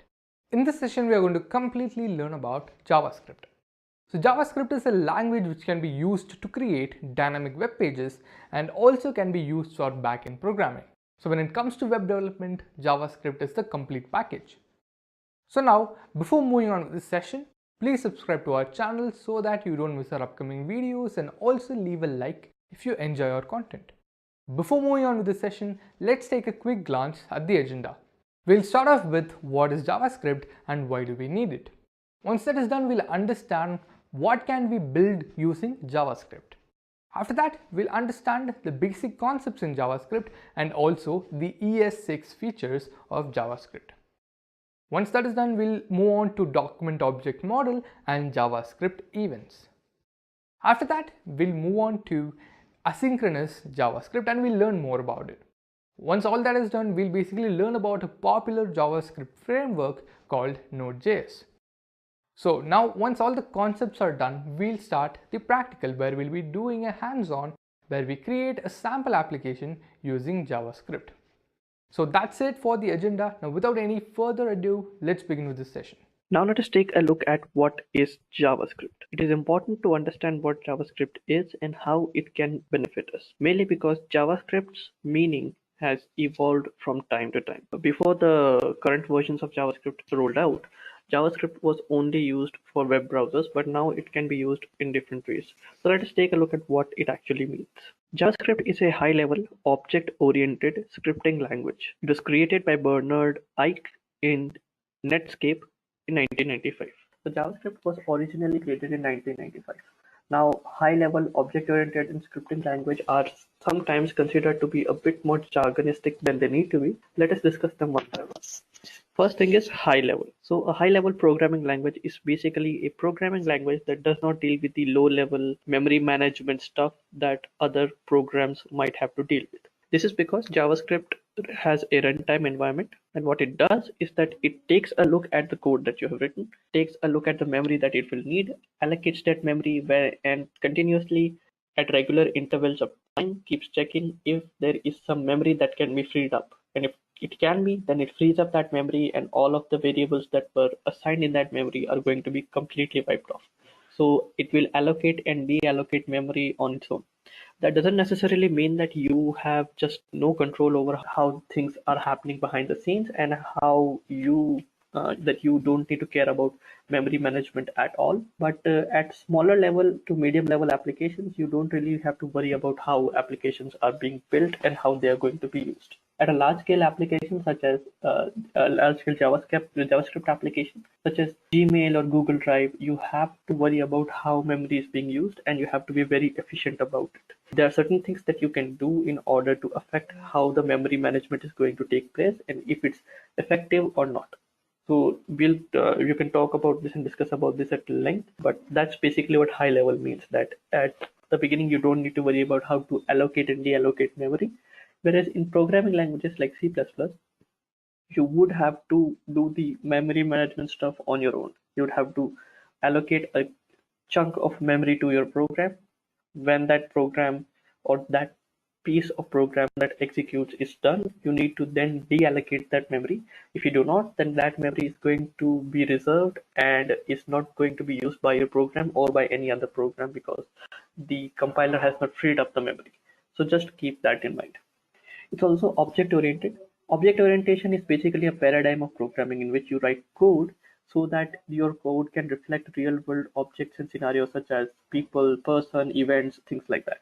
This is really important because in enterprise level applications, when you're building applications for companies, the common language that you use are going to be to describe these things. In programming, however, these things are not really something that people consider. So you can create your own objects, you can create your own nomenclatures and translate them into code. This is what object-oriented programming allows us to do. And it's a scripting language because it was developed in order to write and to be written and be executed by the browser. Scripting languages are executed by some other programs, not by the operating system itself. So if you are trying to write JavaScript in the browser, then it's a script, not a program. However, it's very important to understand that JavaScript has now evolved and now it can be used to build other kinds of applications as well. So when it started out, JavaScript was a very simple scripting language that was developed in order to for the sole purpose of manipulating web pages, adding content, removing content, animating things into the frame, animating things out of the frame, changing the styles and whatever. Nowadays, because JavaScript is so popular and so easy to pick up, many of the programming languages many of the paradigms and platforms support JavaScript. You can build JavaScript, you can use JavaScript to build mobile applications, servers, program web servers. Web applications are already being developed using JavaScript, and there are many other kinds of things as well, such as native Windows applications and all. So you can use JavaScript to build different kinds of applications. It has been supported on multiple platforms and will continue to expand its support. So with that, we have a clear picture of what JavaScript is. Now let us take a look at how you can use JavaScript. In this presentation, we'll be taking a look at how you can use JavaScript in a web browser. There are multiple ways of doing so. However, JavaScript, as we have discussed, can be used to build different kinds of applications, and we won't be discussing it here. With that out of the way, let's take a look at how you can use JavaScript. So there are three ways to use JavaScript, especially in the browser. So in the browser, you are supposed to write the JavaScript code in the HTML file or some other file and embed it.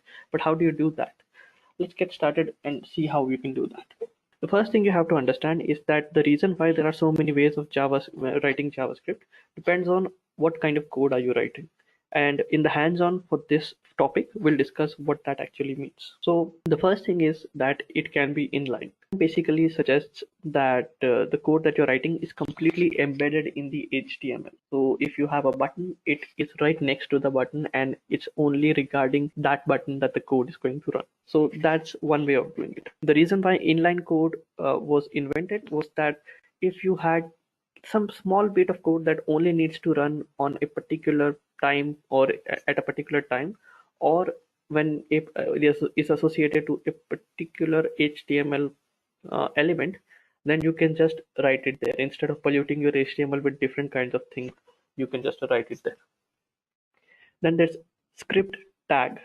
So So script tag basically means that there, just as an HTML, there's a style tag in which you can write CSS. Script tags allow you to write JavaScript code. When the browser sees the script tag, it will take anything written inside the script tag, which is the opening and closing tag, and consider it to be, depending on the version of your browser and what kind of support it provides.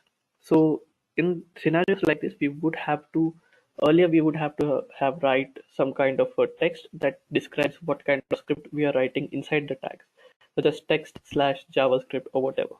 Nowadays, it is considered that by default you're going to be writing JavaScript in the script tag, so you don't have to worry about that at all. Then comes script files.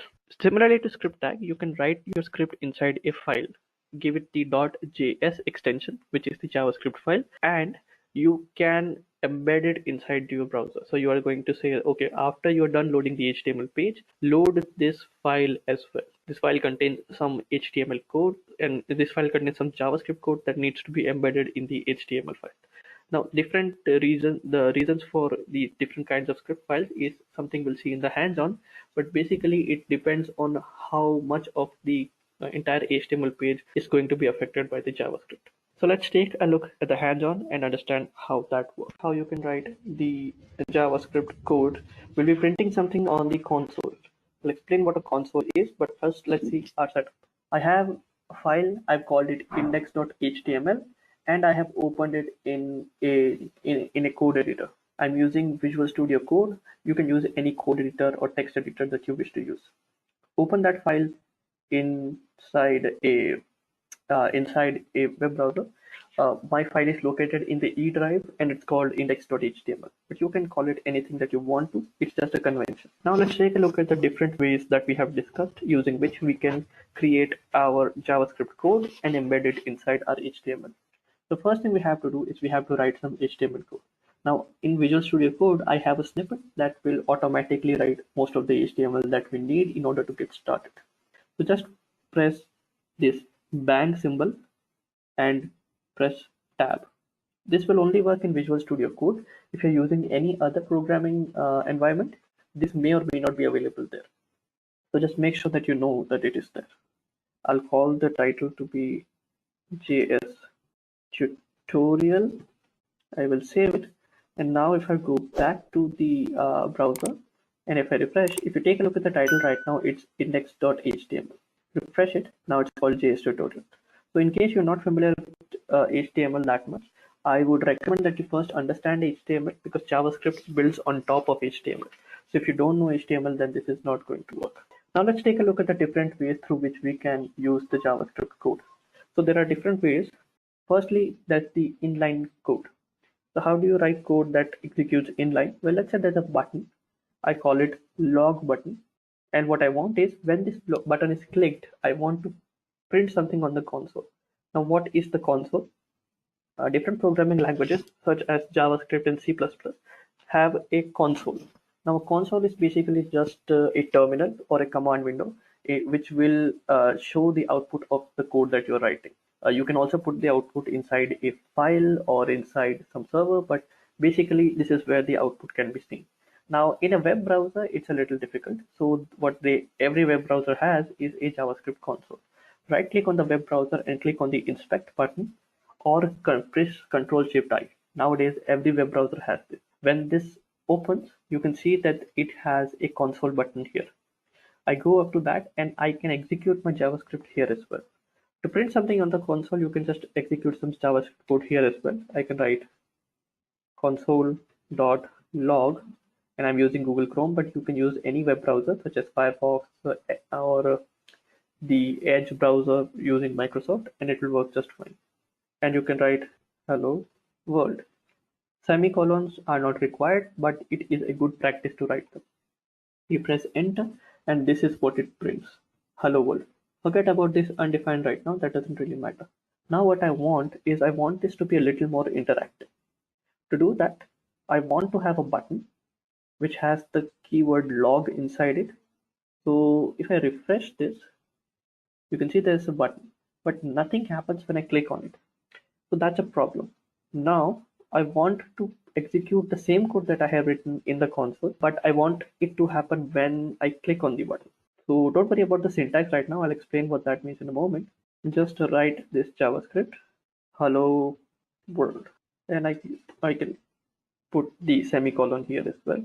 I go back. If I click, nothing will happen. This is because our browser has the old version of our index.html. We have to refresh it so that we can fetch the new version. To take a look at the current code, right click on the page and press view page source. As you can see that the button now has console.log because it has refreshed. If I refresh this, now everything will work. If I press log now, it prints hello world onto the code. Now, as I've already discussed, the reason why there are multiple ways of doing this is because I only want to run this code when a person clicks the button. Suppose that there are multiple buttons on my page. It's a huge page. There's like thousands of lines of code. And somewhere down the line, or like 1157 line, I write button and I want the same code here. One thing I can do is copy and paste it here, such as this. But this violates an important principle in programming, which suggests that you should never copy and paste the code. So console.log. It does work, but there's a problem here that you may or may not see. Suppose that this is like, again, as I've said, it's on 1000 line. Multiple people are working on this because this is such a huge file. Somebody comes along and says, okay, the message that we want to print is hello world, but we want an exclamation mark here as well. I put the exclamation mark, I save it, go back to my HTML page, refresh it so that I can see, press on the log button, and okay, it's showing the exclamation mark. So our code works, but the problem is now that the part where we copied the code, it's showing the old version because we didn't update it there. So now we have to go down again and press this, and this is only for two buttons. Suppose there are millions of buttons on a page. Suppose there are buttons and forms and we want to perform these tasks, multiple tasks, and synchronize them together. This could be really difficult. Right now it's working, but it's going to be really difficult. There are other ways of doing this, of course, and we will take a look at those one by one. But to overcome these issues, let me just close this up.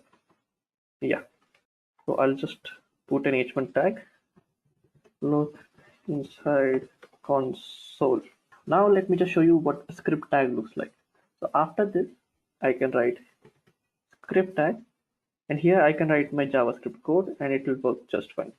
This time it won't work when I'm pressing a button. That was just for the inline version. Here I can just write some code that will be automatically used. So as you can see, as soon as my browser starts looking at the code, it takes a look at the code, creates the h1 tag, displays it on the screen, then takes a look at the script tag. What it does is that it prints everything that needs to be printed on the screen and then closes the script tag. So everything after this needs to be interpreted as HTML, and that happens. So this is why when we look at this gets printed and then this gets printed in the console. So that's one way of doing this. Another thing to understand is that this isn't the only way that you can do this, but this is a good way to get started. Another way to do this is going to be if you can create a script file. So now script files are basically just files that you can use in order to write your code inside them. So you don't want to mismatch your HTML and JavaScript code. What you can do is you can just use script.js. Now to show you how that works, all I'm going to do is I'm going to open up a script.js file that I have already written. I'll write console.log. I'll print hello world. It's the same code that I have written thus far, but it works. Now I write it here, copy, paste, save. If I remove this now and I'll just keep it here. Now do you think it will work? Not exactly, because our HTML page has no idea that the script tag exists. So inside the script tag, I have to write another attribute called source, and the source file is going to have a name of script.js. Save this, run this again, and now it works. So now what happens is it takes a look at the entire web page, takes a look at the h1 tag, displays it on the screen, takes a look at the script file, opens up the script file, executes the code inside it, comes back, closes the script tag, closes the body, closes the HTML, and is done with it. Now the reason the script files were invented so that because we may have multiple web pages. So it's not that we only use one page. We could have about.html and many different kinds of files, and we want some file to have access to all these pages. So in cases like this, if I have an about.html, I can just copy and paste this script tag, and that code will be available inside that file as well. So when that file is loaded, it will be logged on the console as well. And if it's like 10 different files, all I have to do is just change it here. If I want to make another change like this, and all of this will be reflected in all the files. So that's the reason why we do it this way. Now, again, this is not the only way to do it. As we have discussed, three ways you can work them out and understand how to use them. Very much like CSS, in which you have inline styles, file level styles, and then external styles in which you can create your own CSS files. Script tags works the same. In other versions, because script files could be so heavy, let's say that you have 7 different script files, then it could be possible to just merge them all into a single file. This is called a build step, and you don't need to worry about it right now. But basically, in cases like this, all of the JavaScript code that you write is taken and merged into a single file by a program called a build system that you can configure yourself. And then it creates that single file so that when an HTTP request is sent, only one file is sent over the wire and multiple requests are not done. So you can take a look at that as well. But these are the ways that you can configure a JavaScript file to work with your HTML page. Again, you need to know HTML in order to work with JavaScript because that's how it was created. So that's how you can get started with it. Alright guys, now let's take a look at what can you build with JavaScript. So we have discussed thus far what are the different ways that you can use JavaScript and what JavaScript is. But now let's take a look at what it can be used to build. So using JavaScript to build different kinds of applications has been the norm. Many different companies use JavaScript for different kinds of applications that they build and use. Let's take a look at what these are. So JavaScript can be used different kinds of applications. These are web applications, web servers, native mobile applications, and hybrid mobile applications. All of these have different ways of being used, and different JavaScript code can be used to use it. So let's take a look at them one by one and demystify how these things work. So the first thing is web applications. Using JavaScript to build web applications has been the norm. We have been building web applications using JavaScript since the invention of JavaScript. Now, the reason why it's so popular nowadays is because there are multiple ways of building a web application using JavaScript. The easiest and the most fundamental way is the way that we have discussed thus far, in which you create an HTML page, write the HTML code, embed some JavaScript in it, either using inline JavaScript or script tags or script files, and then that code is going to be used to manipulate the JavaScript, manipulate the HTML page using the JavaScript in some way or the other. Now this manipulation can be of several ways. Either you add some element on the node, remove some element on the node, get some data from a web server, and after getting that data, populate the entire HTML page with some new content that is available, let the user know that some new content is available, and many different kinds of things. That is important and very, very useful, but that's not the only way that you can do it. The other way is using something called single page applications, in which there's just one HTML page, which is used to just give the basic scaffolding and the shell of a page. Outside that, we have a JavaScript page that takes care of everything else. So if you've heard of frameworks such as Angular, Vue, React, they work on the similar premise. What happens is your HTML code is very minimalistic, and there's a big fat JavaScript file that is transferred over the internet. Once the user's browser has that JavaScript, it tries to execute it.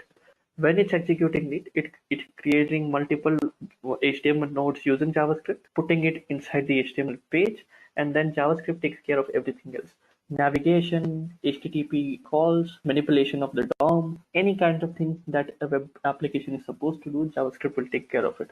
These applications are really JavaScript rich, and HTML is really used as a skeleton. Not much of HTML is used. CSS is used throughout, and it will be continued to use throughout, but that's the way it works. So because of this fundamental shift in how web applications work, the responsibilities of web servers have changed. So let's take a look at how you can use JavaScript to build web servers. Now, what used to happen before we had platforms like Node.js, which we can use to build web servers, which we'll also cover in this tutorial. But the reason why web servers were a little difficult, especially for front-end developers to understand, is because of the language barrier. So in JavaScript, in the front-end web applications, we'll be using JavaScript all the way. And since that was the only language that we would use to manipulate the web applications and its structure, but in web servers, you can build a web server using different kinds of technologies. JavaScript was not one of them. So the way you would use it would be using technologies such as PHP, which is still by far the most popular server-side scripting language. Then there's Java, which is very popular in the enterprise world. So is C# and the .NET platform. There are other languages such as Ruby and Python that were used, but JavaScript was not really a big player in that regard. So what happened afterwards is that we had the introduction of the Node.js platform that allows us to write JavaScript code so that front-end developers can sort of port their expertise to the backend. Now, it's important to understand that just because you can write JavaScript code on the web server or write the code to create a web server, that doesn't necessarily mean that you can just copy and paste your entire JavaScript file from the web browser to the web server and it will work exactly fine. Mainly because these are two different environments. In the browser, you will have elements such as a button, you will have elements such as a form, list, and whatever. It's a very visual environment. In servers, you don't have that. You have number crunching and different kinds of things such as accessing databases, caching data, serving up data, and whatever. So these are two different environments, although you can use the same JavaScript syntax, for loops, console logging, promises, and all the features. But you can't just port the code from here to there, just copy and paste, and it will work. So that's something to keep in mind. Now, in web servers, we use Node.js. Node.js has come a long way. We have Express.js, which is one of the most popular frameworks out there. Node.js is really popular among enterprise as well. And any kind of application that you want to build using backend development, Node.js is very much likely a good option to do that. Then comes native mobile applications. Now, the reason why we are making a distinction here between native and hybrid mobile application is something that we'll discuss in a moment.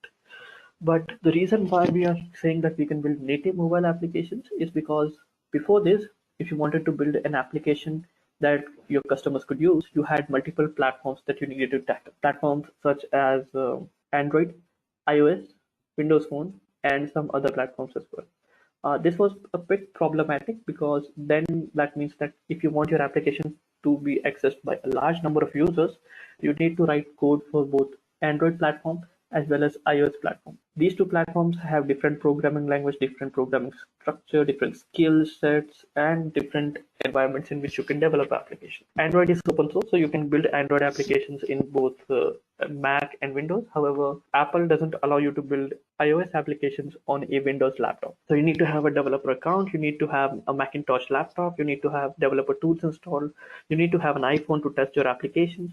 There's just a lot of upfront capital required there. In Android, you have the emulator, you have the open source tools and everything. But still, the languages are different. JavaScript is not really the language that they use, but they use Java in Android. And in iOS, the new language that is being used is Swift. And in Android, the new language that is being used is Kotlin. And the previous language in iOS was Objective-C. None of these languages are easy to pick up. And because JavaScript is so easy to pick up, more people know JavaScript than they know Java or Swift or Kotlin or whatever. Now, this is a problem mainly because the web applications that people build almost exactly mimic the features that we would want in an application, in a native mobile application. Now, there are ways through which you can use your current web application and have it work as sort of a substitute application inside your mobile applications. But the problem is that at the end of the day is using the web browser. So what happens is your web page is loaded into a web browser and it takes care of everything using JavaScript. Your application has no access to all the underlying features such as the camera, the machine learning features that have been developed, the Bluetooth, speakers, OS, internal hardwares, voice recorders. You have no access to them at all. So if you're trying to build a camera application, you can't do it using JavaScript, or you couldn't have done it. Nowadays, there are frameworks such as React Native, NativeScript, and many other kinds of platforms available where you can use your JavaScript skills in order to build native mobile applications. Again, it's not as simple as just copying your JavaScript code from your web application or your server application into a native mobile application. However, it is very similar to not learning a new language, but understanding the ins and outs of a platform and then adding your skill set on top of it. These applications are really native mobile applications, and the great part is that when you write the code, that code will get converted to both an iOS application and the Android application. You would still need to have the developer account, and for testing purposes, you would need to have access to an emulator or a Macintosh OS in iOS's case or whatever. But you can still have an application that will work. So that's the great part here. So this is what native mobile applications do, but still it needs a lot of configuration and understanding of the platform before you can even start building an application for the platform. On the other hand, we have hybrid mobile applications. Now this is a solution that has been available for a long time. What it allows you to do is it allows you to write JavaScript, and that JavaScript will then get converted into native OS calls. But this is a little slower than native mobile applications. If you're building applications that are just there to deliver content, such as an application that is there to tell people about the new concerts that a band is going to have, new conferences available, new videos available on a video store or whatever, then hybrid mobile applications are good. Native mobile applications, on the other hand, if you want to access the native features such as camera, browser features, voice recorder, Bluetooth, gyrometer, sensors, infrared, whatever your application has to, whatever your mobile has to offer. So hybrid mobile applications use platforms such as Apache's Cordova, and many other new platforms are available as well. You can take a look at these platforms and build these applications yourself. It's not very difficult to learn how to build these applications, but these are really helpful for us to use, and they're very easy to use as well. So these are some of the platforms that can be used. You can also build native Windows applications. You can also build native desktop applications using a platform called Electron, which was developed by GitHub. And there are many others as well. It is too much to count. But these are the platforms that are used. As you can see, JavaScript has evolved from a very simple programming or scripting language that was used to manipulate web pages to a full-fledged application programming language in which you can build applications of multiple kinds. Kind of like Python, but a little different. You can also write machine learning and AI code, but that's a whole different topic on its own. So that's how you can build applications. These are the kinds of applications you can build using JavaScript. This is exactly why JavaScript is one of the most popular job positions right nowadays. JavaScript developers are in high demand because they can use their skills or already existing skills and learn some new skills in order to build many kinds of applications. So with that in mind, let's see what else we can learn. Just a quick info, guys. Test your knowledge of JavaScript by answering this question. Which of the following is not considered as an error in JavaScript? A. Syntax error. B. Missing of semicolons. C. Division of 0. D. Missing of brackets. Comment your answer in the comment section below. Subscribe to IntelliPad to know the right answer. Now, let's continue with the session. Now we'll take a look at the basics of JavaScript. JavaScript as a language has several features that we can learn in order to get started with the basic concepts of programming. If you've never learned how to code, then you can follow along with us. This section is going to be really hands-on focused. So we'll have a lots of hands-on. We'll discuss a lot of caveats that you can learn when trying to learn a programming language. If you have already learned some basics of some programming language such as Python, C++, Java, it's going to be useful for you to follow along with us so that you can understand what are the features and differences between JavaScript and the language that you have learned. So firstly, we need to get comfortable with the JavaScript syntax and language features. So how does JavaScript work? What are the features that a JavaScript program would have, and how you can write programs on your own? The topics mentioned below are the topics that we'll be covering one by one. We'll have a hands-on for each one of those, and we would like for you to follow along with us. You don't need much of setup. All you need is a web browser, a code editor, or a text editor of any sort, such as Notepad if you don't have any, or Visual Studio Code, or you can use other code editors such as Sublime Text, Atom, Brackets, and any other kind of text editor that you prefer.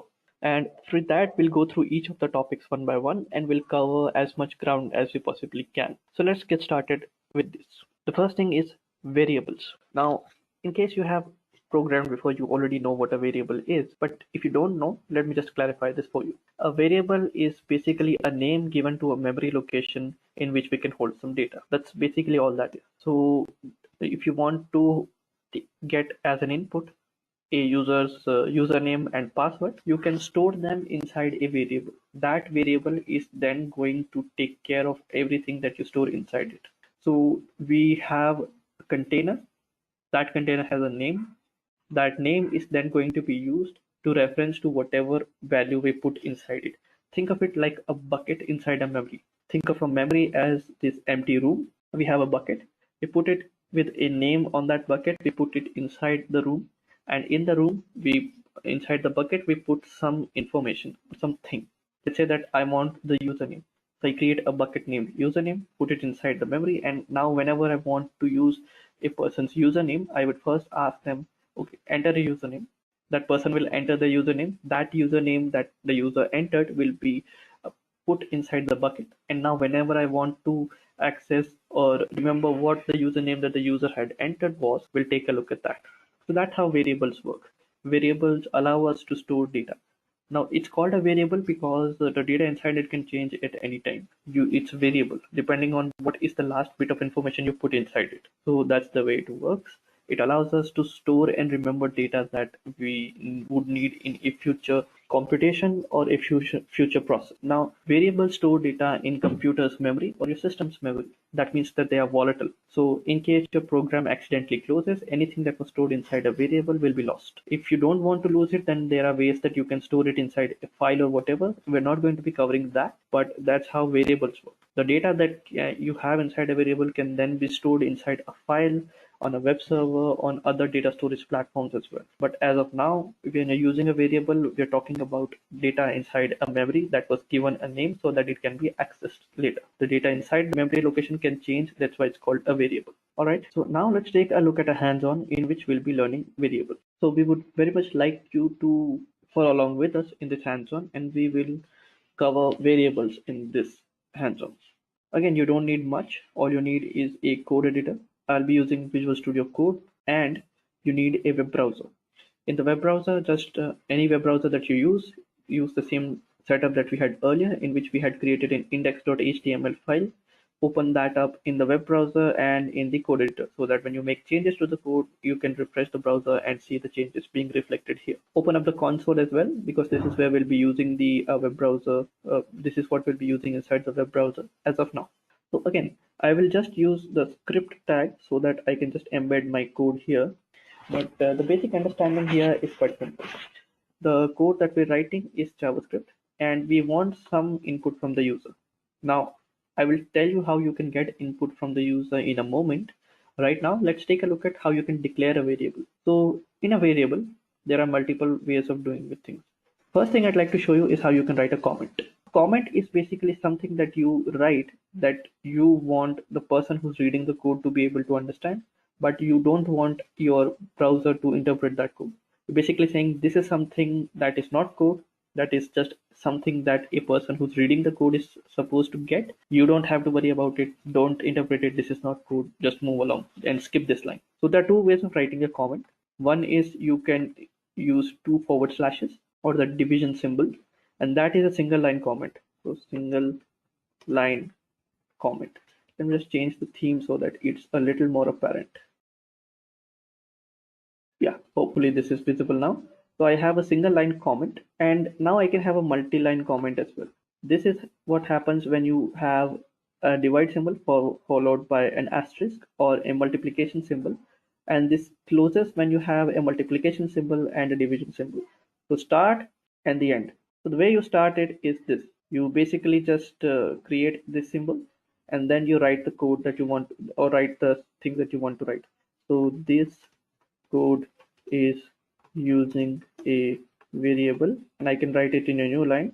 Variables are being used, or whatever you wish to write.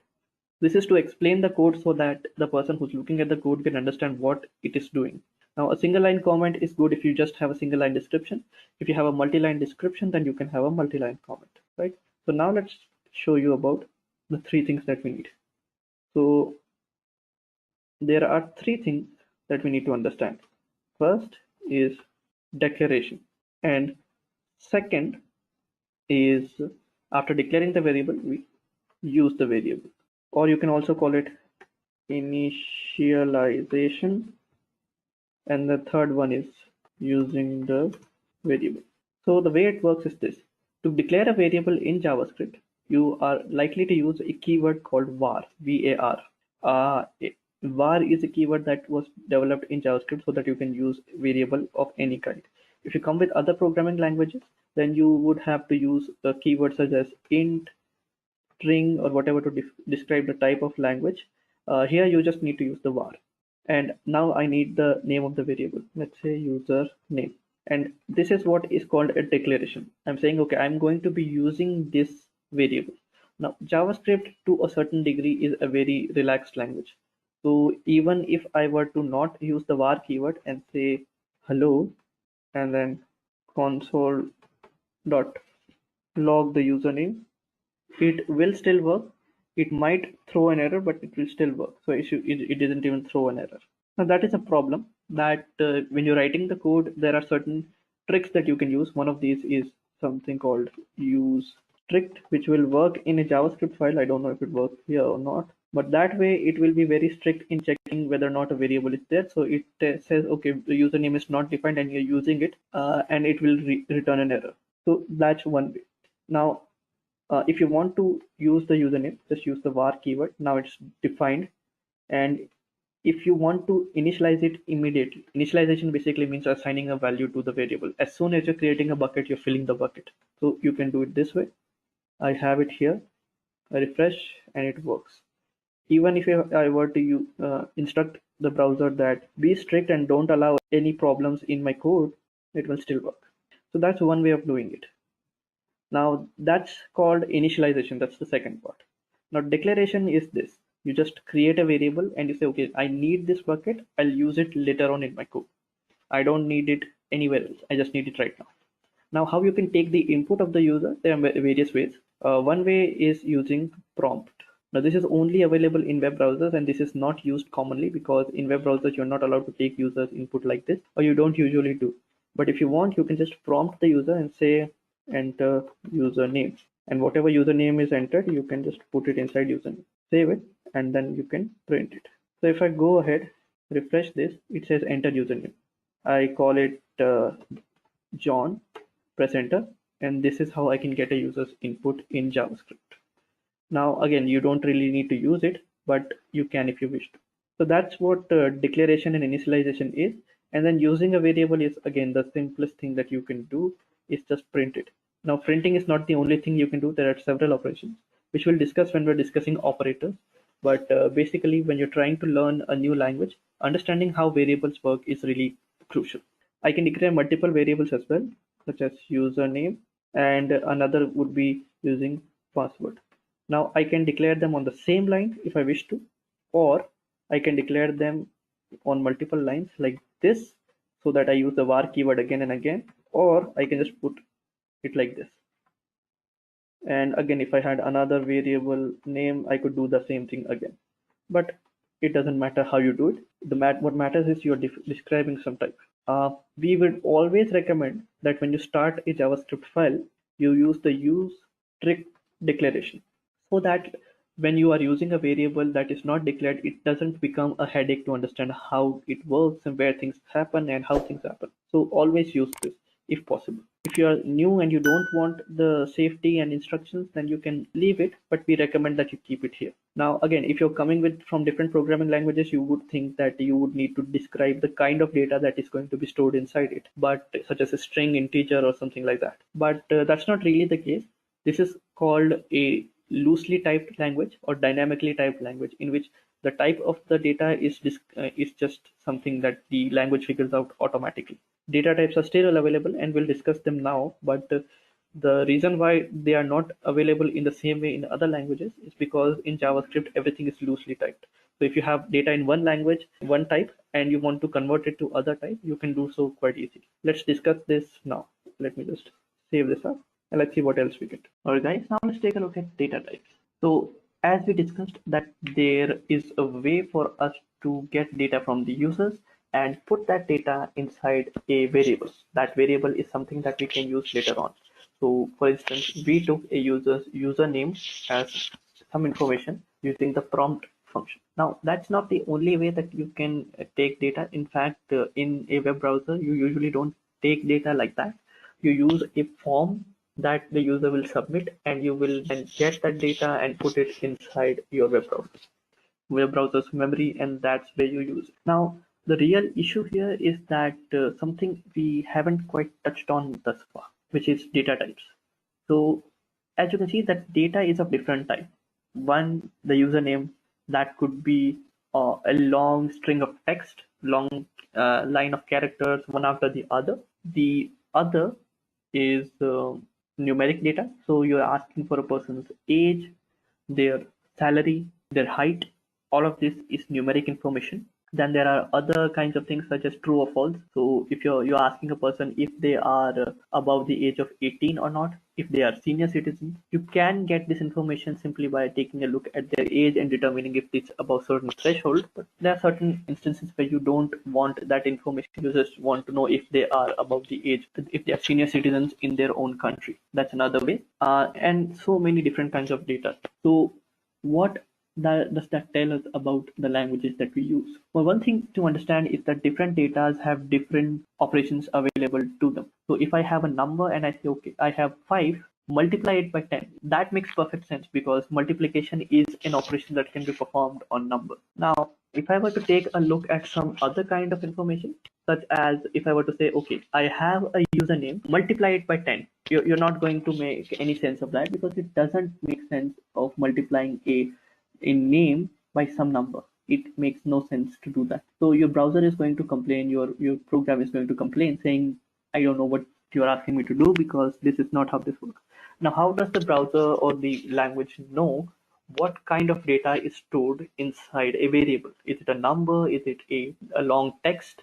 Is it some binary information such as true or false or something like that? This is done using data types. Now, data types are of many types. We'll discuss them when we're looking at the hands-on. In JavaScript, there are many kinds of data types, and in many other languages also there are many kinds of data types available as well. So this is the way we use the data types that we have. Data types allow the compiler or the interpreter, when it's interpreting the code, to understand if a particular operation is legal or not. This is the most important aspect when we're learning something. So let's take a look at a hands-on and figure out how this works. Now let's have a hands-on in which we'll discuss the different kinds of data types that are available for us.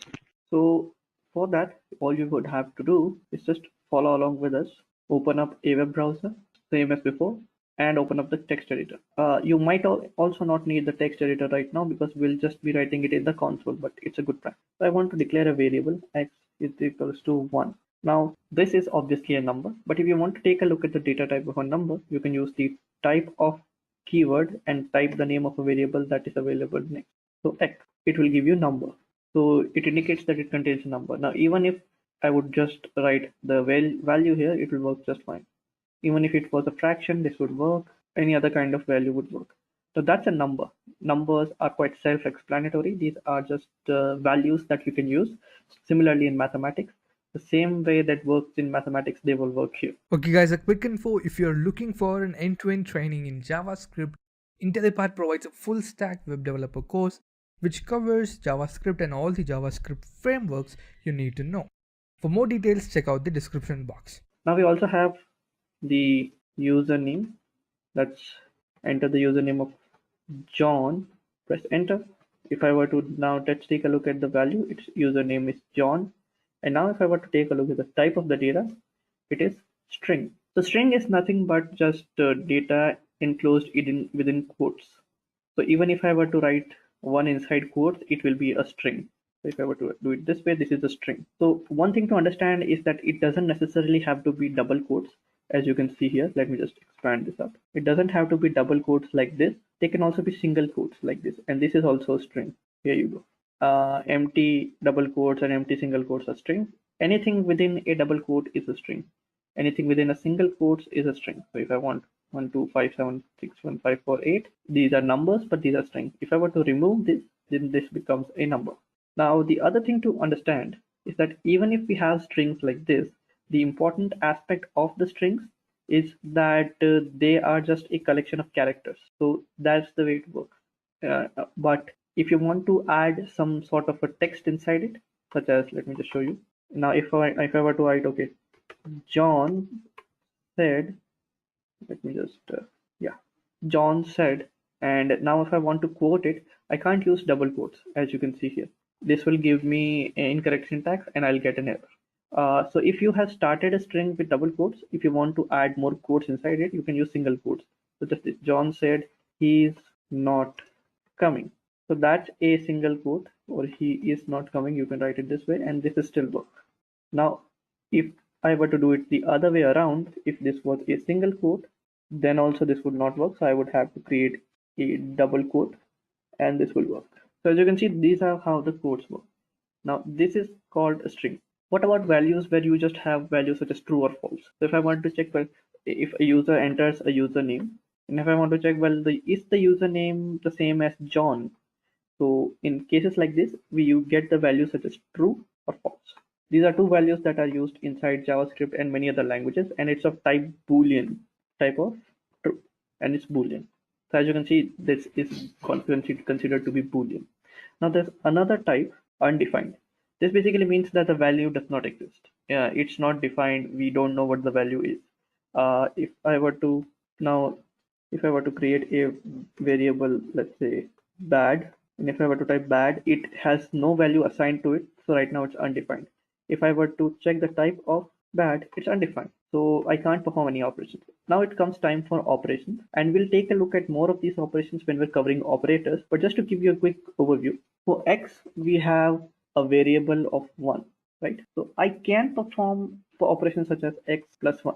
1 plus 1 is equal to 2. So what happens is our compiler or our interpreter will take a look at X, see if it already has a variable named X assigned some value to it. It has a variable named X and the value assigned is 1, so it will substitute it for 1. 1 plus 1 equals 2.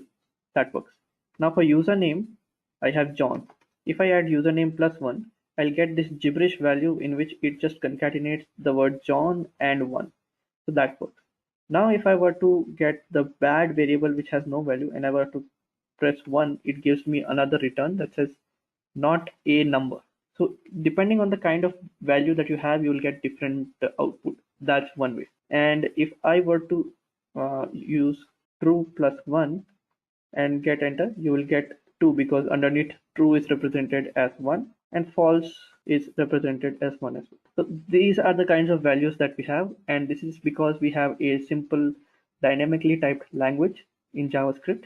It doesn't really matter what kind of variable it is. JavaScript will try to force one variable into another. But if I were to take username and plus undefined, you can see this is what I'm getting. If I were to get variable and plus true, this is what I'll get. So this is the problem that we'll face. I will think that I have a number, let's say it's 1, but it's a string. I assign it here and I say x plus y, and let's say y is equal to true. So I don't know the type of the data inside it. I expect it to be this and I get this.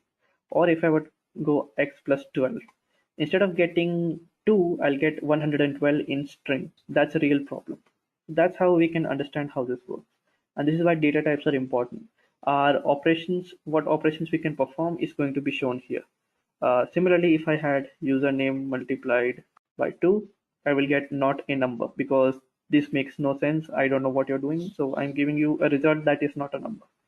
If I were to use not a number and take its, this is really complicated web of how things work. Don't worry about if you don't get it right now. Just understand that there are different kinds of data. Different operations are allowed on different data. So if you have two variables, you're trying to add them, x plus y, but you're getting not a number. That's basically because you have data types of two different types, or you're trying to multiply it and you're getting some other kind of value. Let's say you do this, then you get 0. So this is what happens. If you are finding it a little difficult to wrap your head around, don't worry. Just take a look at the different kinds of data that is available. Now, other kinds of data that is available is arrays and objects, and we'll discuss both of them in a moment. These are containers. They can contain multiple values of different data types, and they can contain the same containers inside them as well. And we'll take a look at that now. So let's take a look at this. Now that we have taken a look at data types and have had a hands-on to understand what different kinds of data types are available, namely string, numbers, Boolean, and undefined, let's take a look at what else we can cover. So now we'll cover operators. Operators are basically used to manipulate data available in memory. As we've discussed in the previous hands-on, when you want to add two numbers, you use the plus symbol. That is an operator. Operators are of multiple kinds to perform multiple operations depending on the data type and the data available in them. So we'll take a look at them one by one. But the important bit to understand is that operators need some data. Now you can have operators that are unary, binary, and ternary. Unary operators operate on only one variable or one operand. Operators operate on variables, and those variables or data sets are called operands. So if you only have one variable that can be manipulated with an operator, it's called an unary operator. It only needs one variable to work. We'll take a look at the specific examples of these one by one. Then there's binary operators, which take two operands, and you can use these two operands to use these two operands in order to perform some operation using the operators. Finally, there's the ternary operator, in which you use few symbols in order to operate something. We'll take a look at a ternary operator after we have discussed conditionals, and we'll try and explain what that means so that it's a little clearer for you, because these two things are related. But these are the things that an operator is. So we need to understand what an operator is, which is basically just some symbols that we use in order to manipulate some data that we have available in memory, basically variables. Although these values could also be just the literal values that we see and not some data that we get from the user and store inside a variable. However, that depends on how you wish to use it. So now let's take a look at how you can use operators for your benefit. Now let's take a look at a hands-on in which we'll be taking a look at the different kinds of operators that are available and how you can use those operators in order to work with the data that we have available. So open up the web browser and open up the console so we can just write the code and see it work. Now for this you don't really need any kind of different environment, you just need a web browser. Let me just create a variable, call it number, and I'll assign a value of 0. The first kind of operator that we'd like to discuss is a unary operator. This operator allows you to increment the value of a number. So if I have a number and I want to increment its value by 1, what I can do is num plus plus. Right now the value of number is 0. I do this, press num, and now the value is 1. This is called a unary operator because I only need one variable for this to work with this operator. Now it doesn't necessarily mean that I just have to write the plus plus operator right at the end. I can also write it at the beginning, and you'll see a difference here. So earlier the value inside number was 0. I used the plus plus operator. I pressed enter and I got a value of 0 here. Then when I take a look at the numbers, the value inside number, it became 1. Right now the value inside number is 1. I used the increment operator right at the beginning instead of the end, and I press enter. Now I get 2, and now if I take a look at this, I get 2. So what exactly changed here? What happens is if I want to first access the value of a variable and then increment it, so I will use the plus plus operator at the end. This is called the increment operator. So this is called a postfix because I am using the increment operator after the variable name. So if I wanted to print it and then increment it, so let's say I was going to go like this, console.log, number is currently 2 plus plus, press enter. So I print 2, but now if I take a look at the value, it's 3. Similarly, if I would have gone plus plus num, right now the current value is 3 and it should print 4. So it increments the value and then prints it, and in this case it prints it here, the current value, and then increments it, which is this. So that's the unary operator. You don't really have to worry about it because it's not just increment, you can also decrement it like this. So now we have number 3 here, but if I were to do this, I have 2, and the same thing and the same logic applies here as well. So now that we understand unary operator, let's take a look at a few binary operators as well. This is what we can do in arithmetic. So if you want to perform arithmetic operations such as addition, multiplication, division, even subtraction, and there's a modulo operator as well, and we'll take a look at them now. So if I have two values, let's say var x is equals to 10 and y is equals to 5, and if I want to check x plus y, I can just use the arithmetic operators. As you can see that this requires two values, one on the left hand side, one on the right hand side. This is why it's called a binary operator. Binary means 2. So I get this. Similarly, if I want to subtract 5 from 10, x minus y is going to work. If I want to multiply these two values, I can do that. If I want to divide them, I can do the same here as well. One thing that you can notice is that if I wanted to take a look at the remainder that we get after we divide x and y, we don't get it here. But if I want to get that, I use the modulo operator, which is the percentage symbol. It means divide x and y, whatever remainder is remaining, print it here.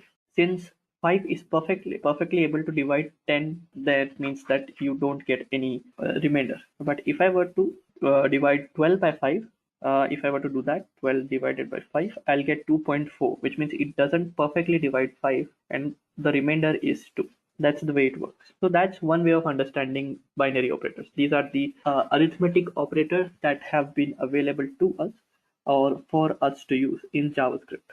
JavaScript doesn't necessarily have just the arithmetic operators. It also has other operators which we'll take a look at now. But it's important to understand that there are these operators are important, and there's operator precedence as well, such as BODMAS. So you can take a look at that if you wish to as well. Then there's the assignment operator, which we have been using so far. So if I have a variable named Z and I assign it 45, this variable or this is an operator, this symbol, that's the equal to symbol.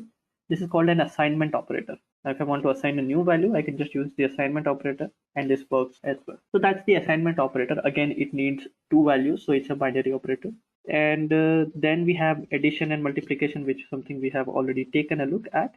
Increment and decrement is also something that we have taken a look at. But one thing that we can also take a look at is a shorthand example. So if you are using a variable, let's say x, I will assign a value of 1 here. And what you want to do is you want to increment it by 10. Now x plus plus is only going to increment it by 1. But if you want to add 10 to it, then you have to assign it again. So you have to go, the current value of x should be whatever the value of x is plus 10. So I have 1, which will be substituted here, and plus 10, which is 11. That's one way. But it's a little cumbersome to write x again and again. Now let's say that the name, the value was user's age is 10. So I would have to type the user's age equals to user's age plus 10. It's a little annoying. So another way you can do it is something called a shorthand. You can just use plus equals 10. That says that whatever the value of user is, add 10 to it, and then assign it to user's age variable, and that now the user's age is 20. Had I just written user's age plus 10, I would get the new value, but inside the variable I will still have 20. Just a quick info, guys. Test your knowledge of JavaScript by answering this question. Which event can be fired on a scrollable document element? A. Window. B. Scroll. C. Load. D. Unload. Comment your answer in the comment section below. Subscribe to IntelliPad to know the right answer. Now, let's continue with the session. So because I'm not assigned it, I just calculated it and threw away the variable's new value. So that's the shorthand operators. It works with all the operators that we have taken a look at so far, which is the multiplication, division, addition, subtraction, and modulus operators as well. So that works. Another thing is, if I were to do this, this will raise it to a power. This is called double multiplication. So if I have a value, let's say I have 2 raised to the power 10, it's 1024. So you can take a look at that as well. And this also works in the operators. So with that, now we can also take a look at comparison operators. Comparison operators are really important to understand because this will form the foundation of the next topic that we'll understand, which is conditionals. So let's say that I have a user's age. Let's say I asked a user to provide their age. They say it's 15. Now I want my application to be used only by people who are above the age of 40. So I want to check something, which is whether the user's age is above the age of 40. Not 40, above the age of 40, which is 41 and anything above 41. So to do this, all I have to do is type in x is greater than 40. Since current age is 15, it's not equal to 40, I get false. This is a value that I can use later on. I'll show you how I will do that in conditionals, but right now you need to understand that this is what's telling us whether or not a particular statement is true or false. User's age is greater than 40. The compiler is telling us no, it's not. The user's age is 15 and it is less than 40. So we get the output as such. Now, different kinds of comparisons are available, such as less than, which is this, greater than, which is this, equal to. So if I want to check if user's age is equal to 15, I can just use this. In JavaScript, there's triple equals also available. Since JavaScript is a dynamically typed language, if you want to compare 15 to be equal to 15, you will get true here. Because what JavaScript will try to do is it will either convert string to number or this number to string, and it will check whether or not those two values are the same. But if I use triple equal, that means strict equality. That basically says, okay, whatever the value is, it needs to be of the same data type and the same value as well. Don't juggle the types for me. Just tell me if it's the same. And here it's false. So that's another operator. So we have taken a look at less than, greater than, and equality operators. What about not equals? So I want anyone to be able to enter this application who is not the age of 44. For some reason, I don't want anyone to be of the age of 44 to enter this application. Right now, age is 15. It is not equal to 44. This exclamation point simply means that it's not. So that works. Now, the other operator that is available for us, apart from a equality and not equality, is something called greater than and equal to. So let's say I have the age to be 20. And I want to check if anyone who enters the application is of the age 20 or above. This is true. If I remove this equality symbol, that means that age is not greater than 20, it is equal to 20, so it's not going to be true. This checks both whether or not a person's age is greater than 20 and equal to 20. Similarly, if you want to take a look at less than and equal to 20, this will also work. It's equal to 20, but if it's not less than.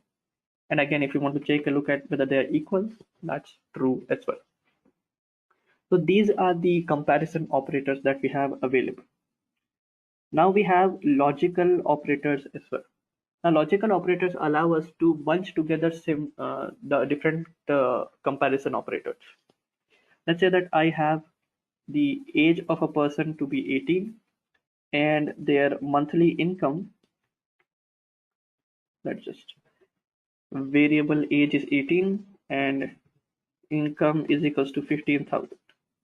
Let's say I'm trying to create an application where person whose age is 18 and income is 15,000 are allowed to enter. So anything above that can be used. So how can I check two conditions?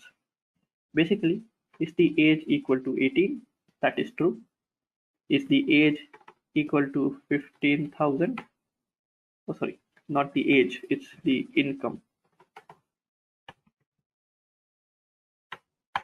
That's also true. But how do you check these two things right at the same time? So this is where the AND operator comes. So age is equal to 18 and income is equal to 15. So this works. This basically means this statement is only true when both the conditions are true. So this is equal to 18 and this is equal to 15,000 as well. If both of them are true, then it's true. And you can also add other things as well, such as if the age is less than 19, which is going to be true because 18 is less than 19, so it's going to be true. But this is just to show you, and you can add more conditions like this as well. Now, what if you want to check only one of these conditions is true? So either the income is equal to, let's say, the age should be 20, but if the age is not 20, but the income is equal to 15,000, then they can enter. This is where you use the OR operator, which is these two pipe symbols, and that's where you can do that. Doesn't necessarily mean that that's the only way. You can mix and match these operators. You want to check two things and multiple things as well, you can do that here as well. But these are the basic comparison of basic logical operators that you can use. The last logical operator would be not. So if I want to check, okay, is age equal to 50, but I want to check if the age is not equal to 50. So I can just and age is not greater than 40. So if I want to just make sure that whatever the answer of this is going to be, I want to just invert it. If it's true, make it false. If it's false, then make it true. Then use the not operator, which is the exclamation point, and this will work. This will flip the result on its head. So these are the three operators that are available for us there. Now we have the bitwise operator, which you can use. Bitwise operators are only useful when you're working with binary data. So let me just show you the binary data that you have in order to check whether or not the binary data is going to be worthful for you. Binary data is useful because underneath the hood, it will always take a look at the binary representation of the data. We write the code, but it doesn't necessarily mean that the code that we are writing is going to be written in binary. So one way to think about it is this. Let's say that I have a number 5, right?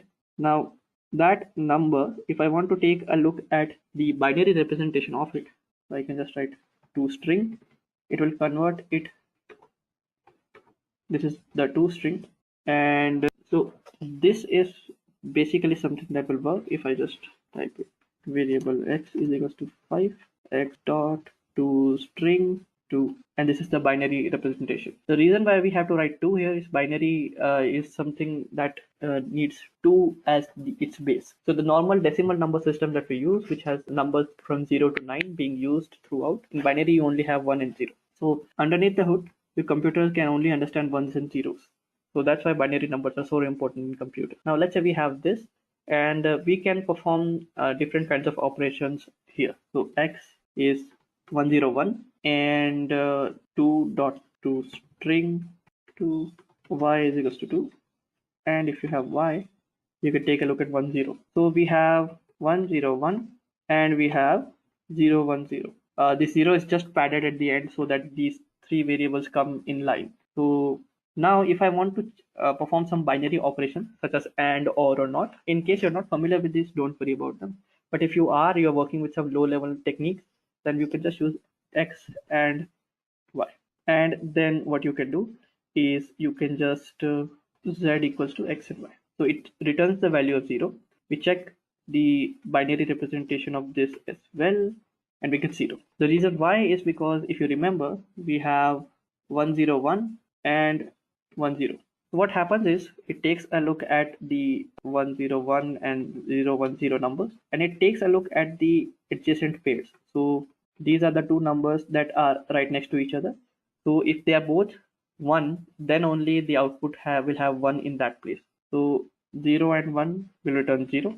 1 and 0 and 0 and 1 is also going to return 0. But in case I had done this, now I have 7.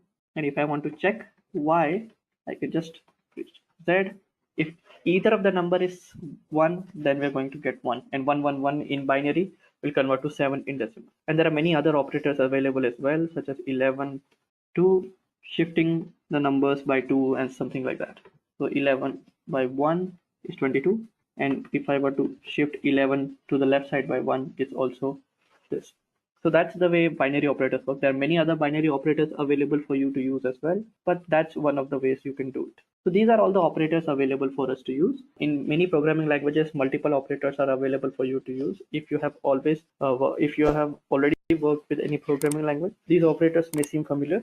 The binary operators are operators that you would not have to use unless you are working with some binary data and you want to manipulate it underneath the hood, which is quite rare. Other than that, you can use any of the operators that we have discussed. All right, let's see what else we can take a look at. All right, guys, now let's take a look at conditional statements. So conditionals or conditional statements are used to make decisions in a program.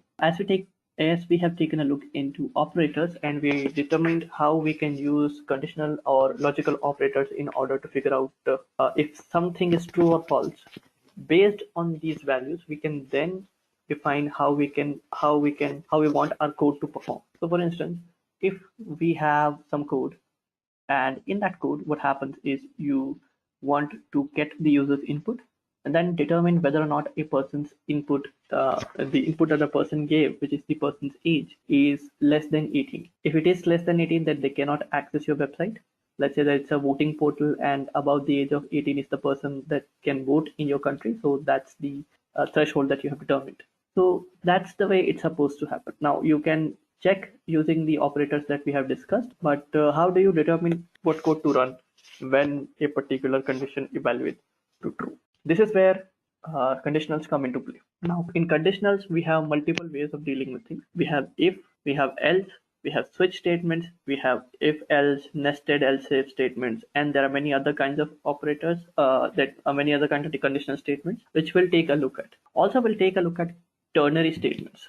Now, ternary operator is an operator that we didn't really take a look into when we are discussing operators, but we did allude to it mainly because the ternary operator is a substitution for a simple if statement.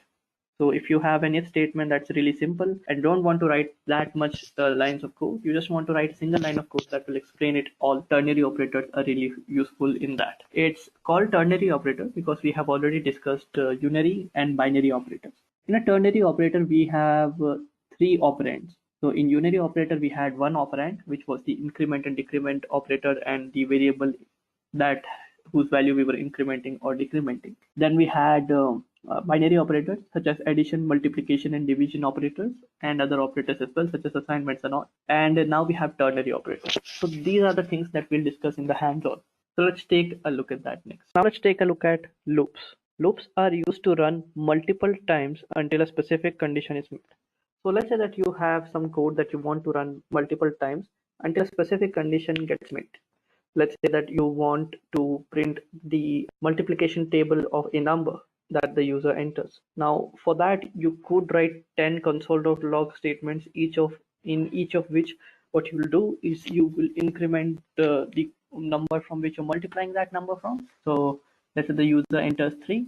So you write 3 multiplied by 1 is equals to 3. 3 multiplied by 2 is equals to 6, and then you keep going on like that. That would be useful. However, since there's a lot of repetition of code and only the variable, only the counter is changing from 1 to 10, we want to automate this process. This is where loops come into play. Now, this is not the only place where you use it. In fact, loops are so fundamental and core to programming that they are used multiple times. So basically what we're doing here is we're saying, okay, we want to execute some bit of code. However, we want it to be executed for n number of times. This comes in handy when you have container objects such as arrays and objects, which we'll discuss after loops. But this is also helpful when you're trying to just go through something for n number of times. In cases like this, loops are really helpful. Loops are of three types: for, while, and do while. We'll cover all of those in the hands-on, which we'll take a look at. Okay guys, a quick info: if you're looking for an end-to-end training in JavaScript, IntelliPath provides a full stack web developer course which covers JavaScript and all the JavaScript frameworks you need to know. For more details, check out the description box. Alright guys, so now let's take a look at a hands-on using loops. Again, the setup is going to be the same. We have some code. Let me just zoom out a little bit so that it's really easier for you to see. And I have the same code editor. Now let's write some code to make sure that we understand. Let's say that we are getting some number from the user. Let's say for num is equals to pass integer prompt and a number. Now I want to print the multiplication table of a number. Now multiple ways I can do that. One way would be to use this syntax, and now we can just do it again and again for 10 times. Let me just start from the beginning so that you can see. 2, 2, 3, 4, 5, 6, 7, 8, 9, 10, 8, 9. So if I were to save this, it would work if I just named about console correctly. Now that's done, I'll save it, go back, refresh, 5, press enter, and 5 multiplied by 3 is equals to 15. It's just a little, now it's going to be visible intact. I think there's an extra space between multiplication and equals to, so let me just correct that, save this, go back, refresh this. 5, enter, and now the code is correct.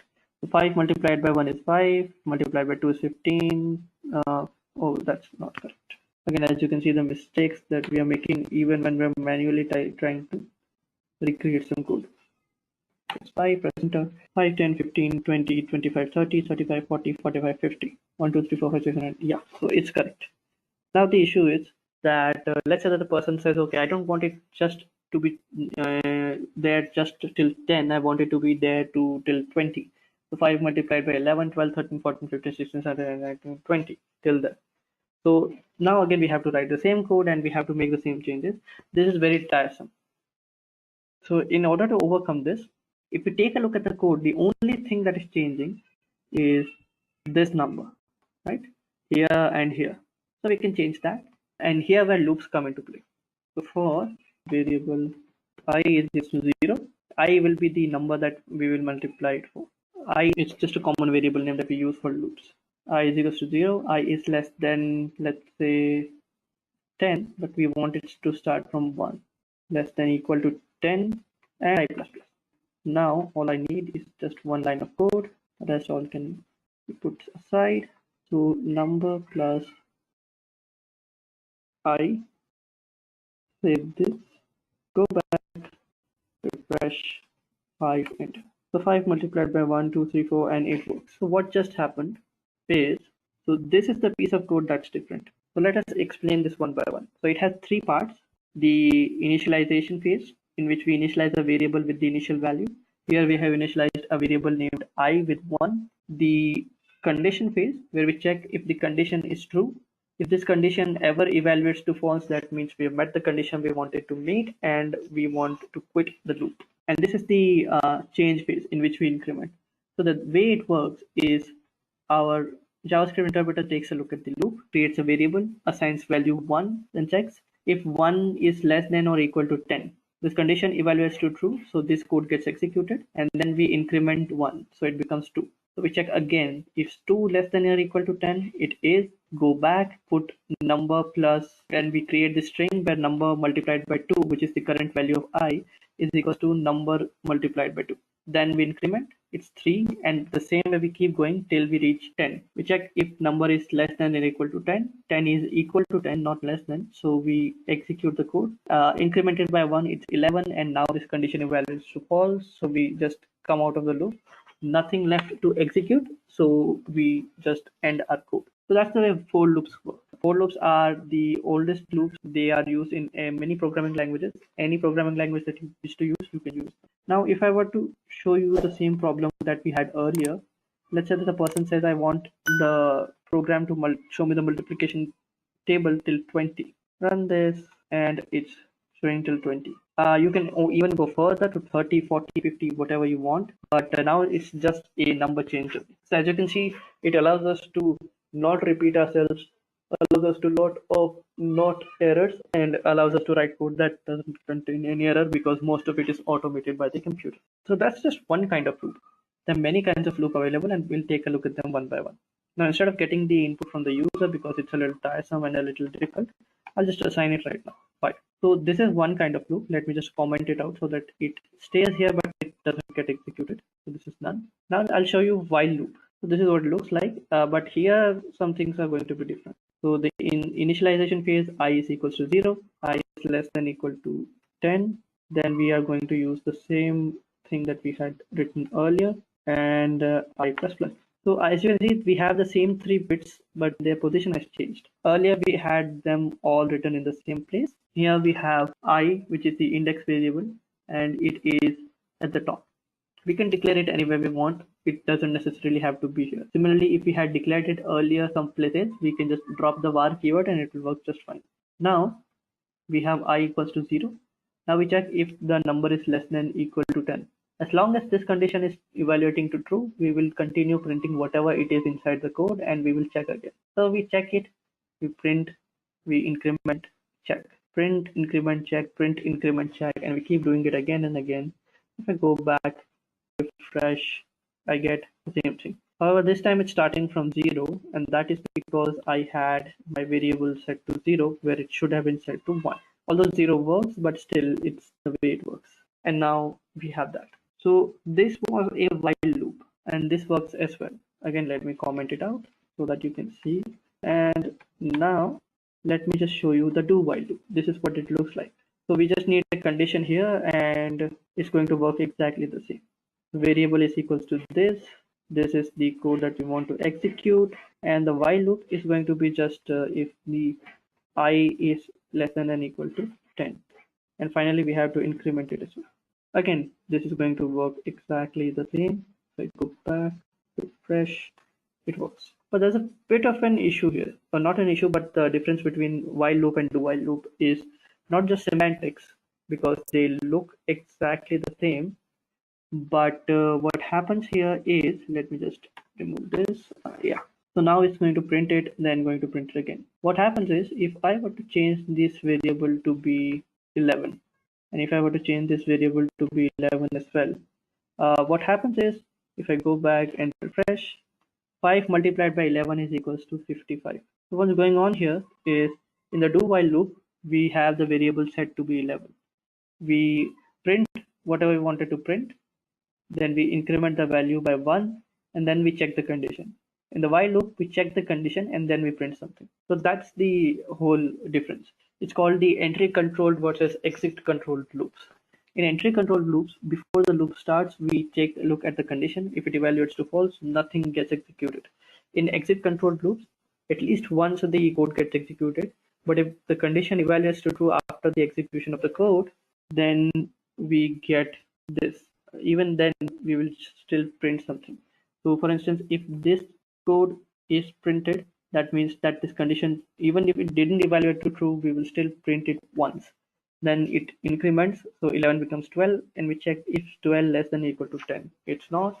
It is not equal to or less than 10. It is greater than 10, so the loop exits. So that's loops in a nutshell. That's how loops work in JavaScript and in many other languages. These are the 3 kinds of loops. There are other kinds of loops as well, which we'll discuss once we are done with arrays and objects, because those kinds of loops are used there. So we'll take a look at that in the arrays section. So let's take a look at the arrays now. Arrays. So an array is a container type. A container type is used to store variables or values of different types. So arrays are used to store multiple data points or multiple fragments of data in a single variable. To give you an example, let's say that you want to store the marks of a particular student and you want to store all the marks in one variable. If you were trying to store the marks of a person in English, Hindi, Maths, Science, Geography, these 5 subjects, you can create variables with these names and you can store the data inside them. However, if you want to store them all inside a single variable, then you can use arrays. Arrays have 2 parts to them, indexes and values. Indexes are the, you can think of them as roll numbers. So they start from 0, and then there's the marks of the student. So whatever you insert at the beginning will go at the 0th index, then the first index, then the second index. In JavaScript, arrays are dynamically sized. So you don't have to worry about running out of space, or you don't have to worry about declaring an array of a fixed size, because they size dynamically. So you can store as much information as you want. In other languages such as C++ and Java, you would have to declare an array of a specific size and then use that array only. You can't use multiple arrays.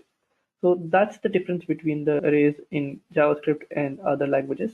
Also, in strongly typed languages such as C++, Java, you would have an array that can only store value of one type. So if you want to store integer values, you can only store integer values, only store string values or other kinds of values. On the other hand, here we can store values of multiple types in an array. So we can store a variable that is of type integer, then string, then boolean, then again integer, then again boolean, then again integer, and many different kinds of data in any format that we want, as long as it's supported by the language, they can be stored inside an array. In fact, we can store an array inside another array, and that also works. So that's how this works. Let's take a look at a hands-on and figure out how arrays can be used in JavaScript. So again, to follow along, just as we had done earlier, just need to have an index.html page, open up the console, and open up the code file. So here's what we have. We have used the useString. Now, We'll take a look at multiple operations that we can perform on arrays, but first thing we have to understand is how you can create an array. To create an array, it's quite simple. I'll use the var keyword. I want a new array. So I want an array of the marks of a student. I'll call it marks, and I'll assign it to this. This is an empty bracket. I save it, go back, refresh. Now if I take a look at marks, it's an empty array. Also, there's an array constructor as well. So if I just use the new array function, this will return the same thing as well. But we don't need to get ahead of ourselves. This is how we can create an array. Now, creating an array is quite easy. You can just create an array, but how do you initialize it? So this is an empty array. If I want to add some values to it, let's say that the student has 88, 56, 55, 44, 55. These are the 4 marks. Go back, refresh marks, and these are the 4 marks. If I expand this here, we'll take a look at this. This is the index, which is corresponding to the variable. Since this was the variable I inserted at the beginning, or this is the data that I inserted at the beginning, it got the number 0 associated to it. Similarly, 1 was associated to 66, 2 was associated to 44, and 3 was associated to 55. And I have a property length, which tells us the length of the entire array. So basically, if I were to take a look at marks.length, it will show me the number of elements inside an array. That's one way. If I want to access certain values, let's say I want to access the value at the beginning, there you go. So I can just use this 0, 1, 2, 3 to get the values. So 1 would give me 66, 2 would give me 44, and 3 would give me 55. Now what about 4? Well, it will give me undefined, mainly because these indexes don't exist, so they are not available for us to use. So if I go back, this is what it looks like. Now, as we know that we use indexes, and indexes are sequential, so 0, 1, 2, 3. They are assigned on the basis of arrival of the data. Now, if I want to go over these and print all of those one by one, what I can do is I can use a loop for variable I is equal to 0, I is less than, and here's where the marks come into play. Marks.length and I plus plus. So it will go from 0, 1, 2, 3. As soon as I becomes 4, it will exit out of the loop. So we'll only get 0, 1, 2, and 3, which are the valid indexes. And I want to print marks of I. Save this, go back, refresh, and here you get the numbers. Now, this is where a simple for loop works.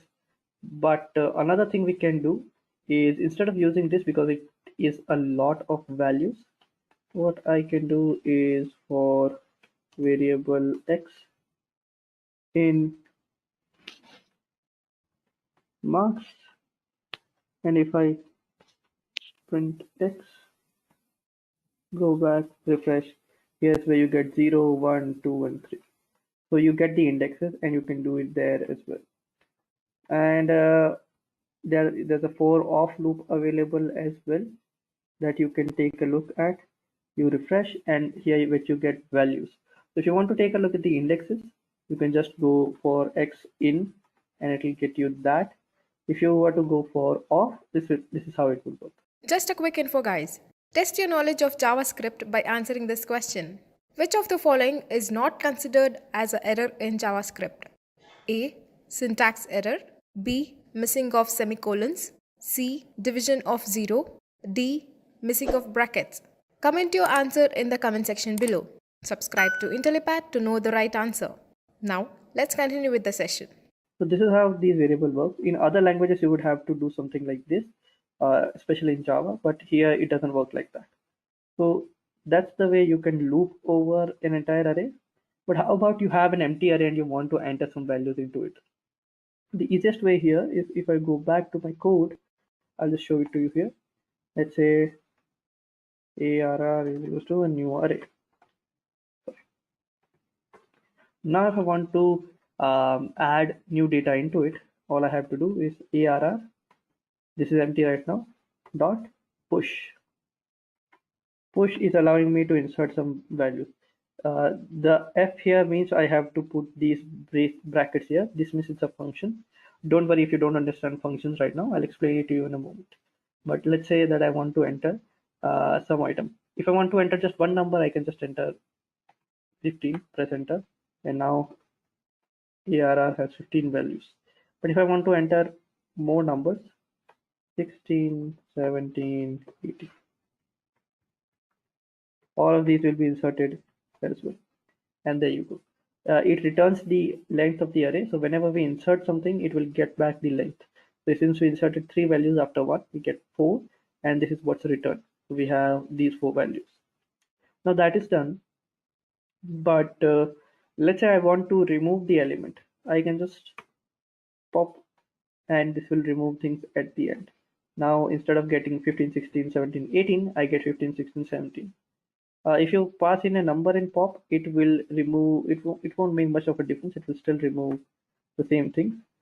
Similarly, it won't throw an error basically, and you have one value. If I were to pop again and then again, since last value was removed, nothing is here, so you can't have anything. As we discussed, arrays can have values of multiple types. So let's say it's a string 0 true. ARR is equals to this. Now, if I want to find the value, I can find the last index of true. So true was found at the second index. This is easy for me to find things. If I want to find some string but it doesn't exist, it will return me an index of -1. So that's how it works in arrays. Arrays are really complicated in JavaScript. You can have a lot of functions. A few functions that I'd like to show you that are very important. Let's say that I have numbers. This is an array that has 1, 2, 3, 4, and 5.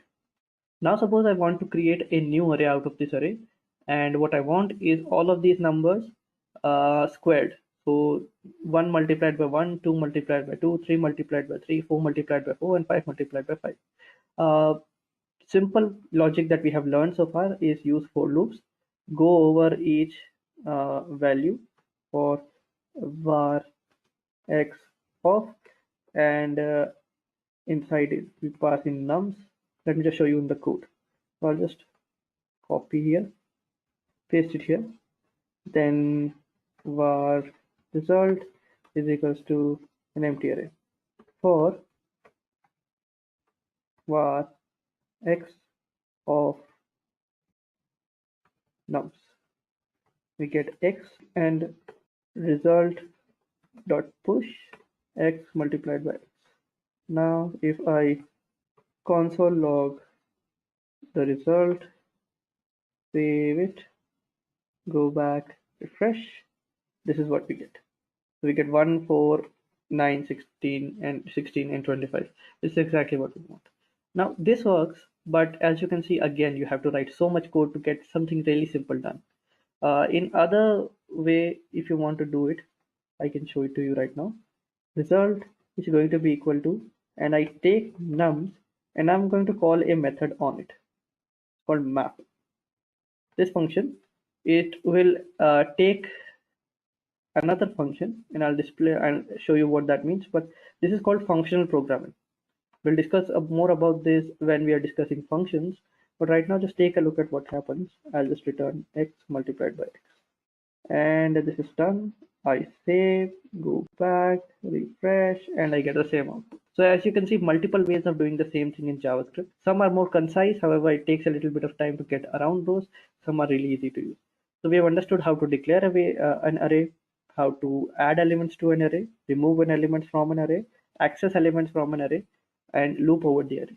These are the basic functionalities. If you want to take a look at the functions available for arrays, just type in nums dot, and you can take a look at all the different kinds of values that are available for you to use.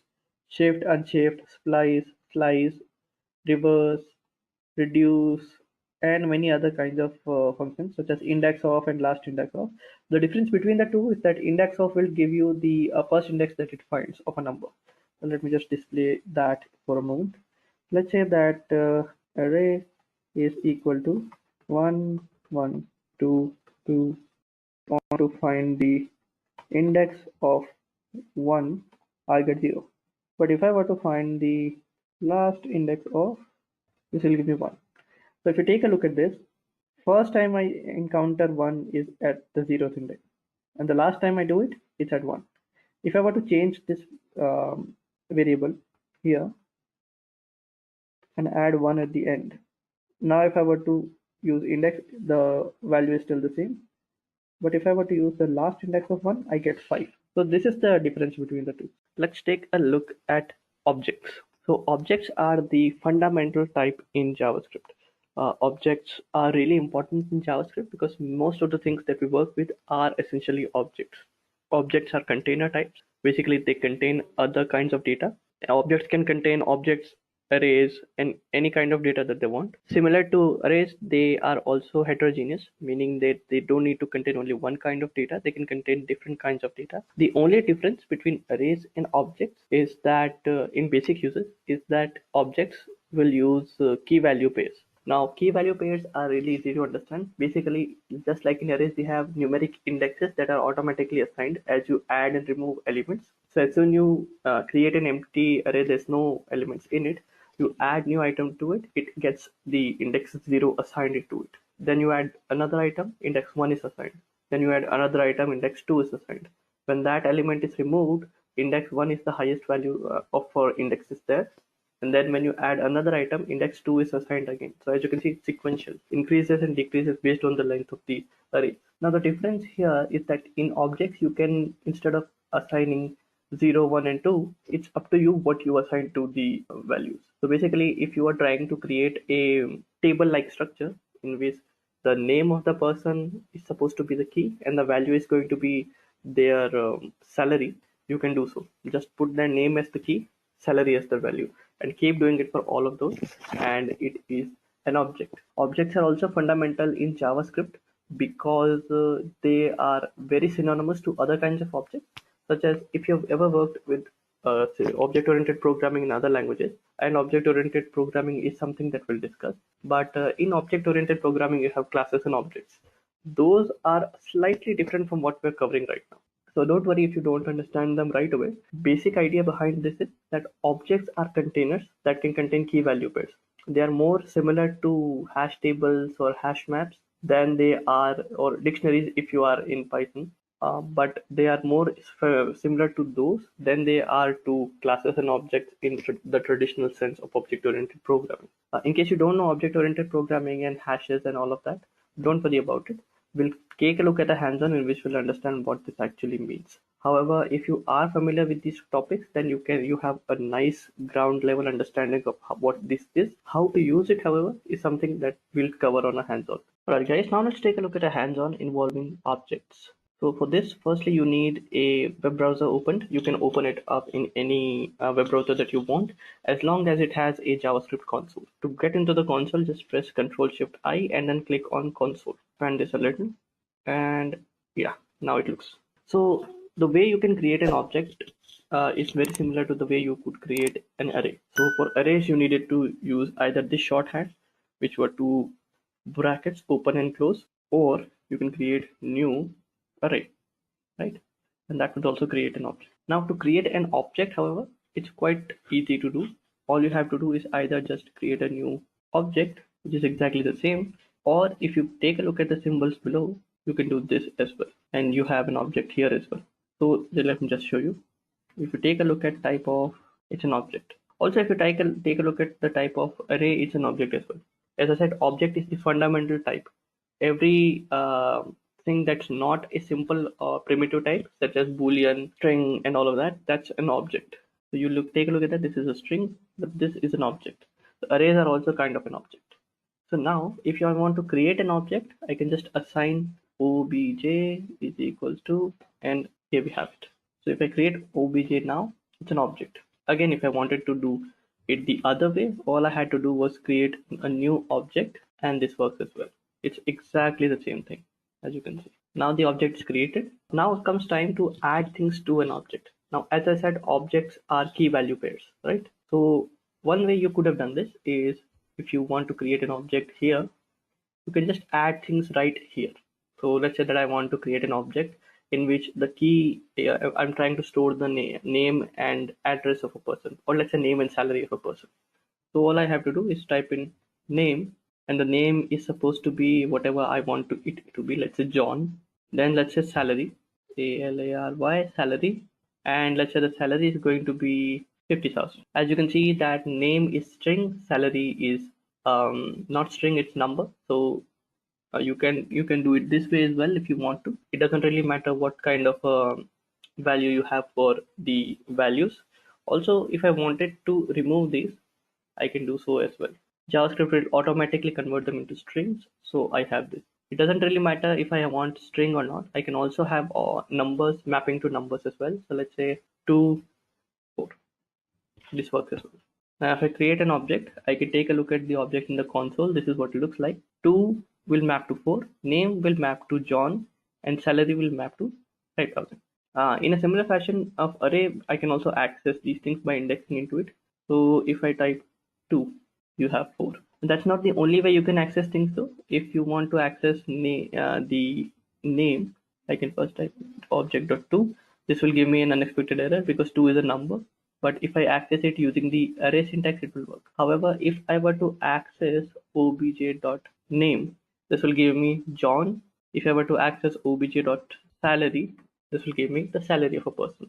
So this is how you can get the information from the objects. So this is how you can create an object and add data to it right at the same time. But how about if you want to create an object on its own and then add data later on as the user adds it? So again, you can just create an object which is an empty object, and now if I want to add anything, the same thing I would do anywhere. I would just type in obj, and now I can do it in the same syntax that I had done earlier. So I can type in name to be equal to John.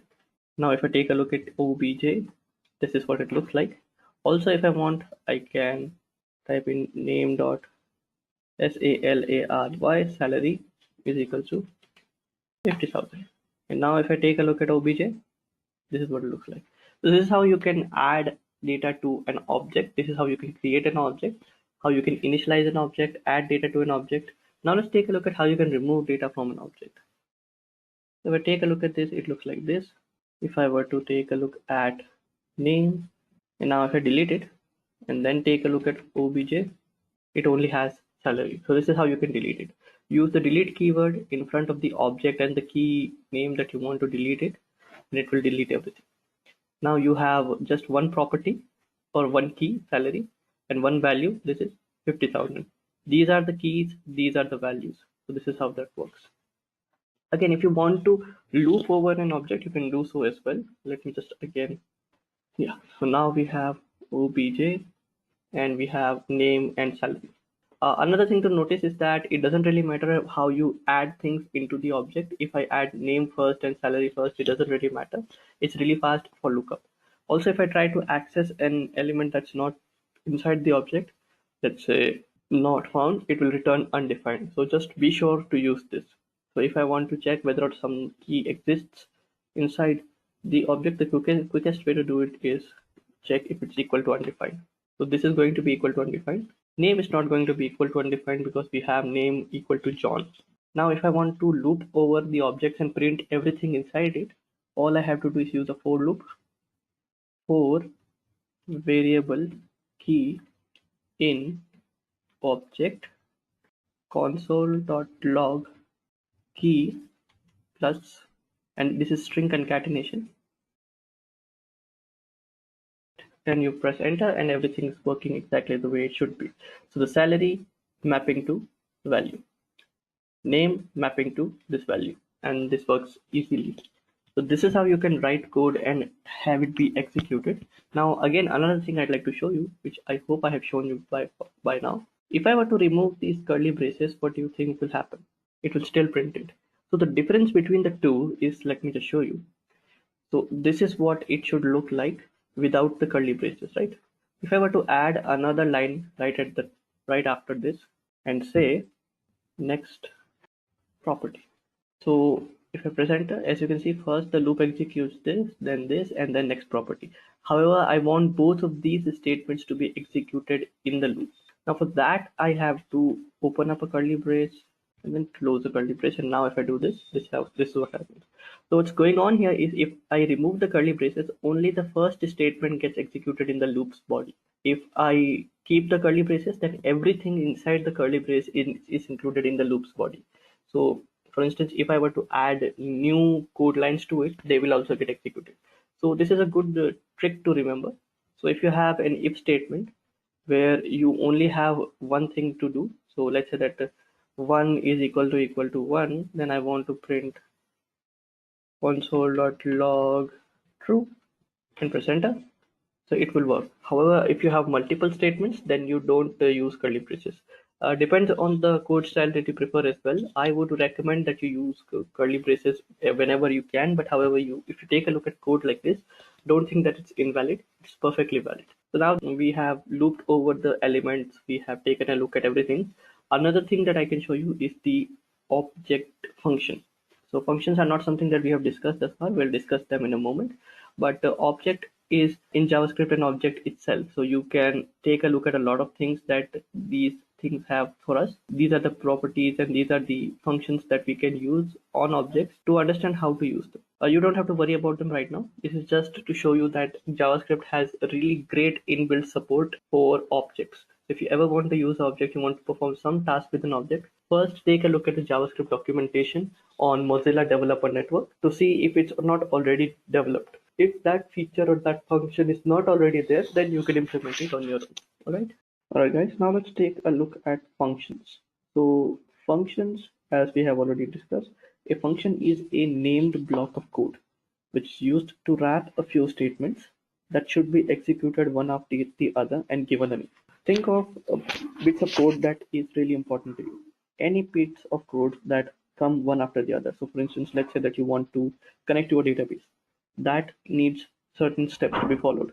You need to create the URL, you need to send a connection request, and then you need to handle whether or not the connection is successful or not. This is going to happen every time. These bits of code are going to be executed with each other. This is why we need a named block of code so that we can call it whenever we want to. This is a function. Another thing you can think about is how you can write data to a file. To write data to a file, you need to first open a file. After opening the file, you need to write the data into the file. Then you need to save the file, which is basically closing the file. So these three steps need to be executed one after the other all the time. So this is where functions come into play. You can create a function, call it write data to file, and that will do the same task for you again and again, so that you don't have to do it manually over and over again. This is what functions actually do. Now, when we come to actually understanding what functions are and how to use them, there are several intricacies that we need to be familiarizing ourselves with. Function names, declaration, calling a function, first class functions, which is a special concept in JavaScript, which will take a look at function arguments and returns. So we'll take a look at all of that as we move on to our hands-on. So let's do that now. So again, we would want to have the same setup that we did earlier. Create an index.html, open up the console, open the index.html inside a code editor. I'll be using Visual Studio Code. You can use any code editor you wish to use. And here I have used the use strict declaration so that JavaScript's interpreter doesn't allow for any small mistakes. This will keep our code clean and easier to use. Now, when we're talking about functions, let me just show you what a function is. Suppose I want you to create I want you to greet someone, right? So for instance, to greet someone, firstly, what you need is you need to console log hi, then you need to print hope you are well, and third one would be nice to meet you. Now suppose this is something that you need to use in multiple places in your code. So for instance, this is one thing. Now you want to, let's say your code is spread across multiple files, and now you want to use it in this file as well. This is a separate file. Let me just comment that out. File2.js. This is going to be the file name, and this is file1.js. So this is how it works. Now both of these files will be included and they will get executed. That will work. So if I go back, refresh, and this will be printed 2 times, which is good. Now what happens is someone comes along, takes a look at our code and says, this is fine, but after nice to meet you, put a full stop just to make it grammatically correct. So after everything, put a put a full stop. I save this, I go back and I refresh. Now, as you can see that if the person did know that this code was also written by the same person in some other place, if they forget, basically if this code was written, this change was made 2 or 3 months after someone had written it and someone else is making the change, they have no way of knowing whether or not the changes are there. So what happens is this code and this code are now out of sync. Nobody knows that this code is also doing exactly the same thing, but this code was doing the same thing and had some changes applied to it, which this code didn't. So again, that's a bug in your system. So how do you come about doing this? Well, the way you do it is, again, the simple way in programming is that you do not repeat things. So let me just close this out, right? And now I can create a function for this. Function will allow me to give a name to this entire block of code, and that name is going to be referenced in other places. Any change I make to this function's definition is going to be changed in other places as well.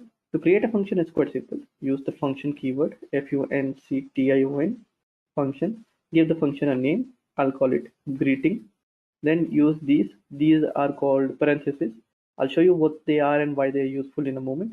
And then we define the function body the same way that we had defined the bodies of loops and if statements. And this is where we are. Now, this is the function that we want to use. Let's say that this is in its own file right after use strict. And now if I want to call this, I'll just call greeting here. And I'll call greeting here. Whenever I want to call a function, that basically means, okay, this is a function. Execute the code inside it. These parentheses are going to take a look at the function and execute everything inside it. So whenever you put a parenthesis after it, it basically means that this is a function and I want to execute it. I want to run everything that is inside the body of this function. So I save this, I go back, refresh, we get the same result. But now if I were to make a change that I had earlier done here, here, and here, save this, go back, refresh again. As you can see, the changes are reflected in both places. And this is a trivial example. It's in both places. In real world scenarios, this can be referenced in multiple places. So that's the difference we're trying to avoid. So that's one way. This is how you can create a function. This is called declaring a function or creating a function. Declaration. And this is what's called using a function or calling a function. Call. Now that these two things are done, let's just return and see what else we can do. Suppose you want to perform some complicated mathematical operations, right? Let's say that you want to, I'll just call it calculate, right? A person enters a number to your program, and what you want to do is you want to take that number and square it, then add 2 to it, and then divide it by 2. So for instance, you take, let's say the number is 10, right? So you want to firstly square it, which is basically, you can either do it this way or multiply the number by itself. So number is equals to number multiplied by number. That's the first thing. Then you want to add 2 to it. So number is plus equals 2. And finally, number should be divided by 2. You can either do it number divided by 2, or the same way that we had done with the addition, you can do it this way. So that works. Now, thing is, this will only work with 10. So if I call this function, this will work with 10, calculate everything, but it won't do anything with it. Refresh, nothing happens. So what goes on at the end is that it creates a number in memory, performs these calculations, and then forgets about it because we're not printing it, we're not doing anything about it. So the way to deal with this is, firstly, we want to accept some input into our function. Now, either you can just call a prompt and say, okay, give me the user input. But this creates a problem that whenever you are using the prompt function, you're tying yourself to the browser because, let me just look. Because prompt is only a function that is available in the browser. What if the user was to send the request via an HTTP request, and you are writing this code on a web browser? Instead of writing it here, you are writing it in a web server. That becomes a problem. So I just want access to a number. I don't care how I get it. So this is where parameters come into play. So I want a number, I put it here. So now whatever number user enters, I'm just going to square it, add 2 to it, divide it, and now I want to return the result. This is also quite easy. Returning a result basically means whatever I have calculated,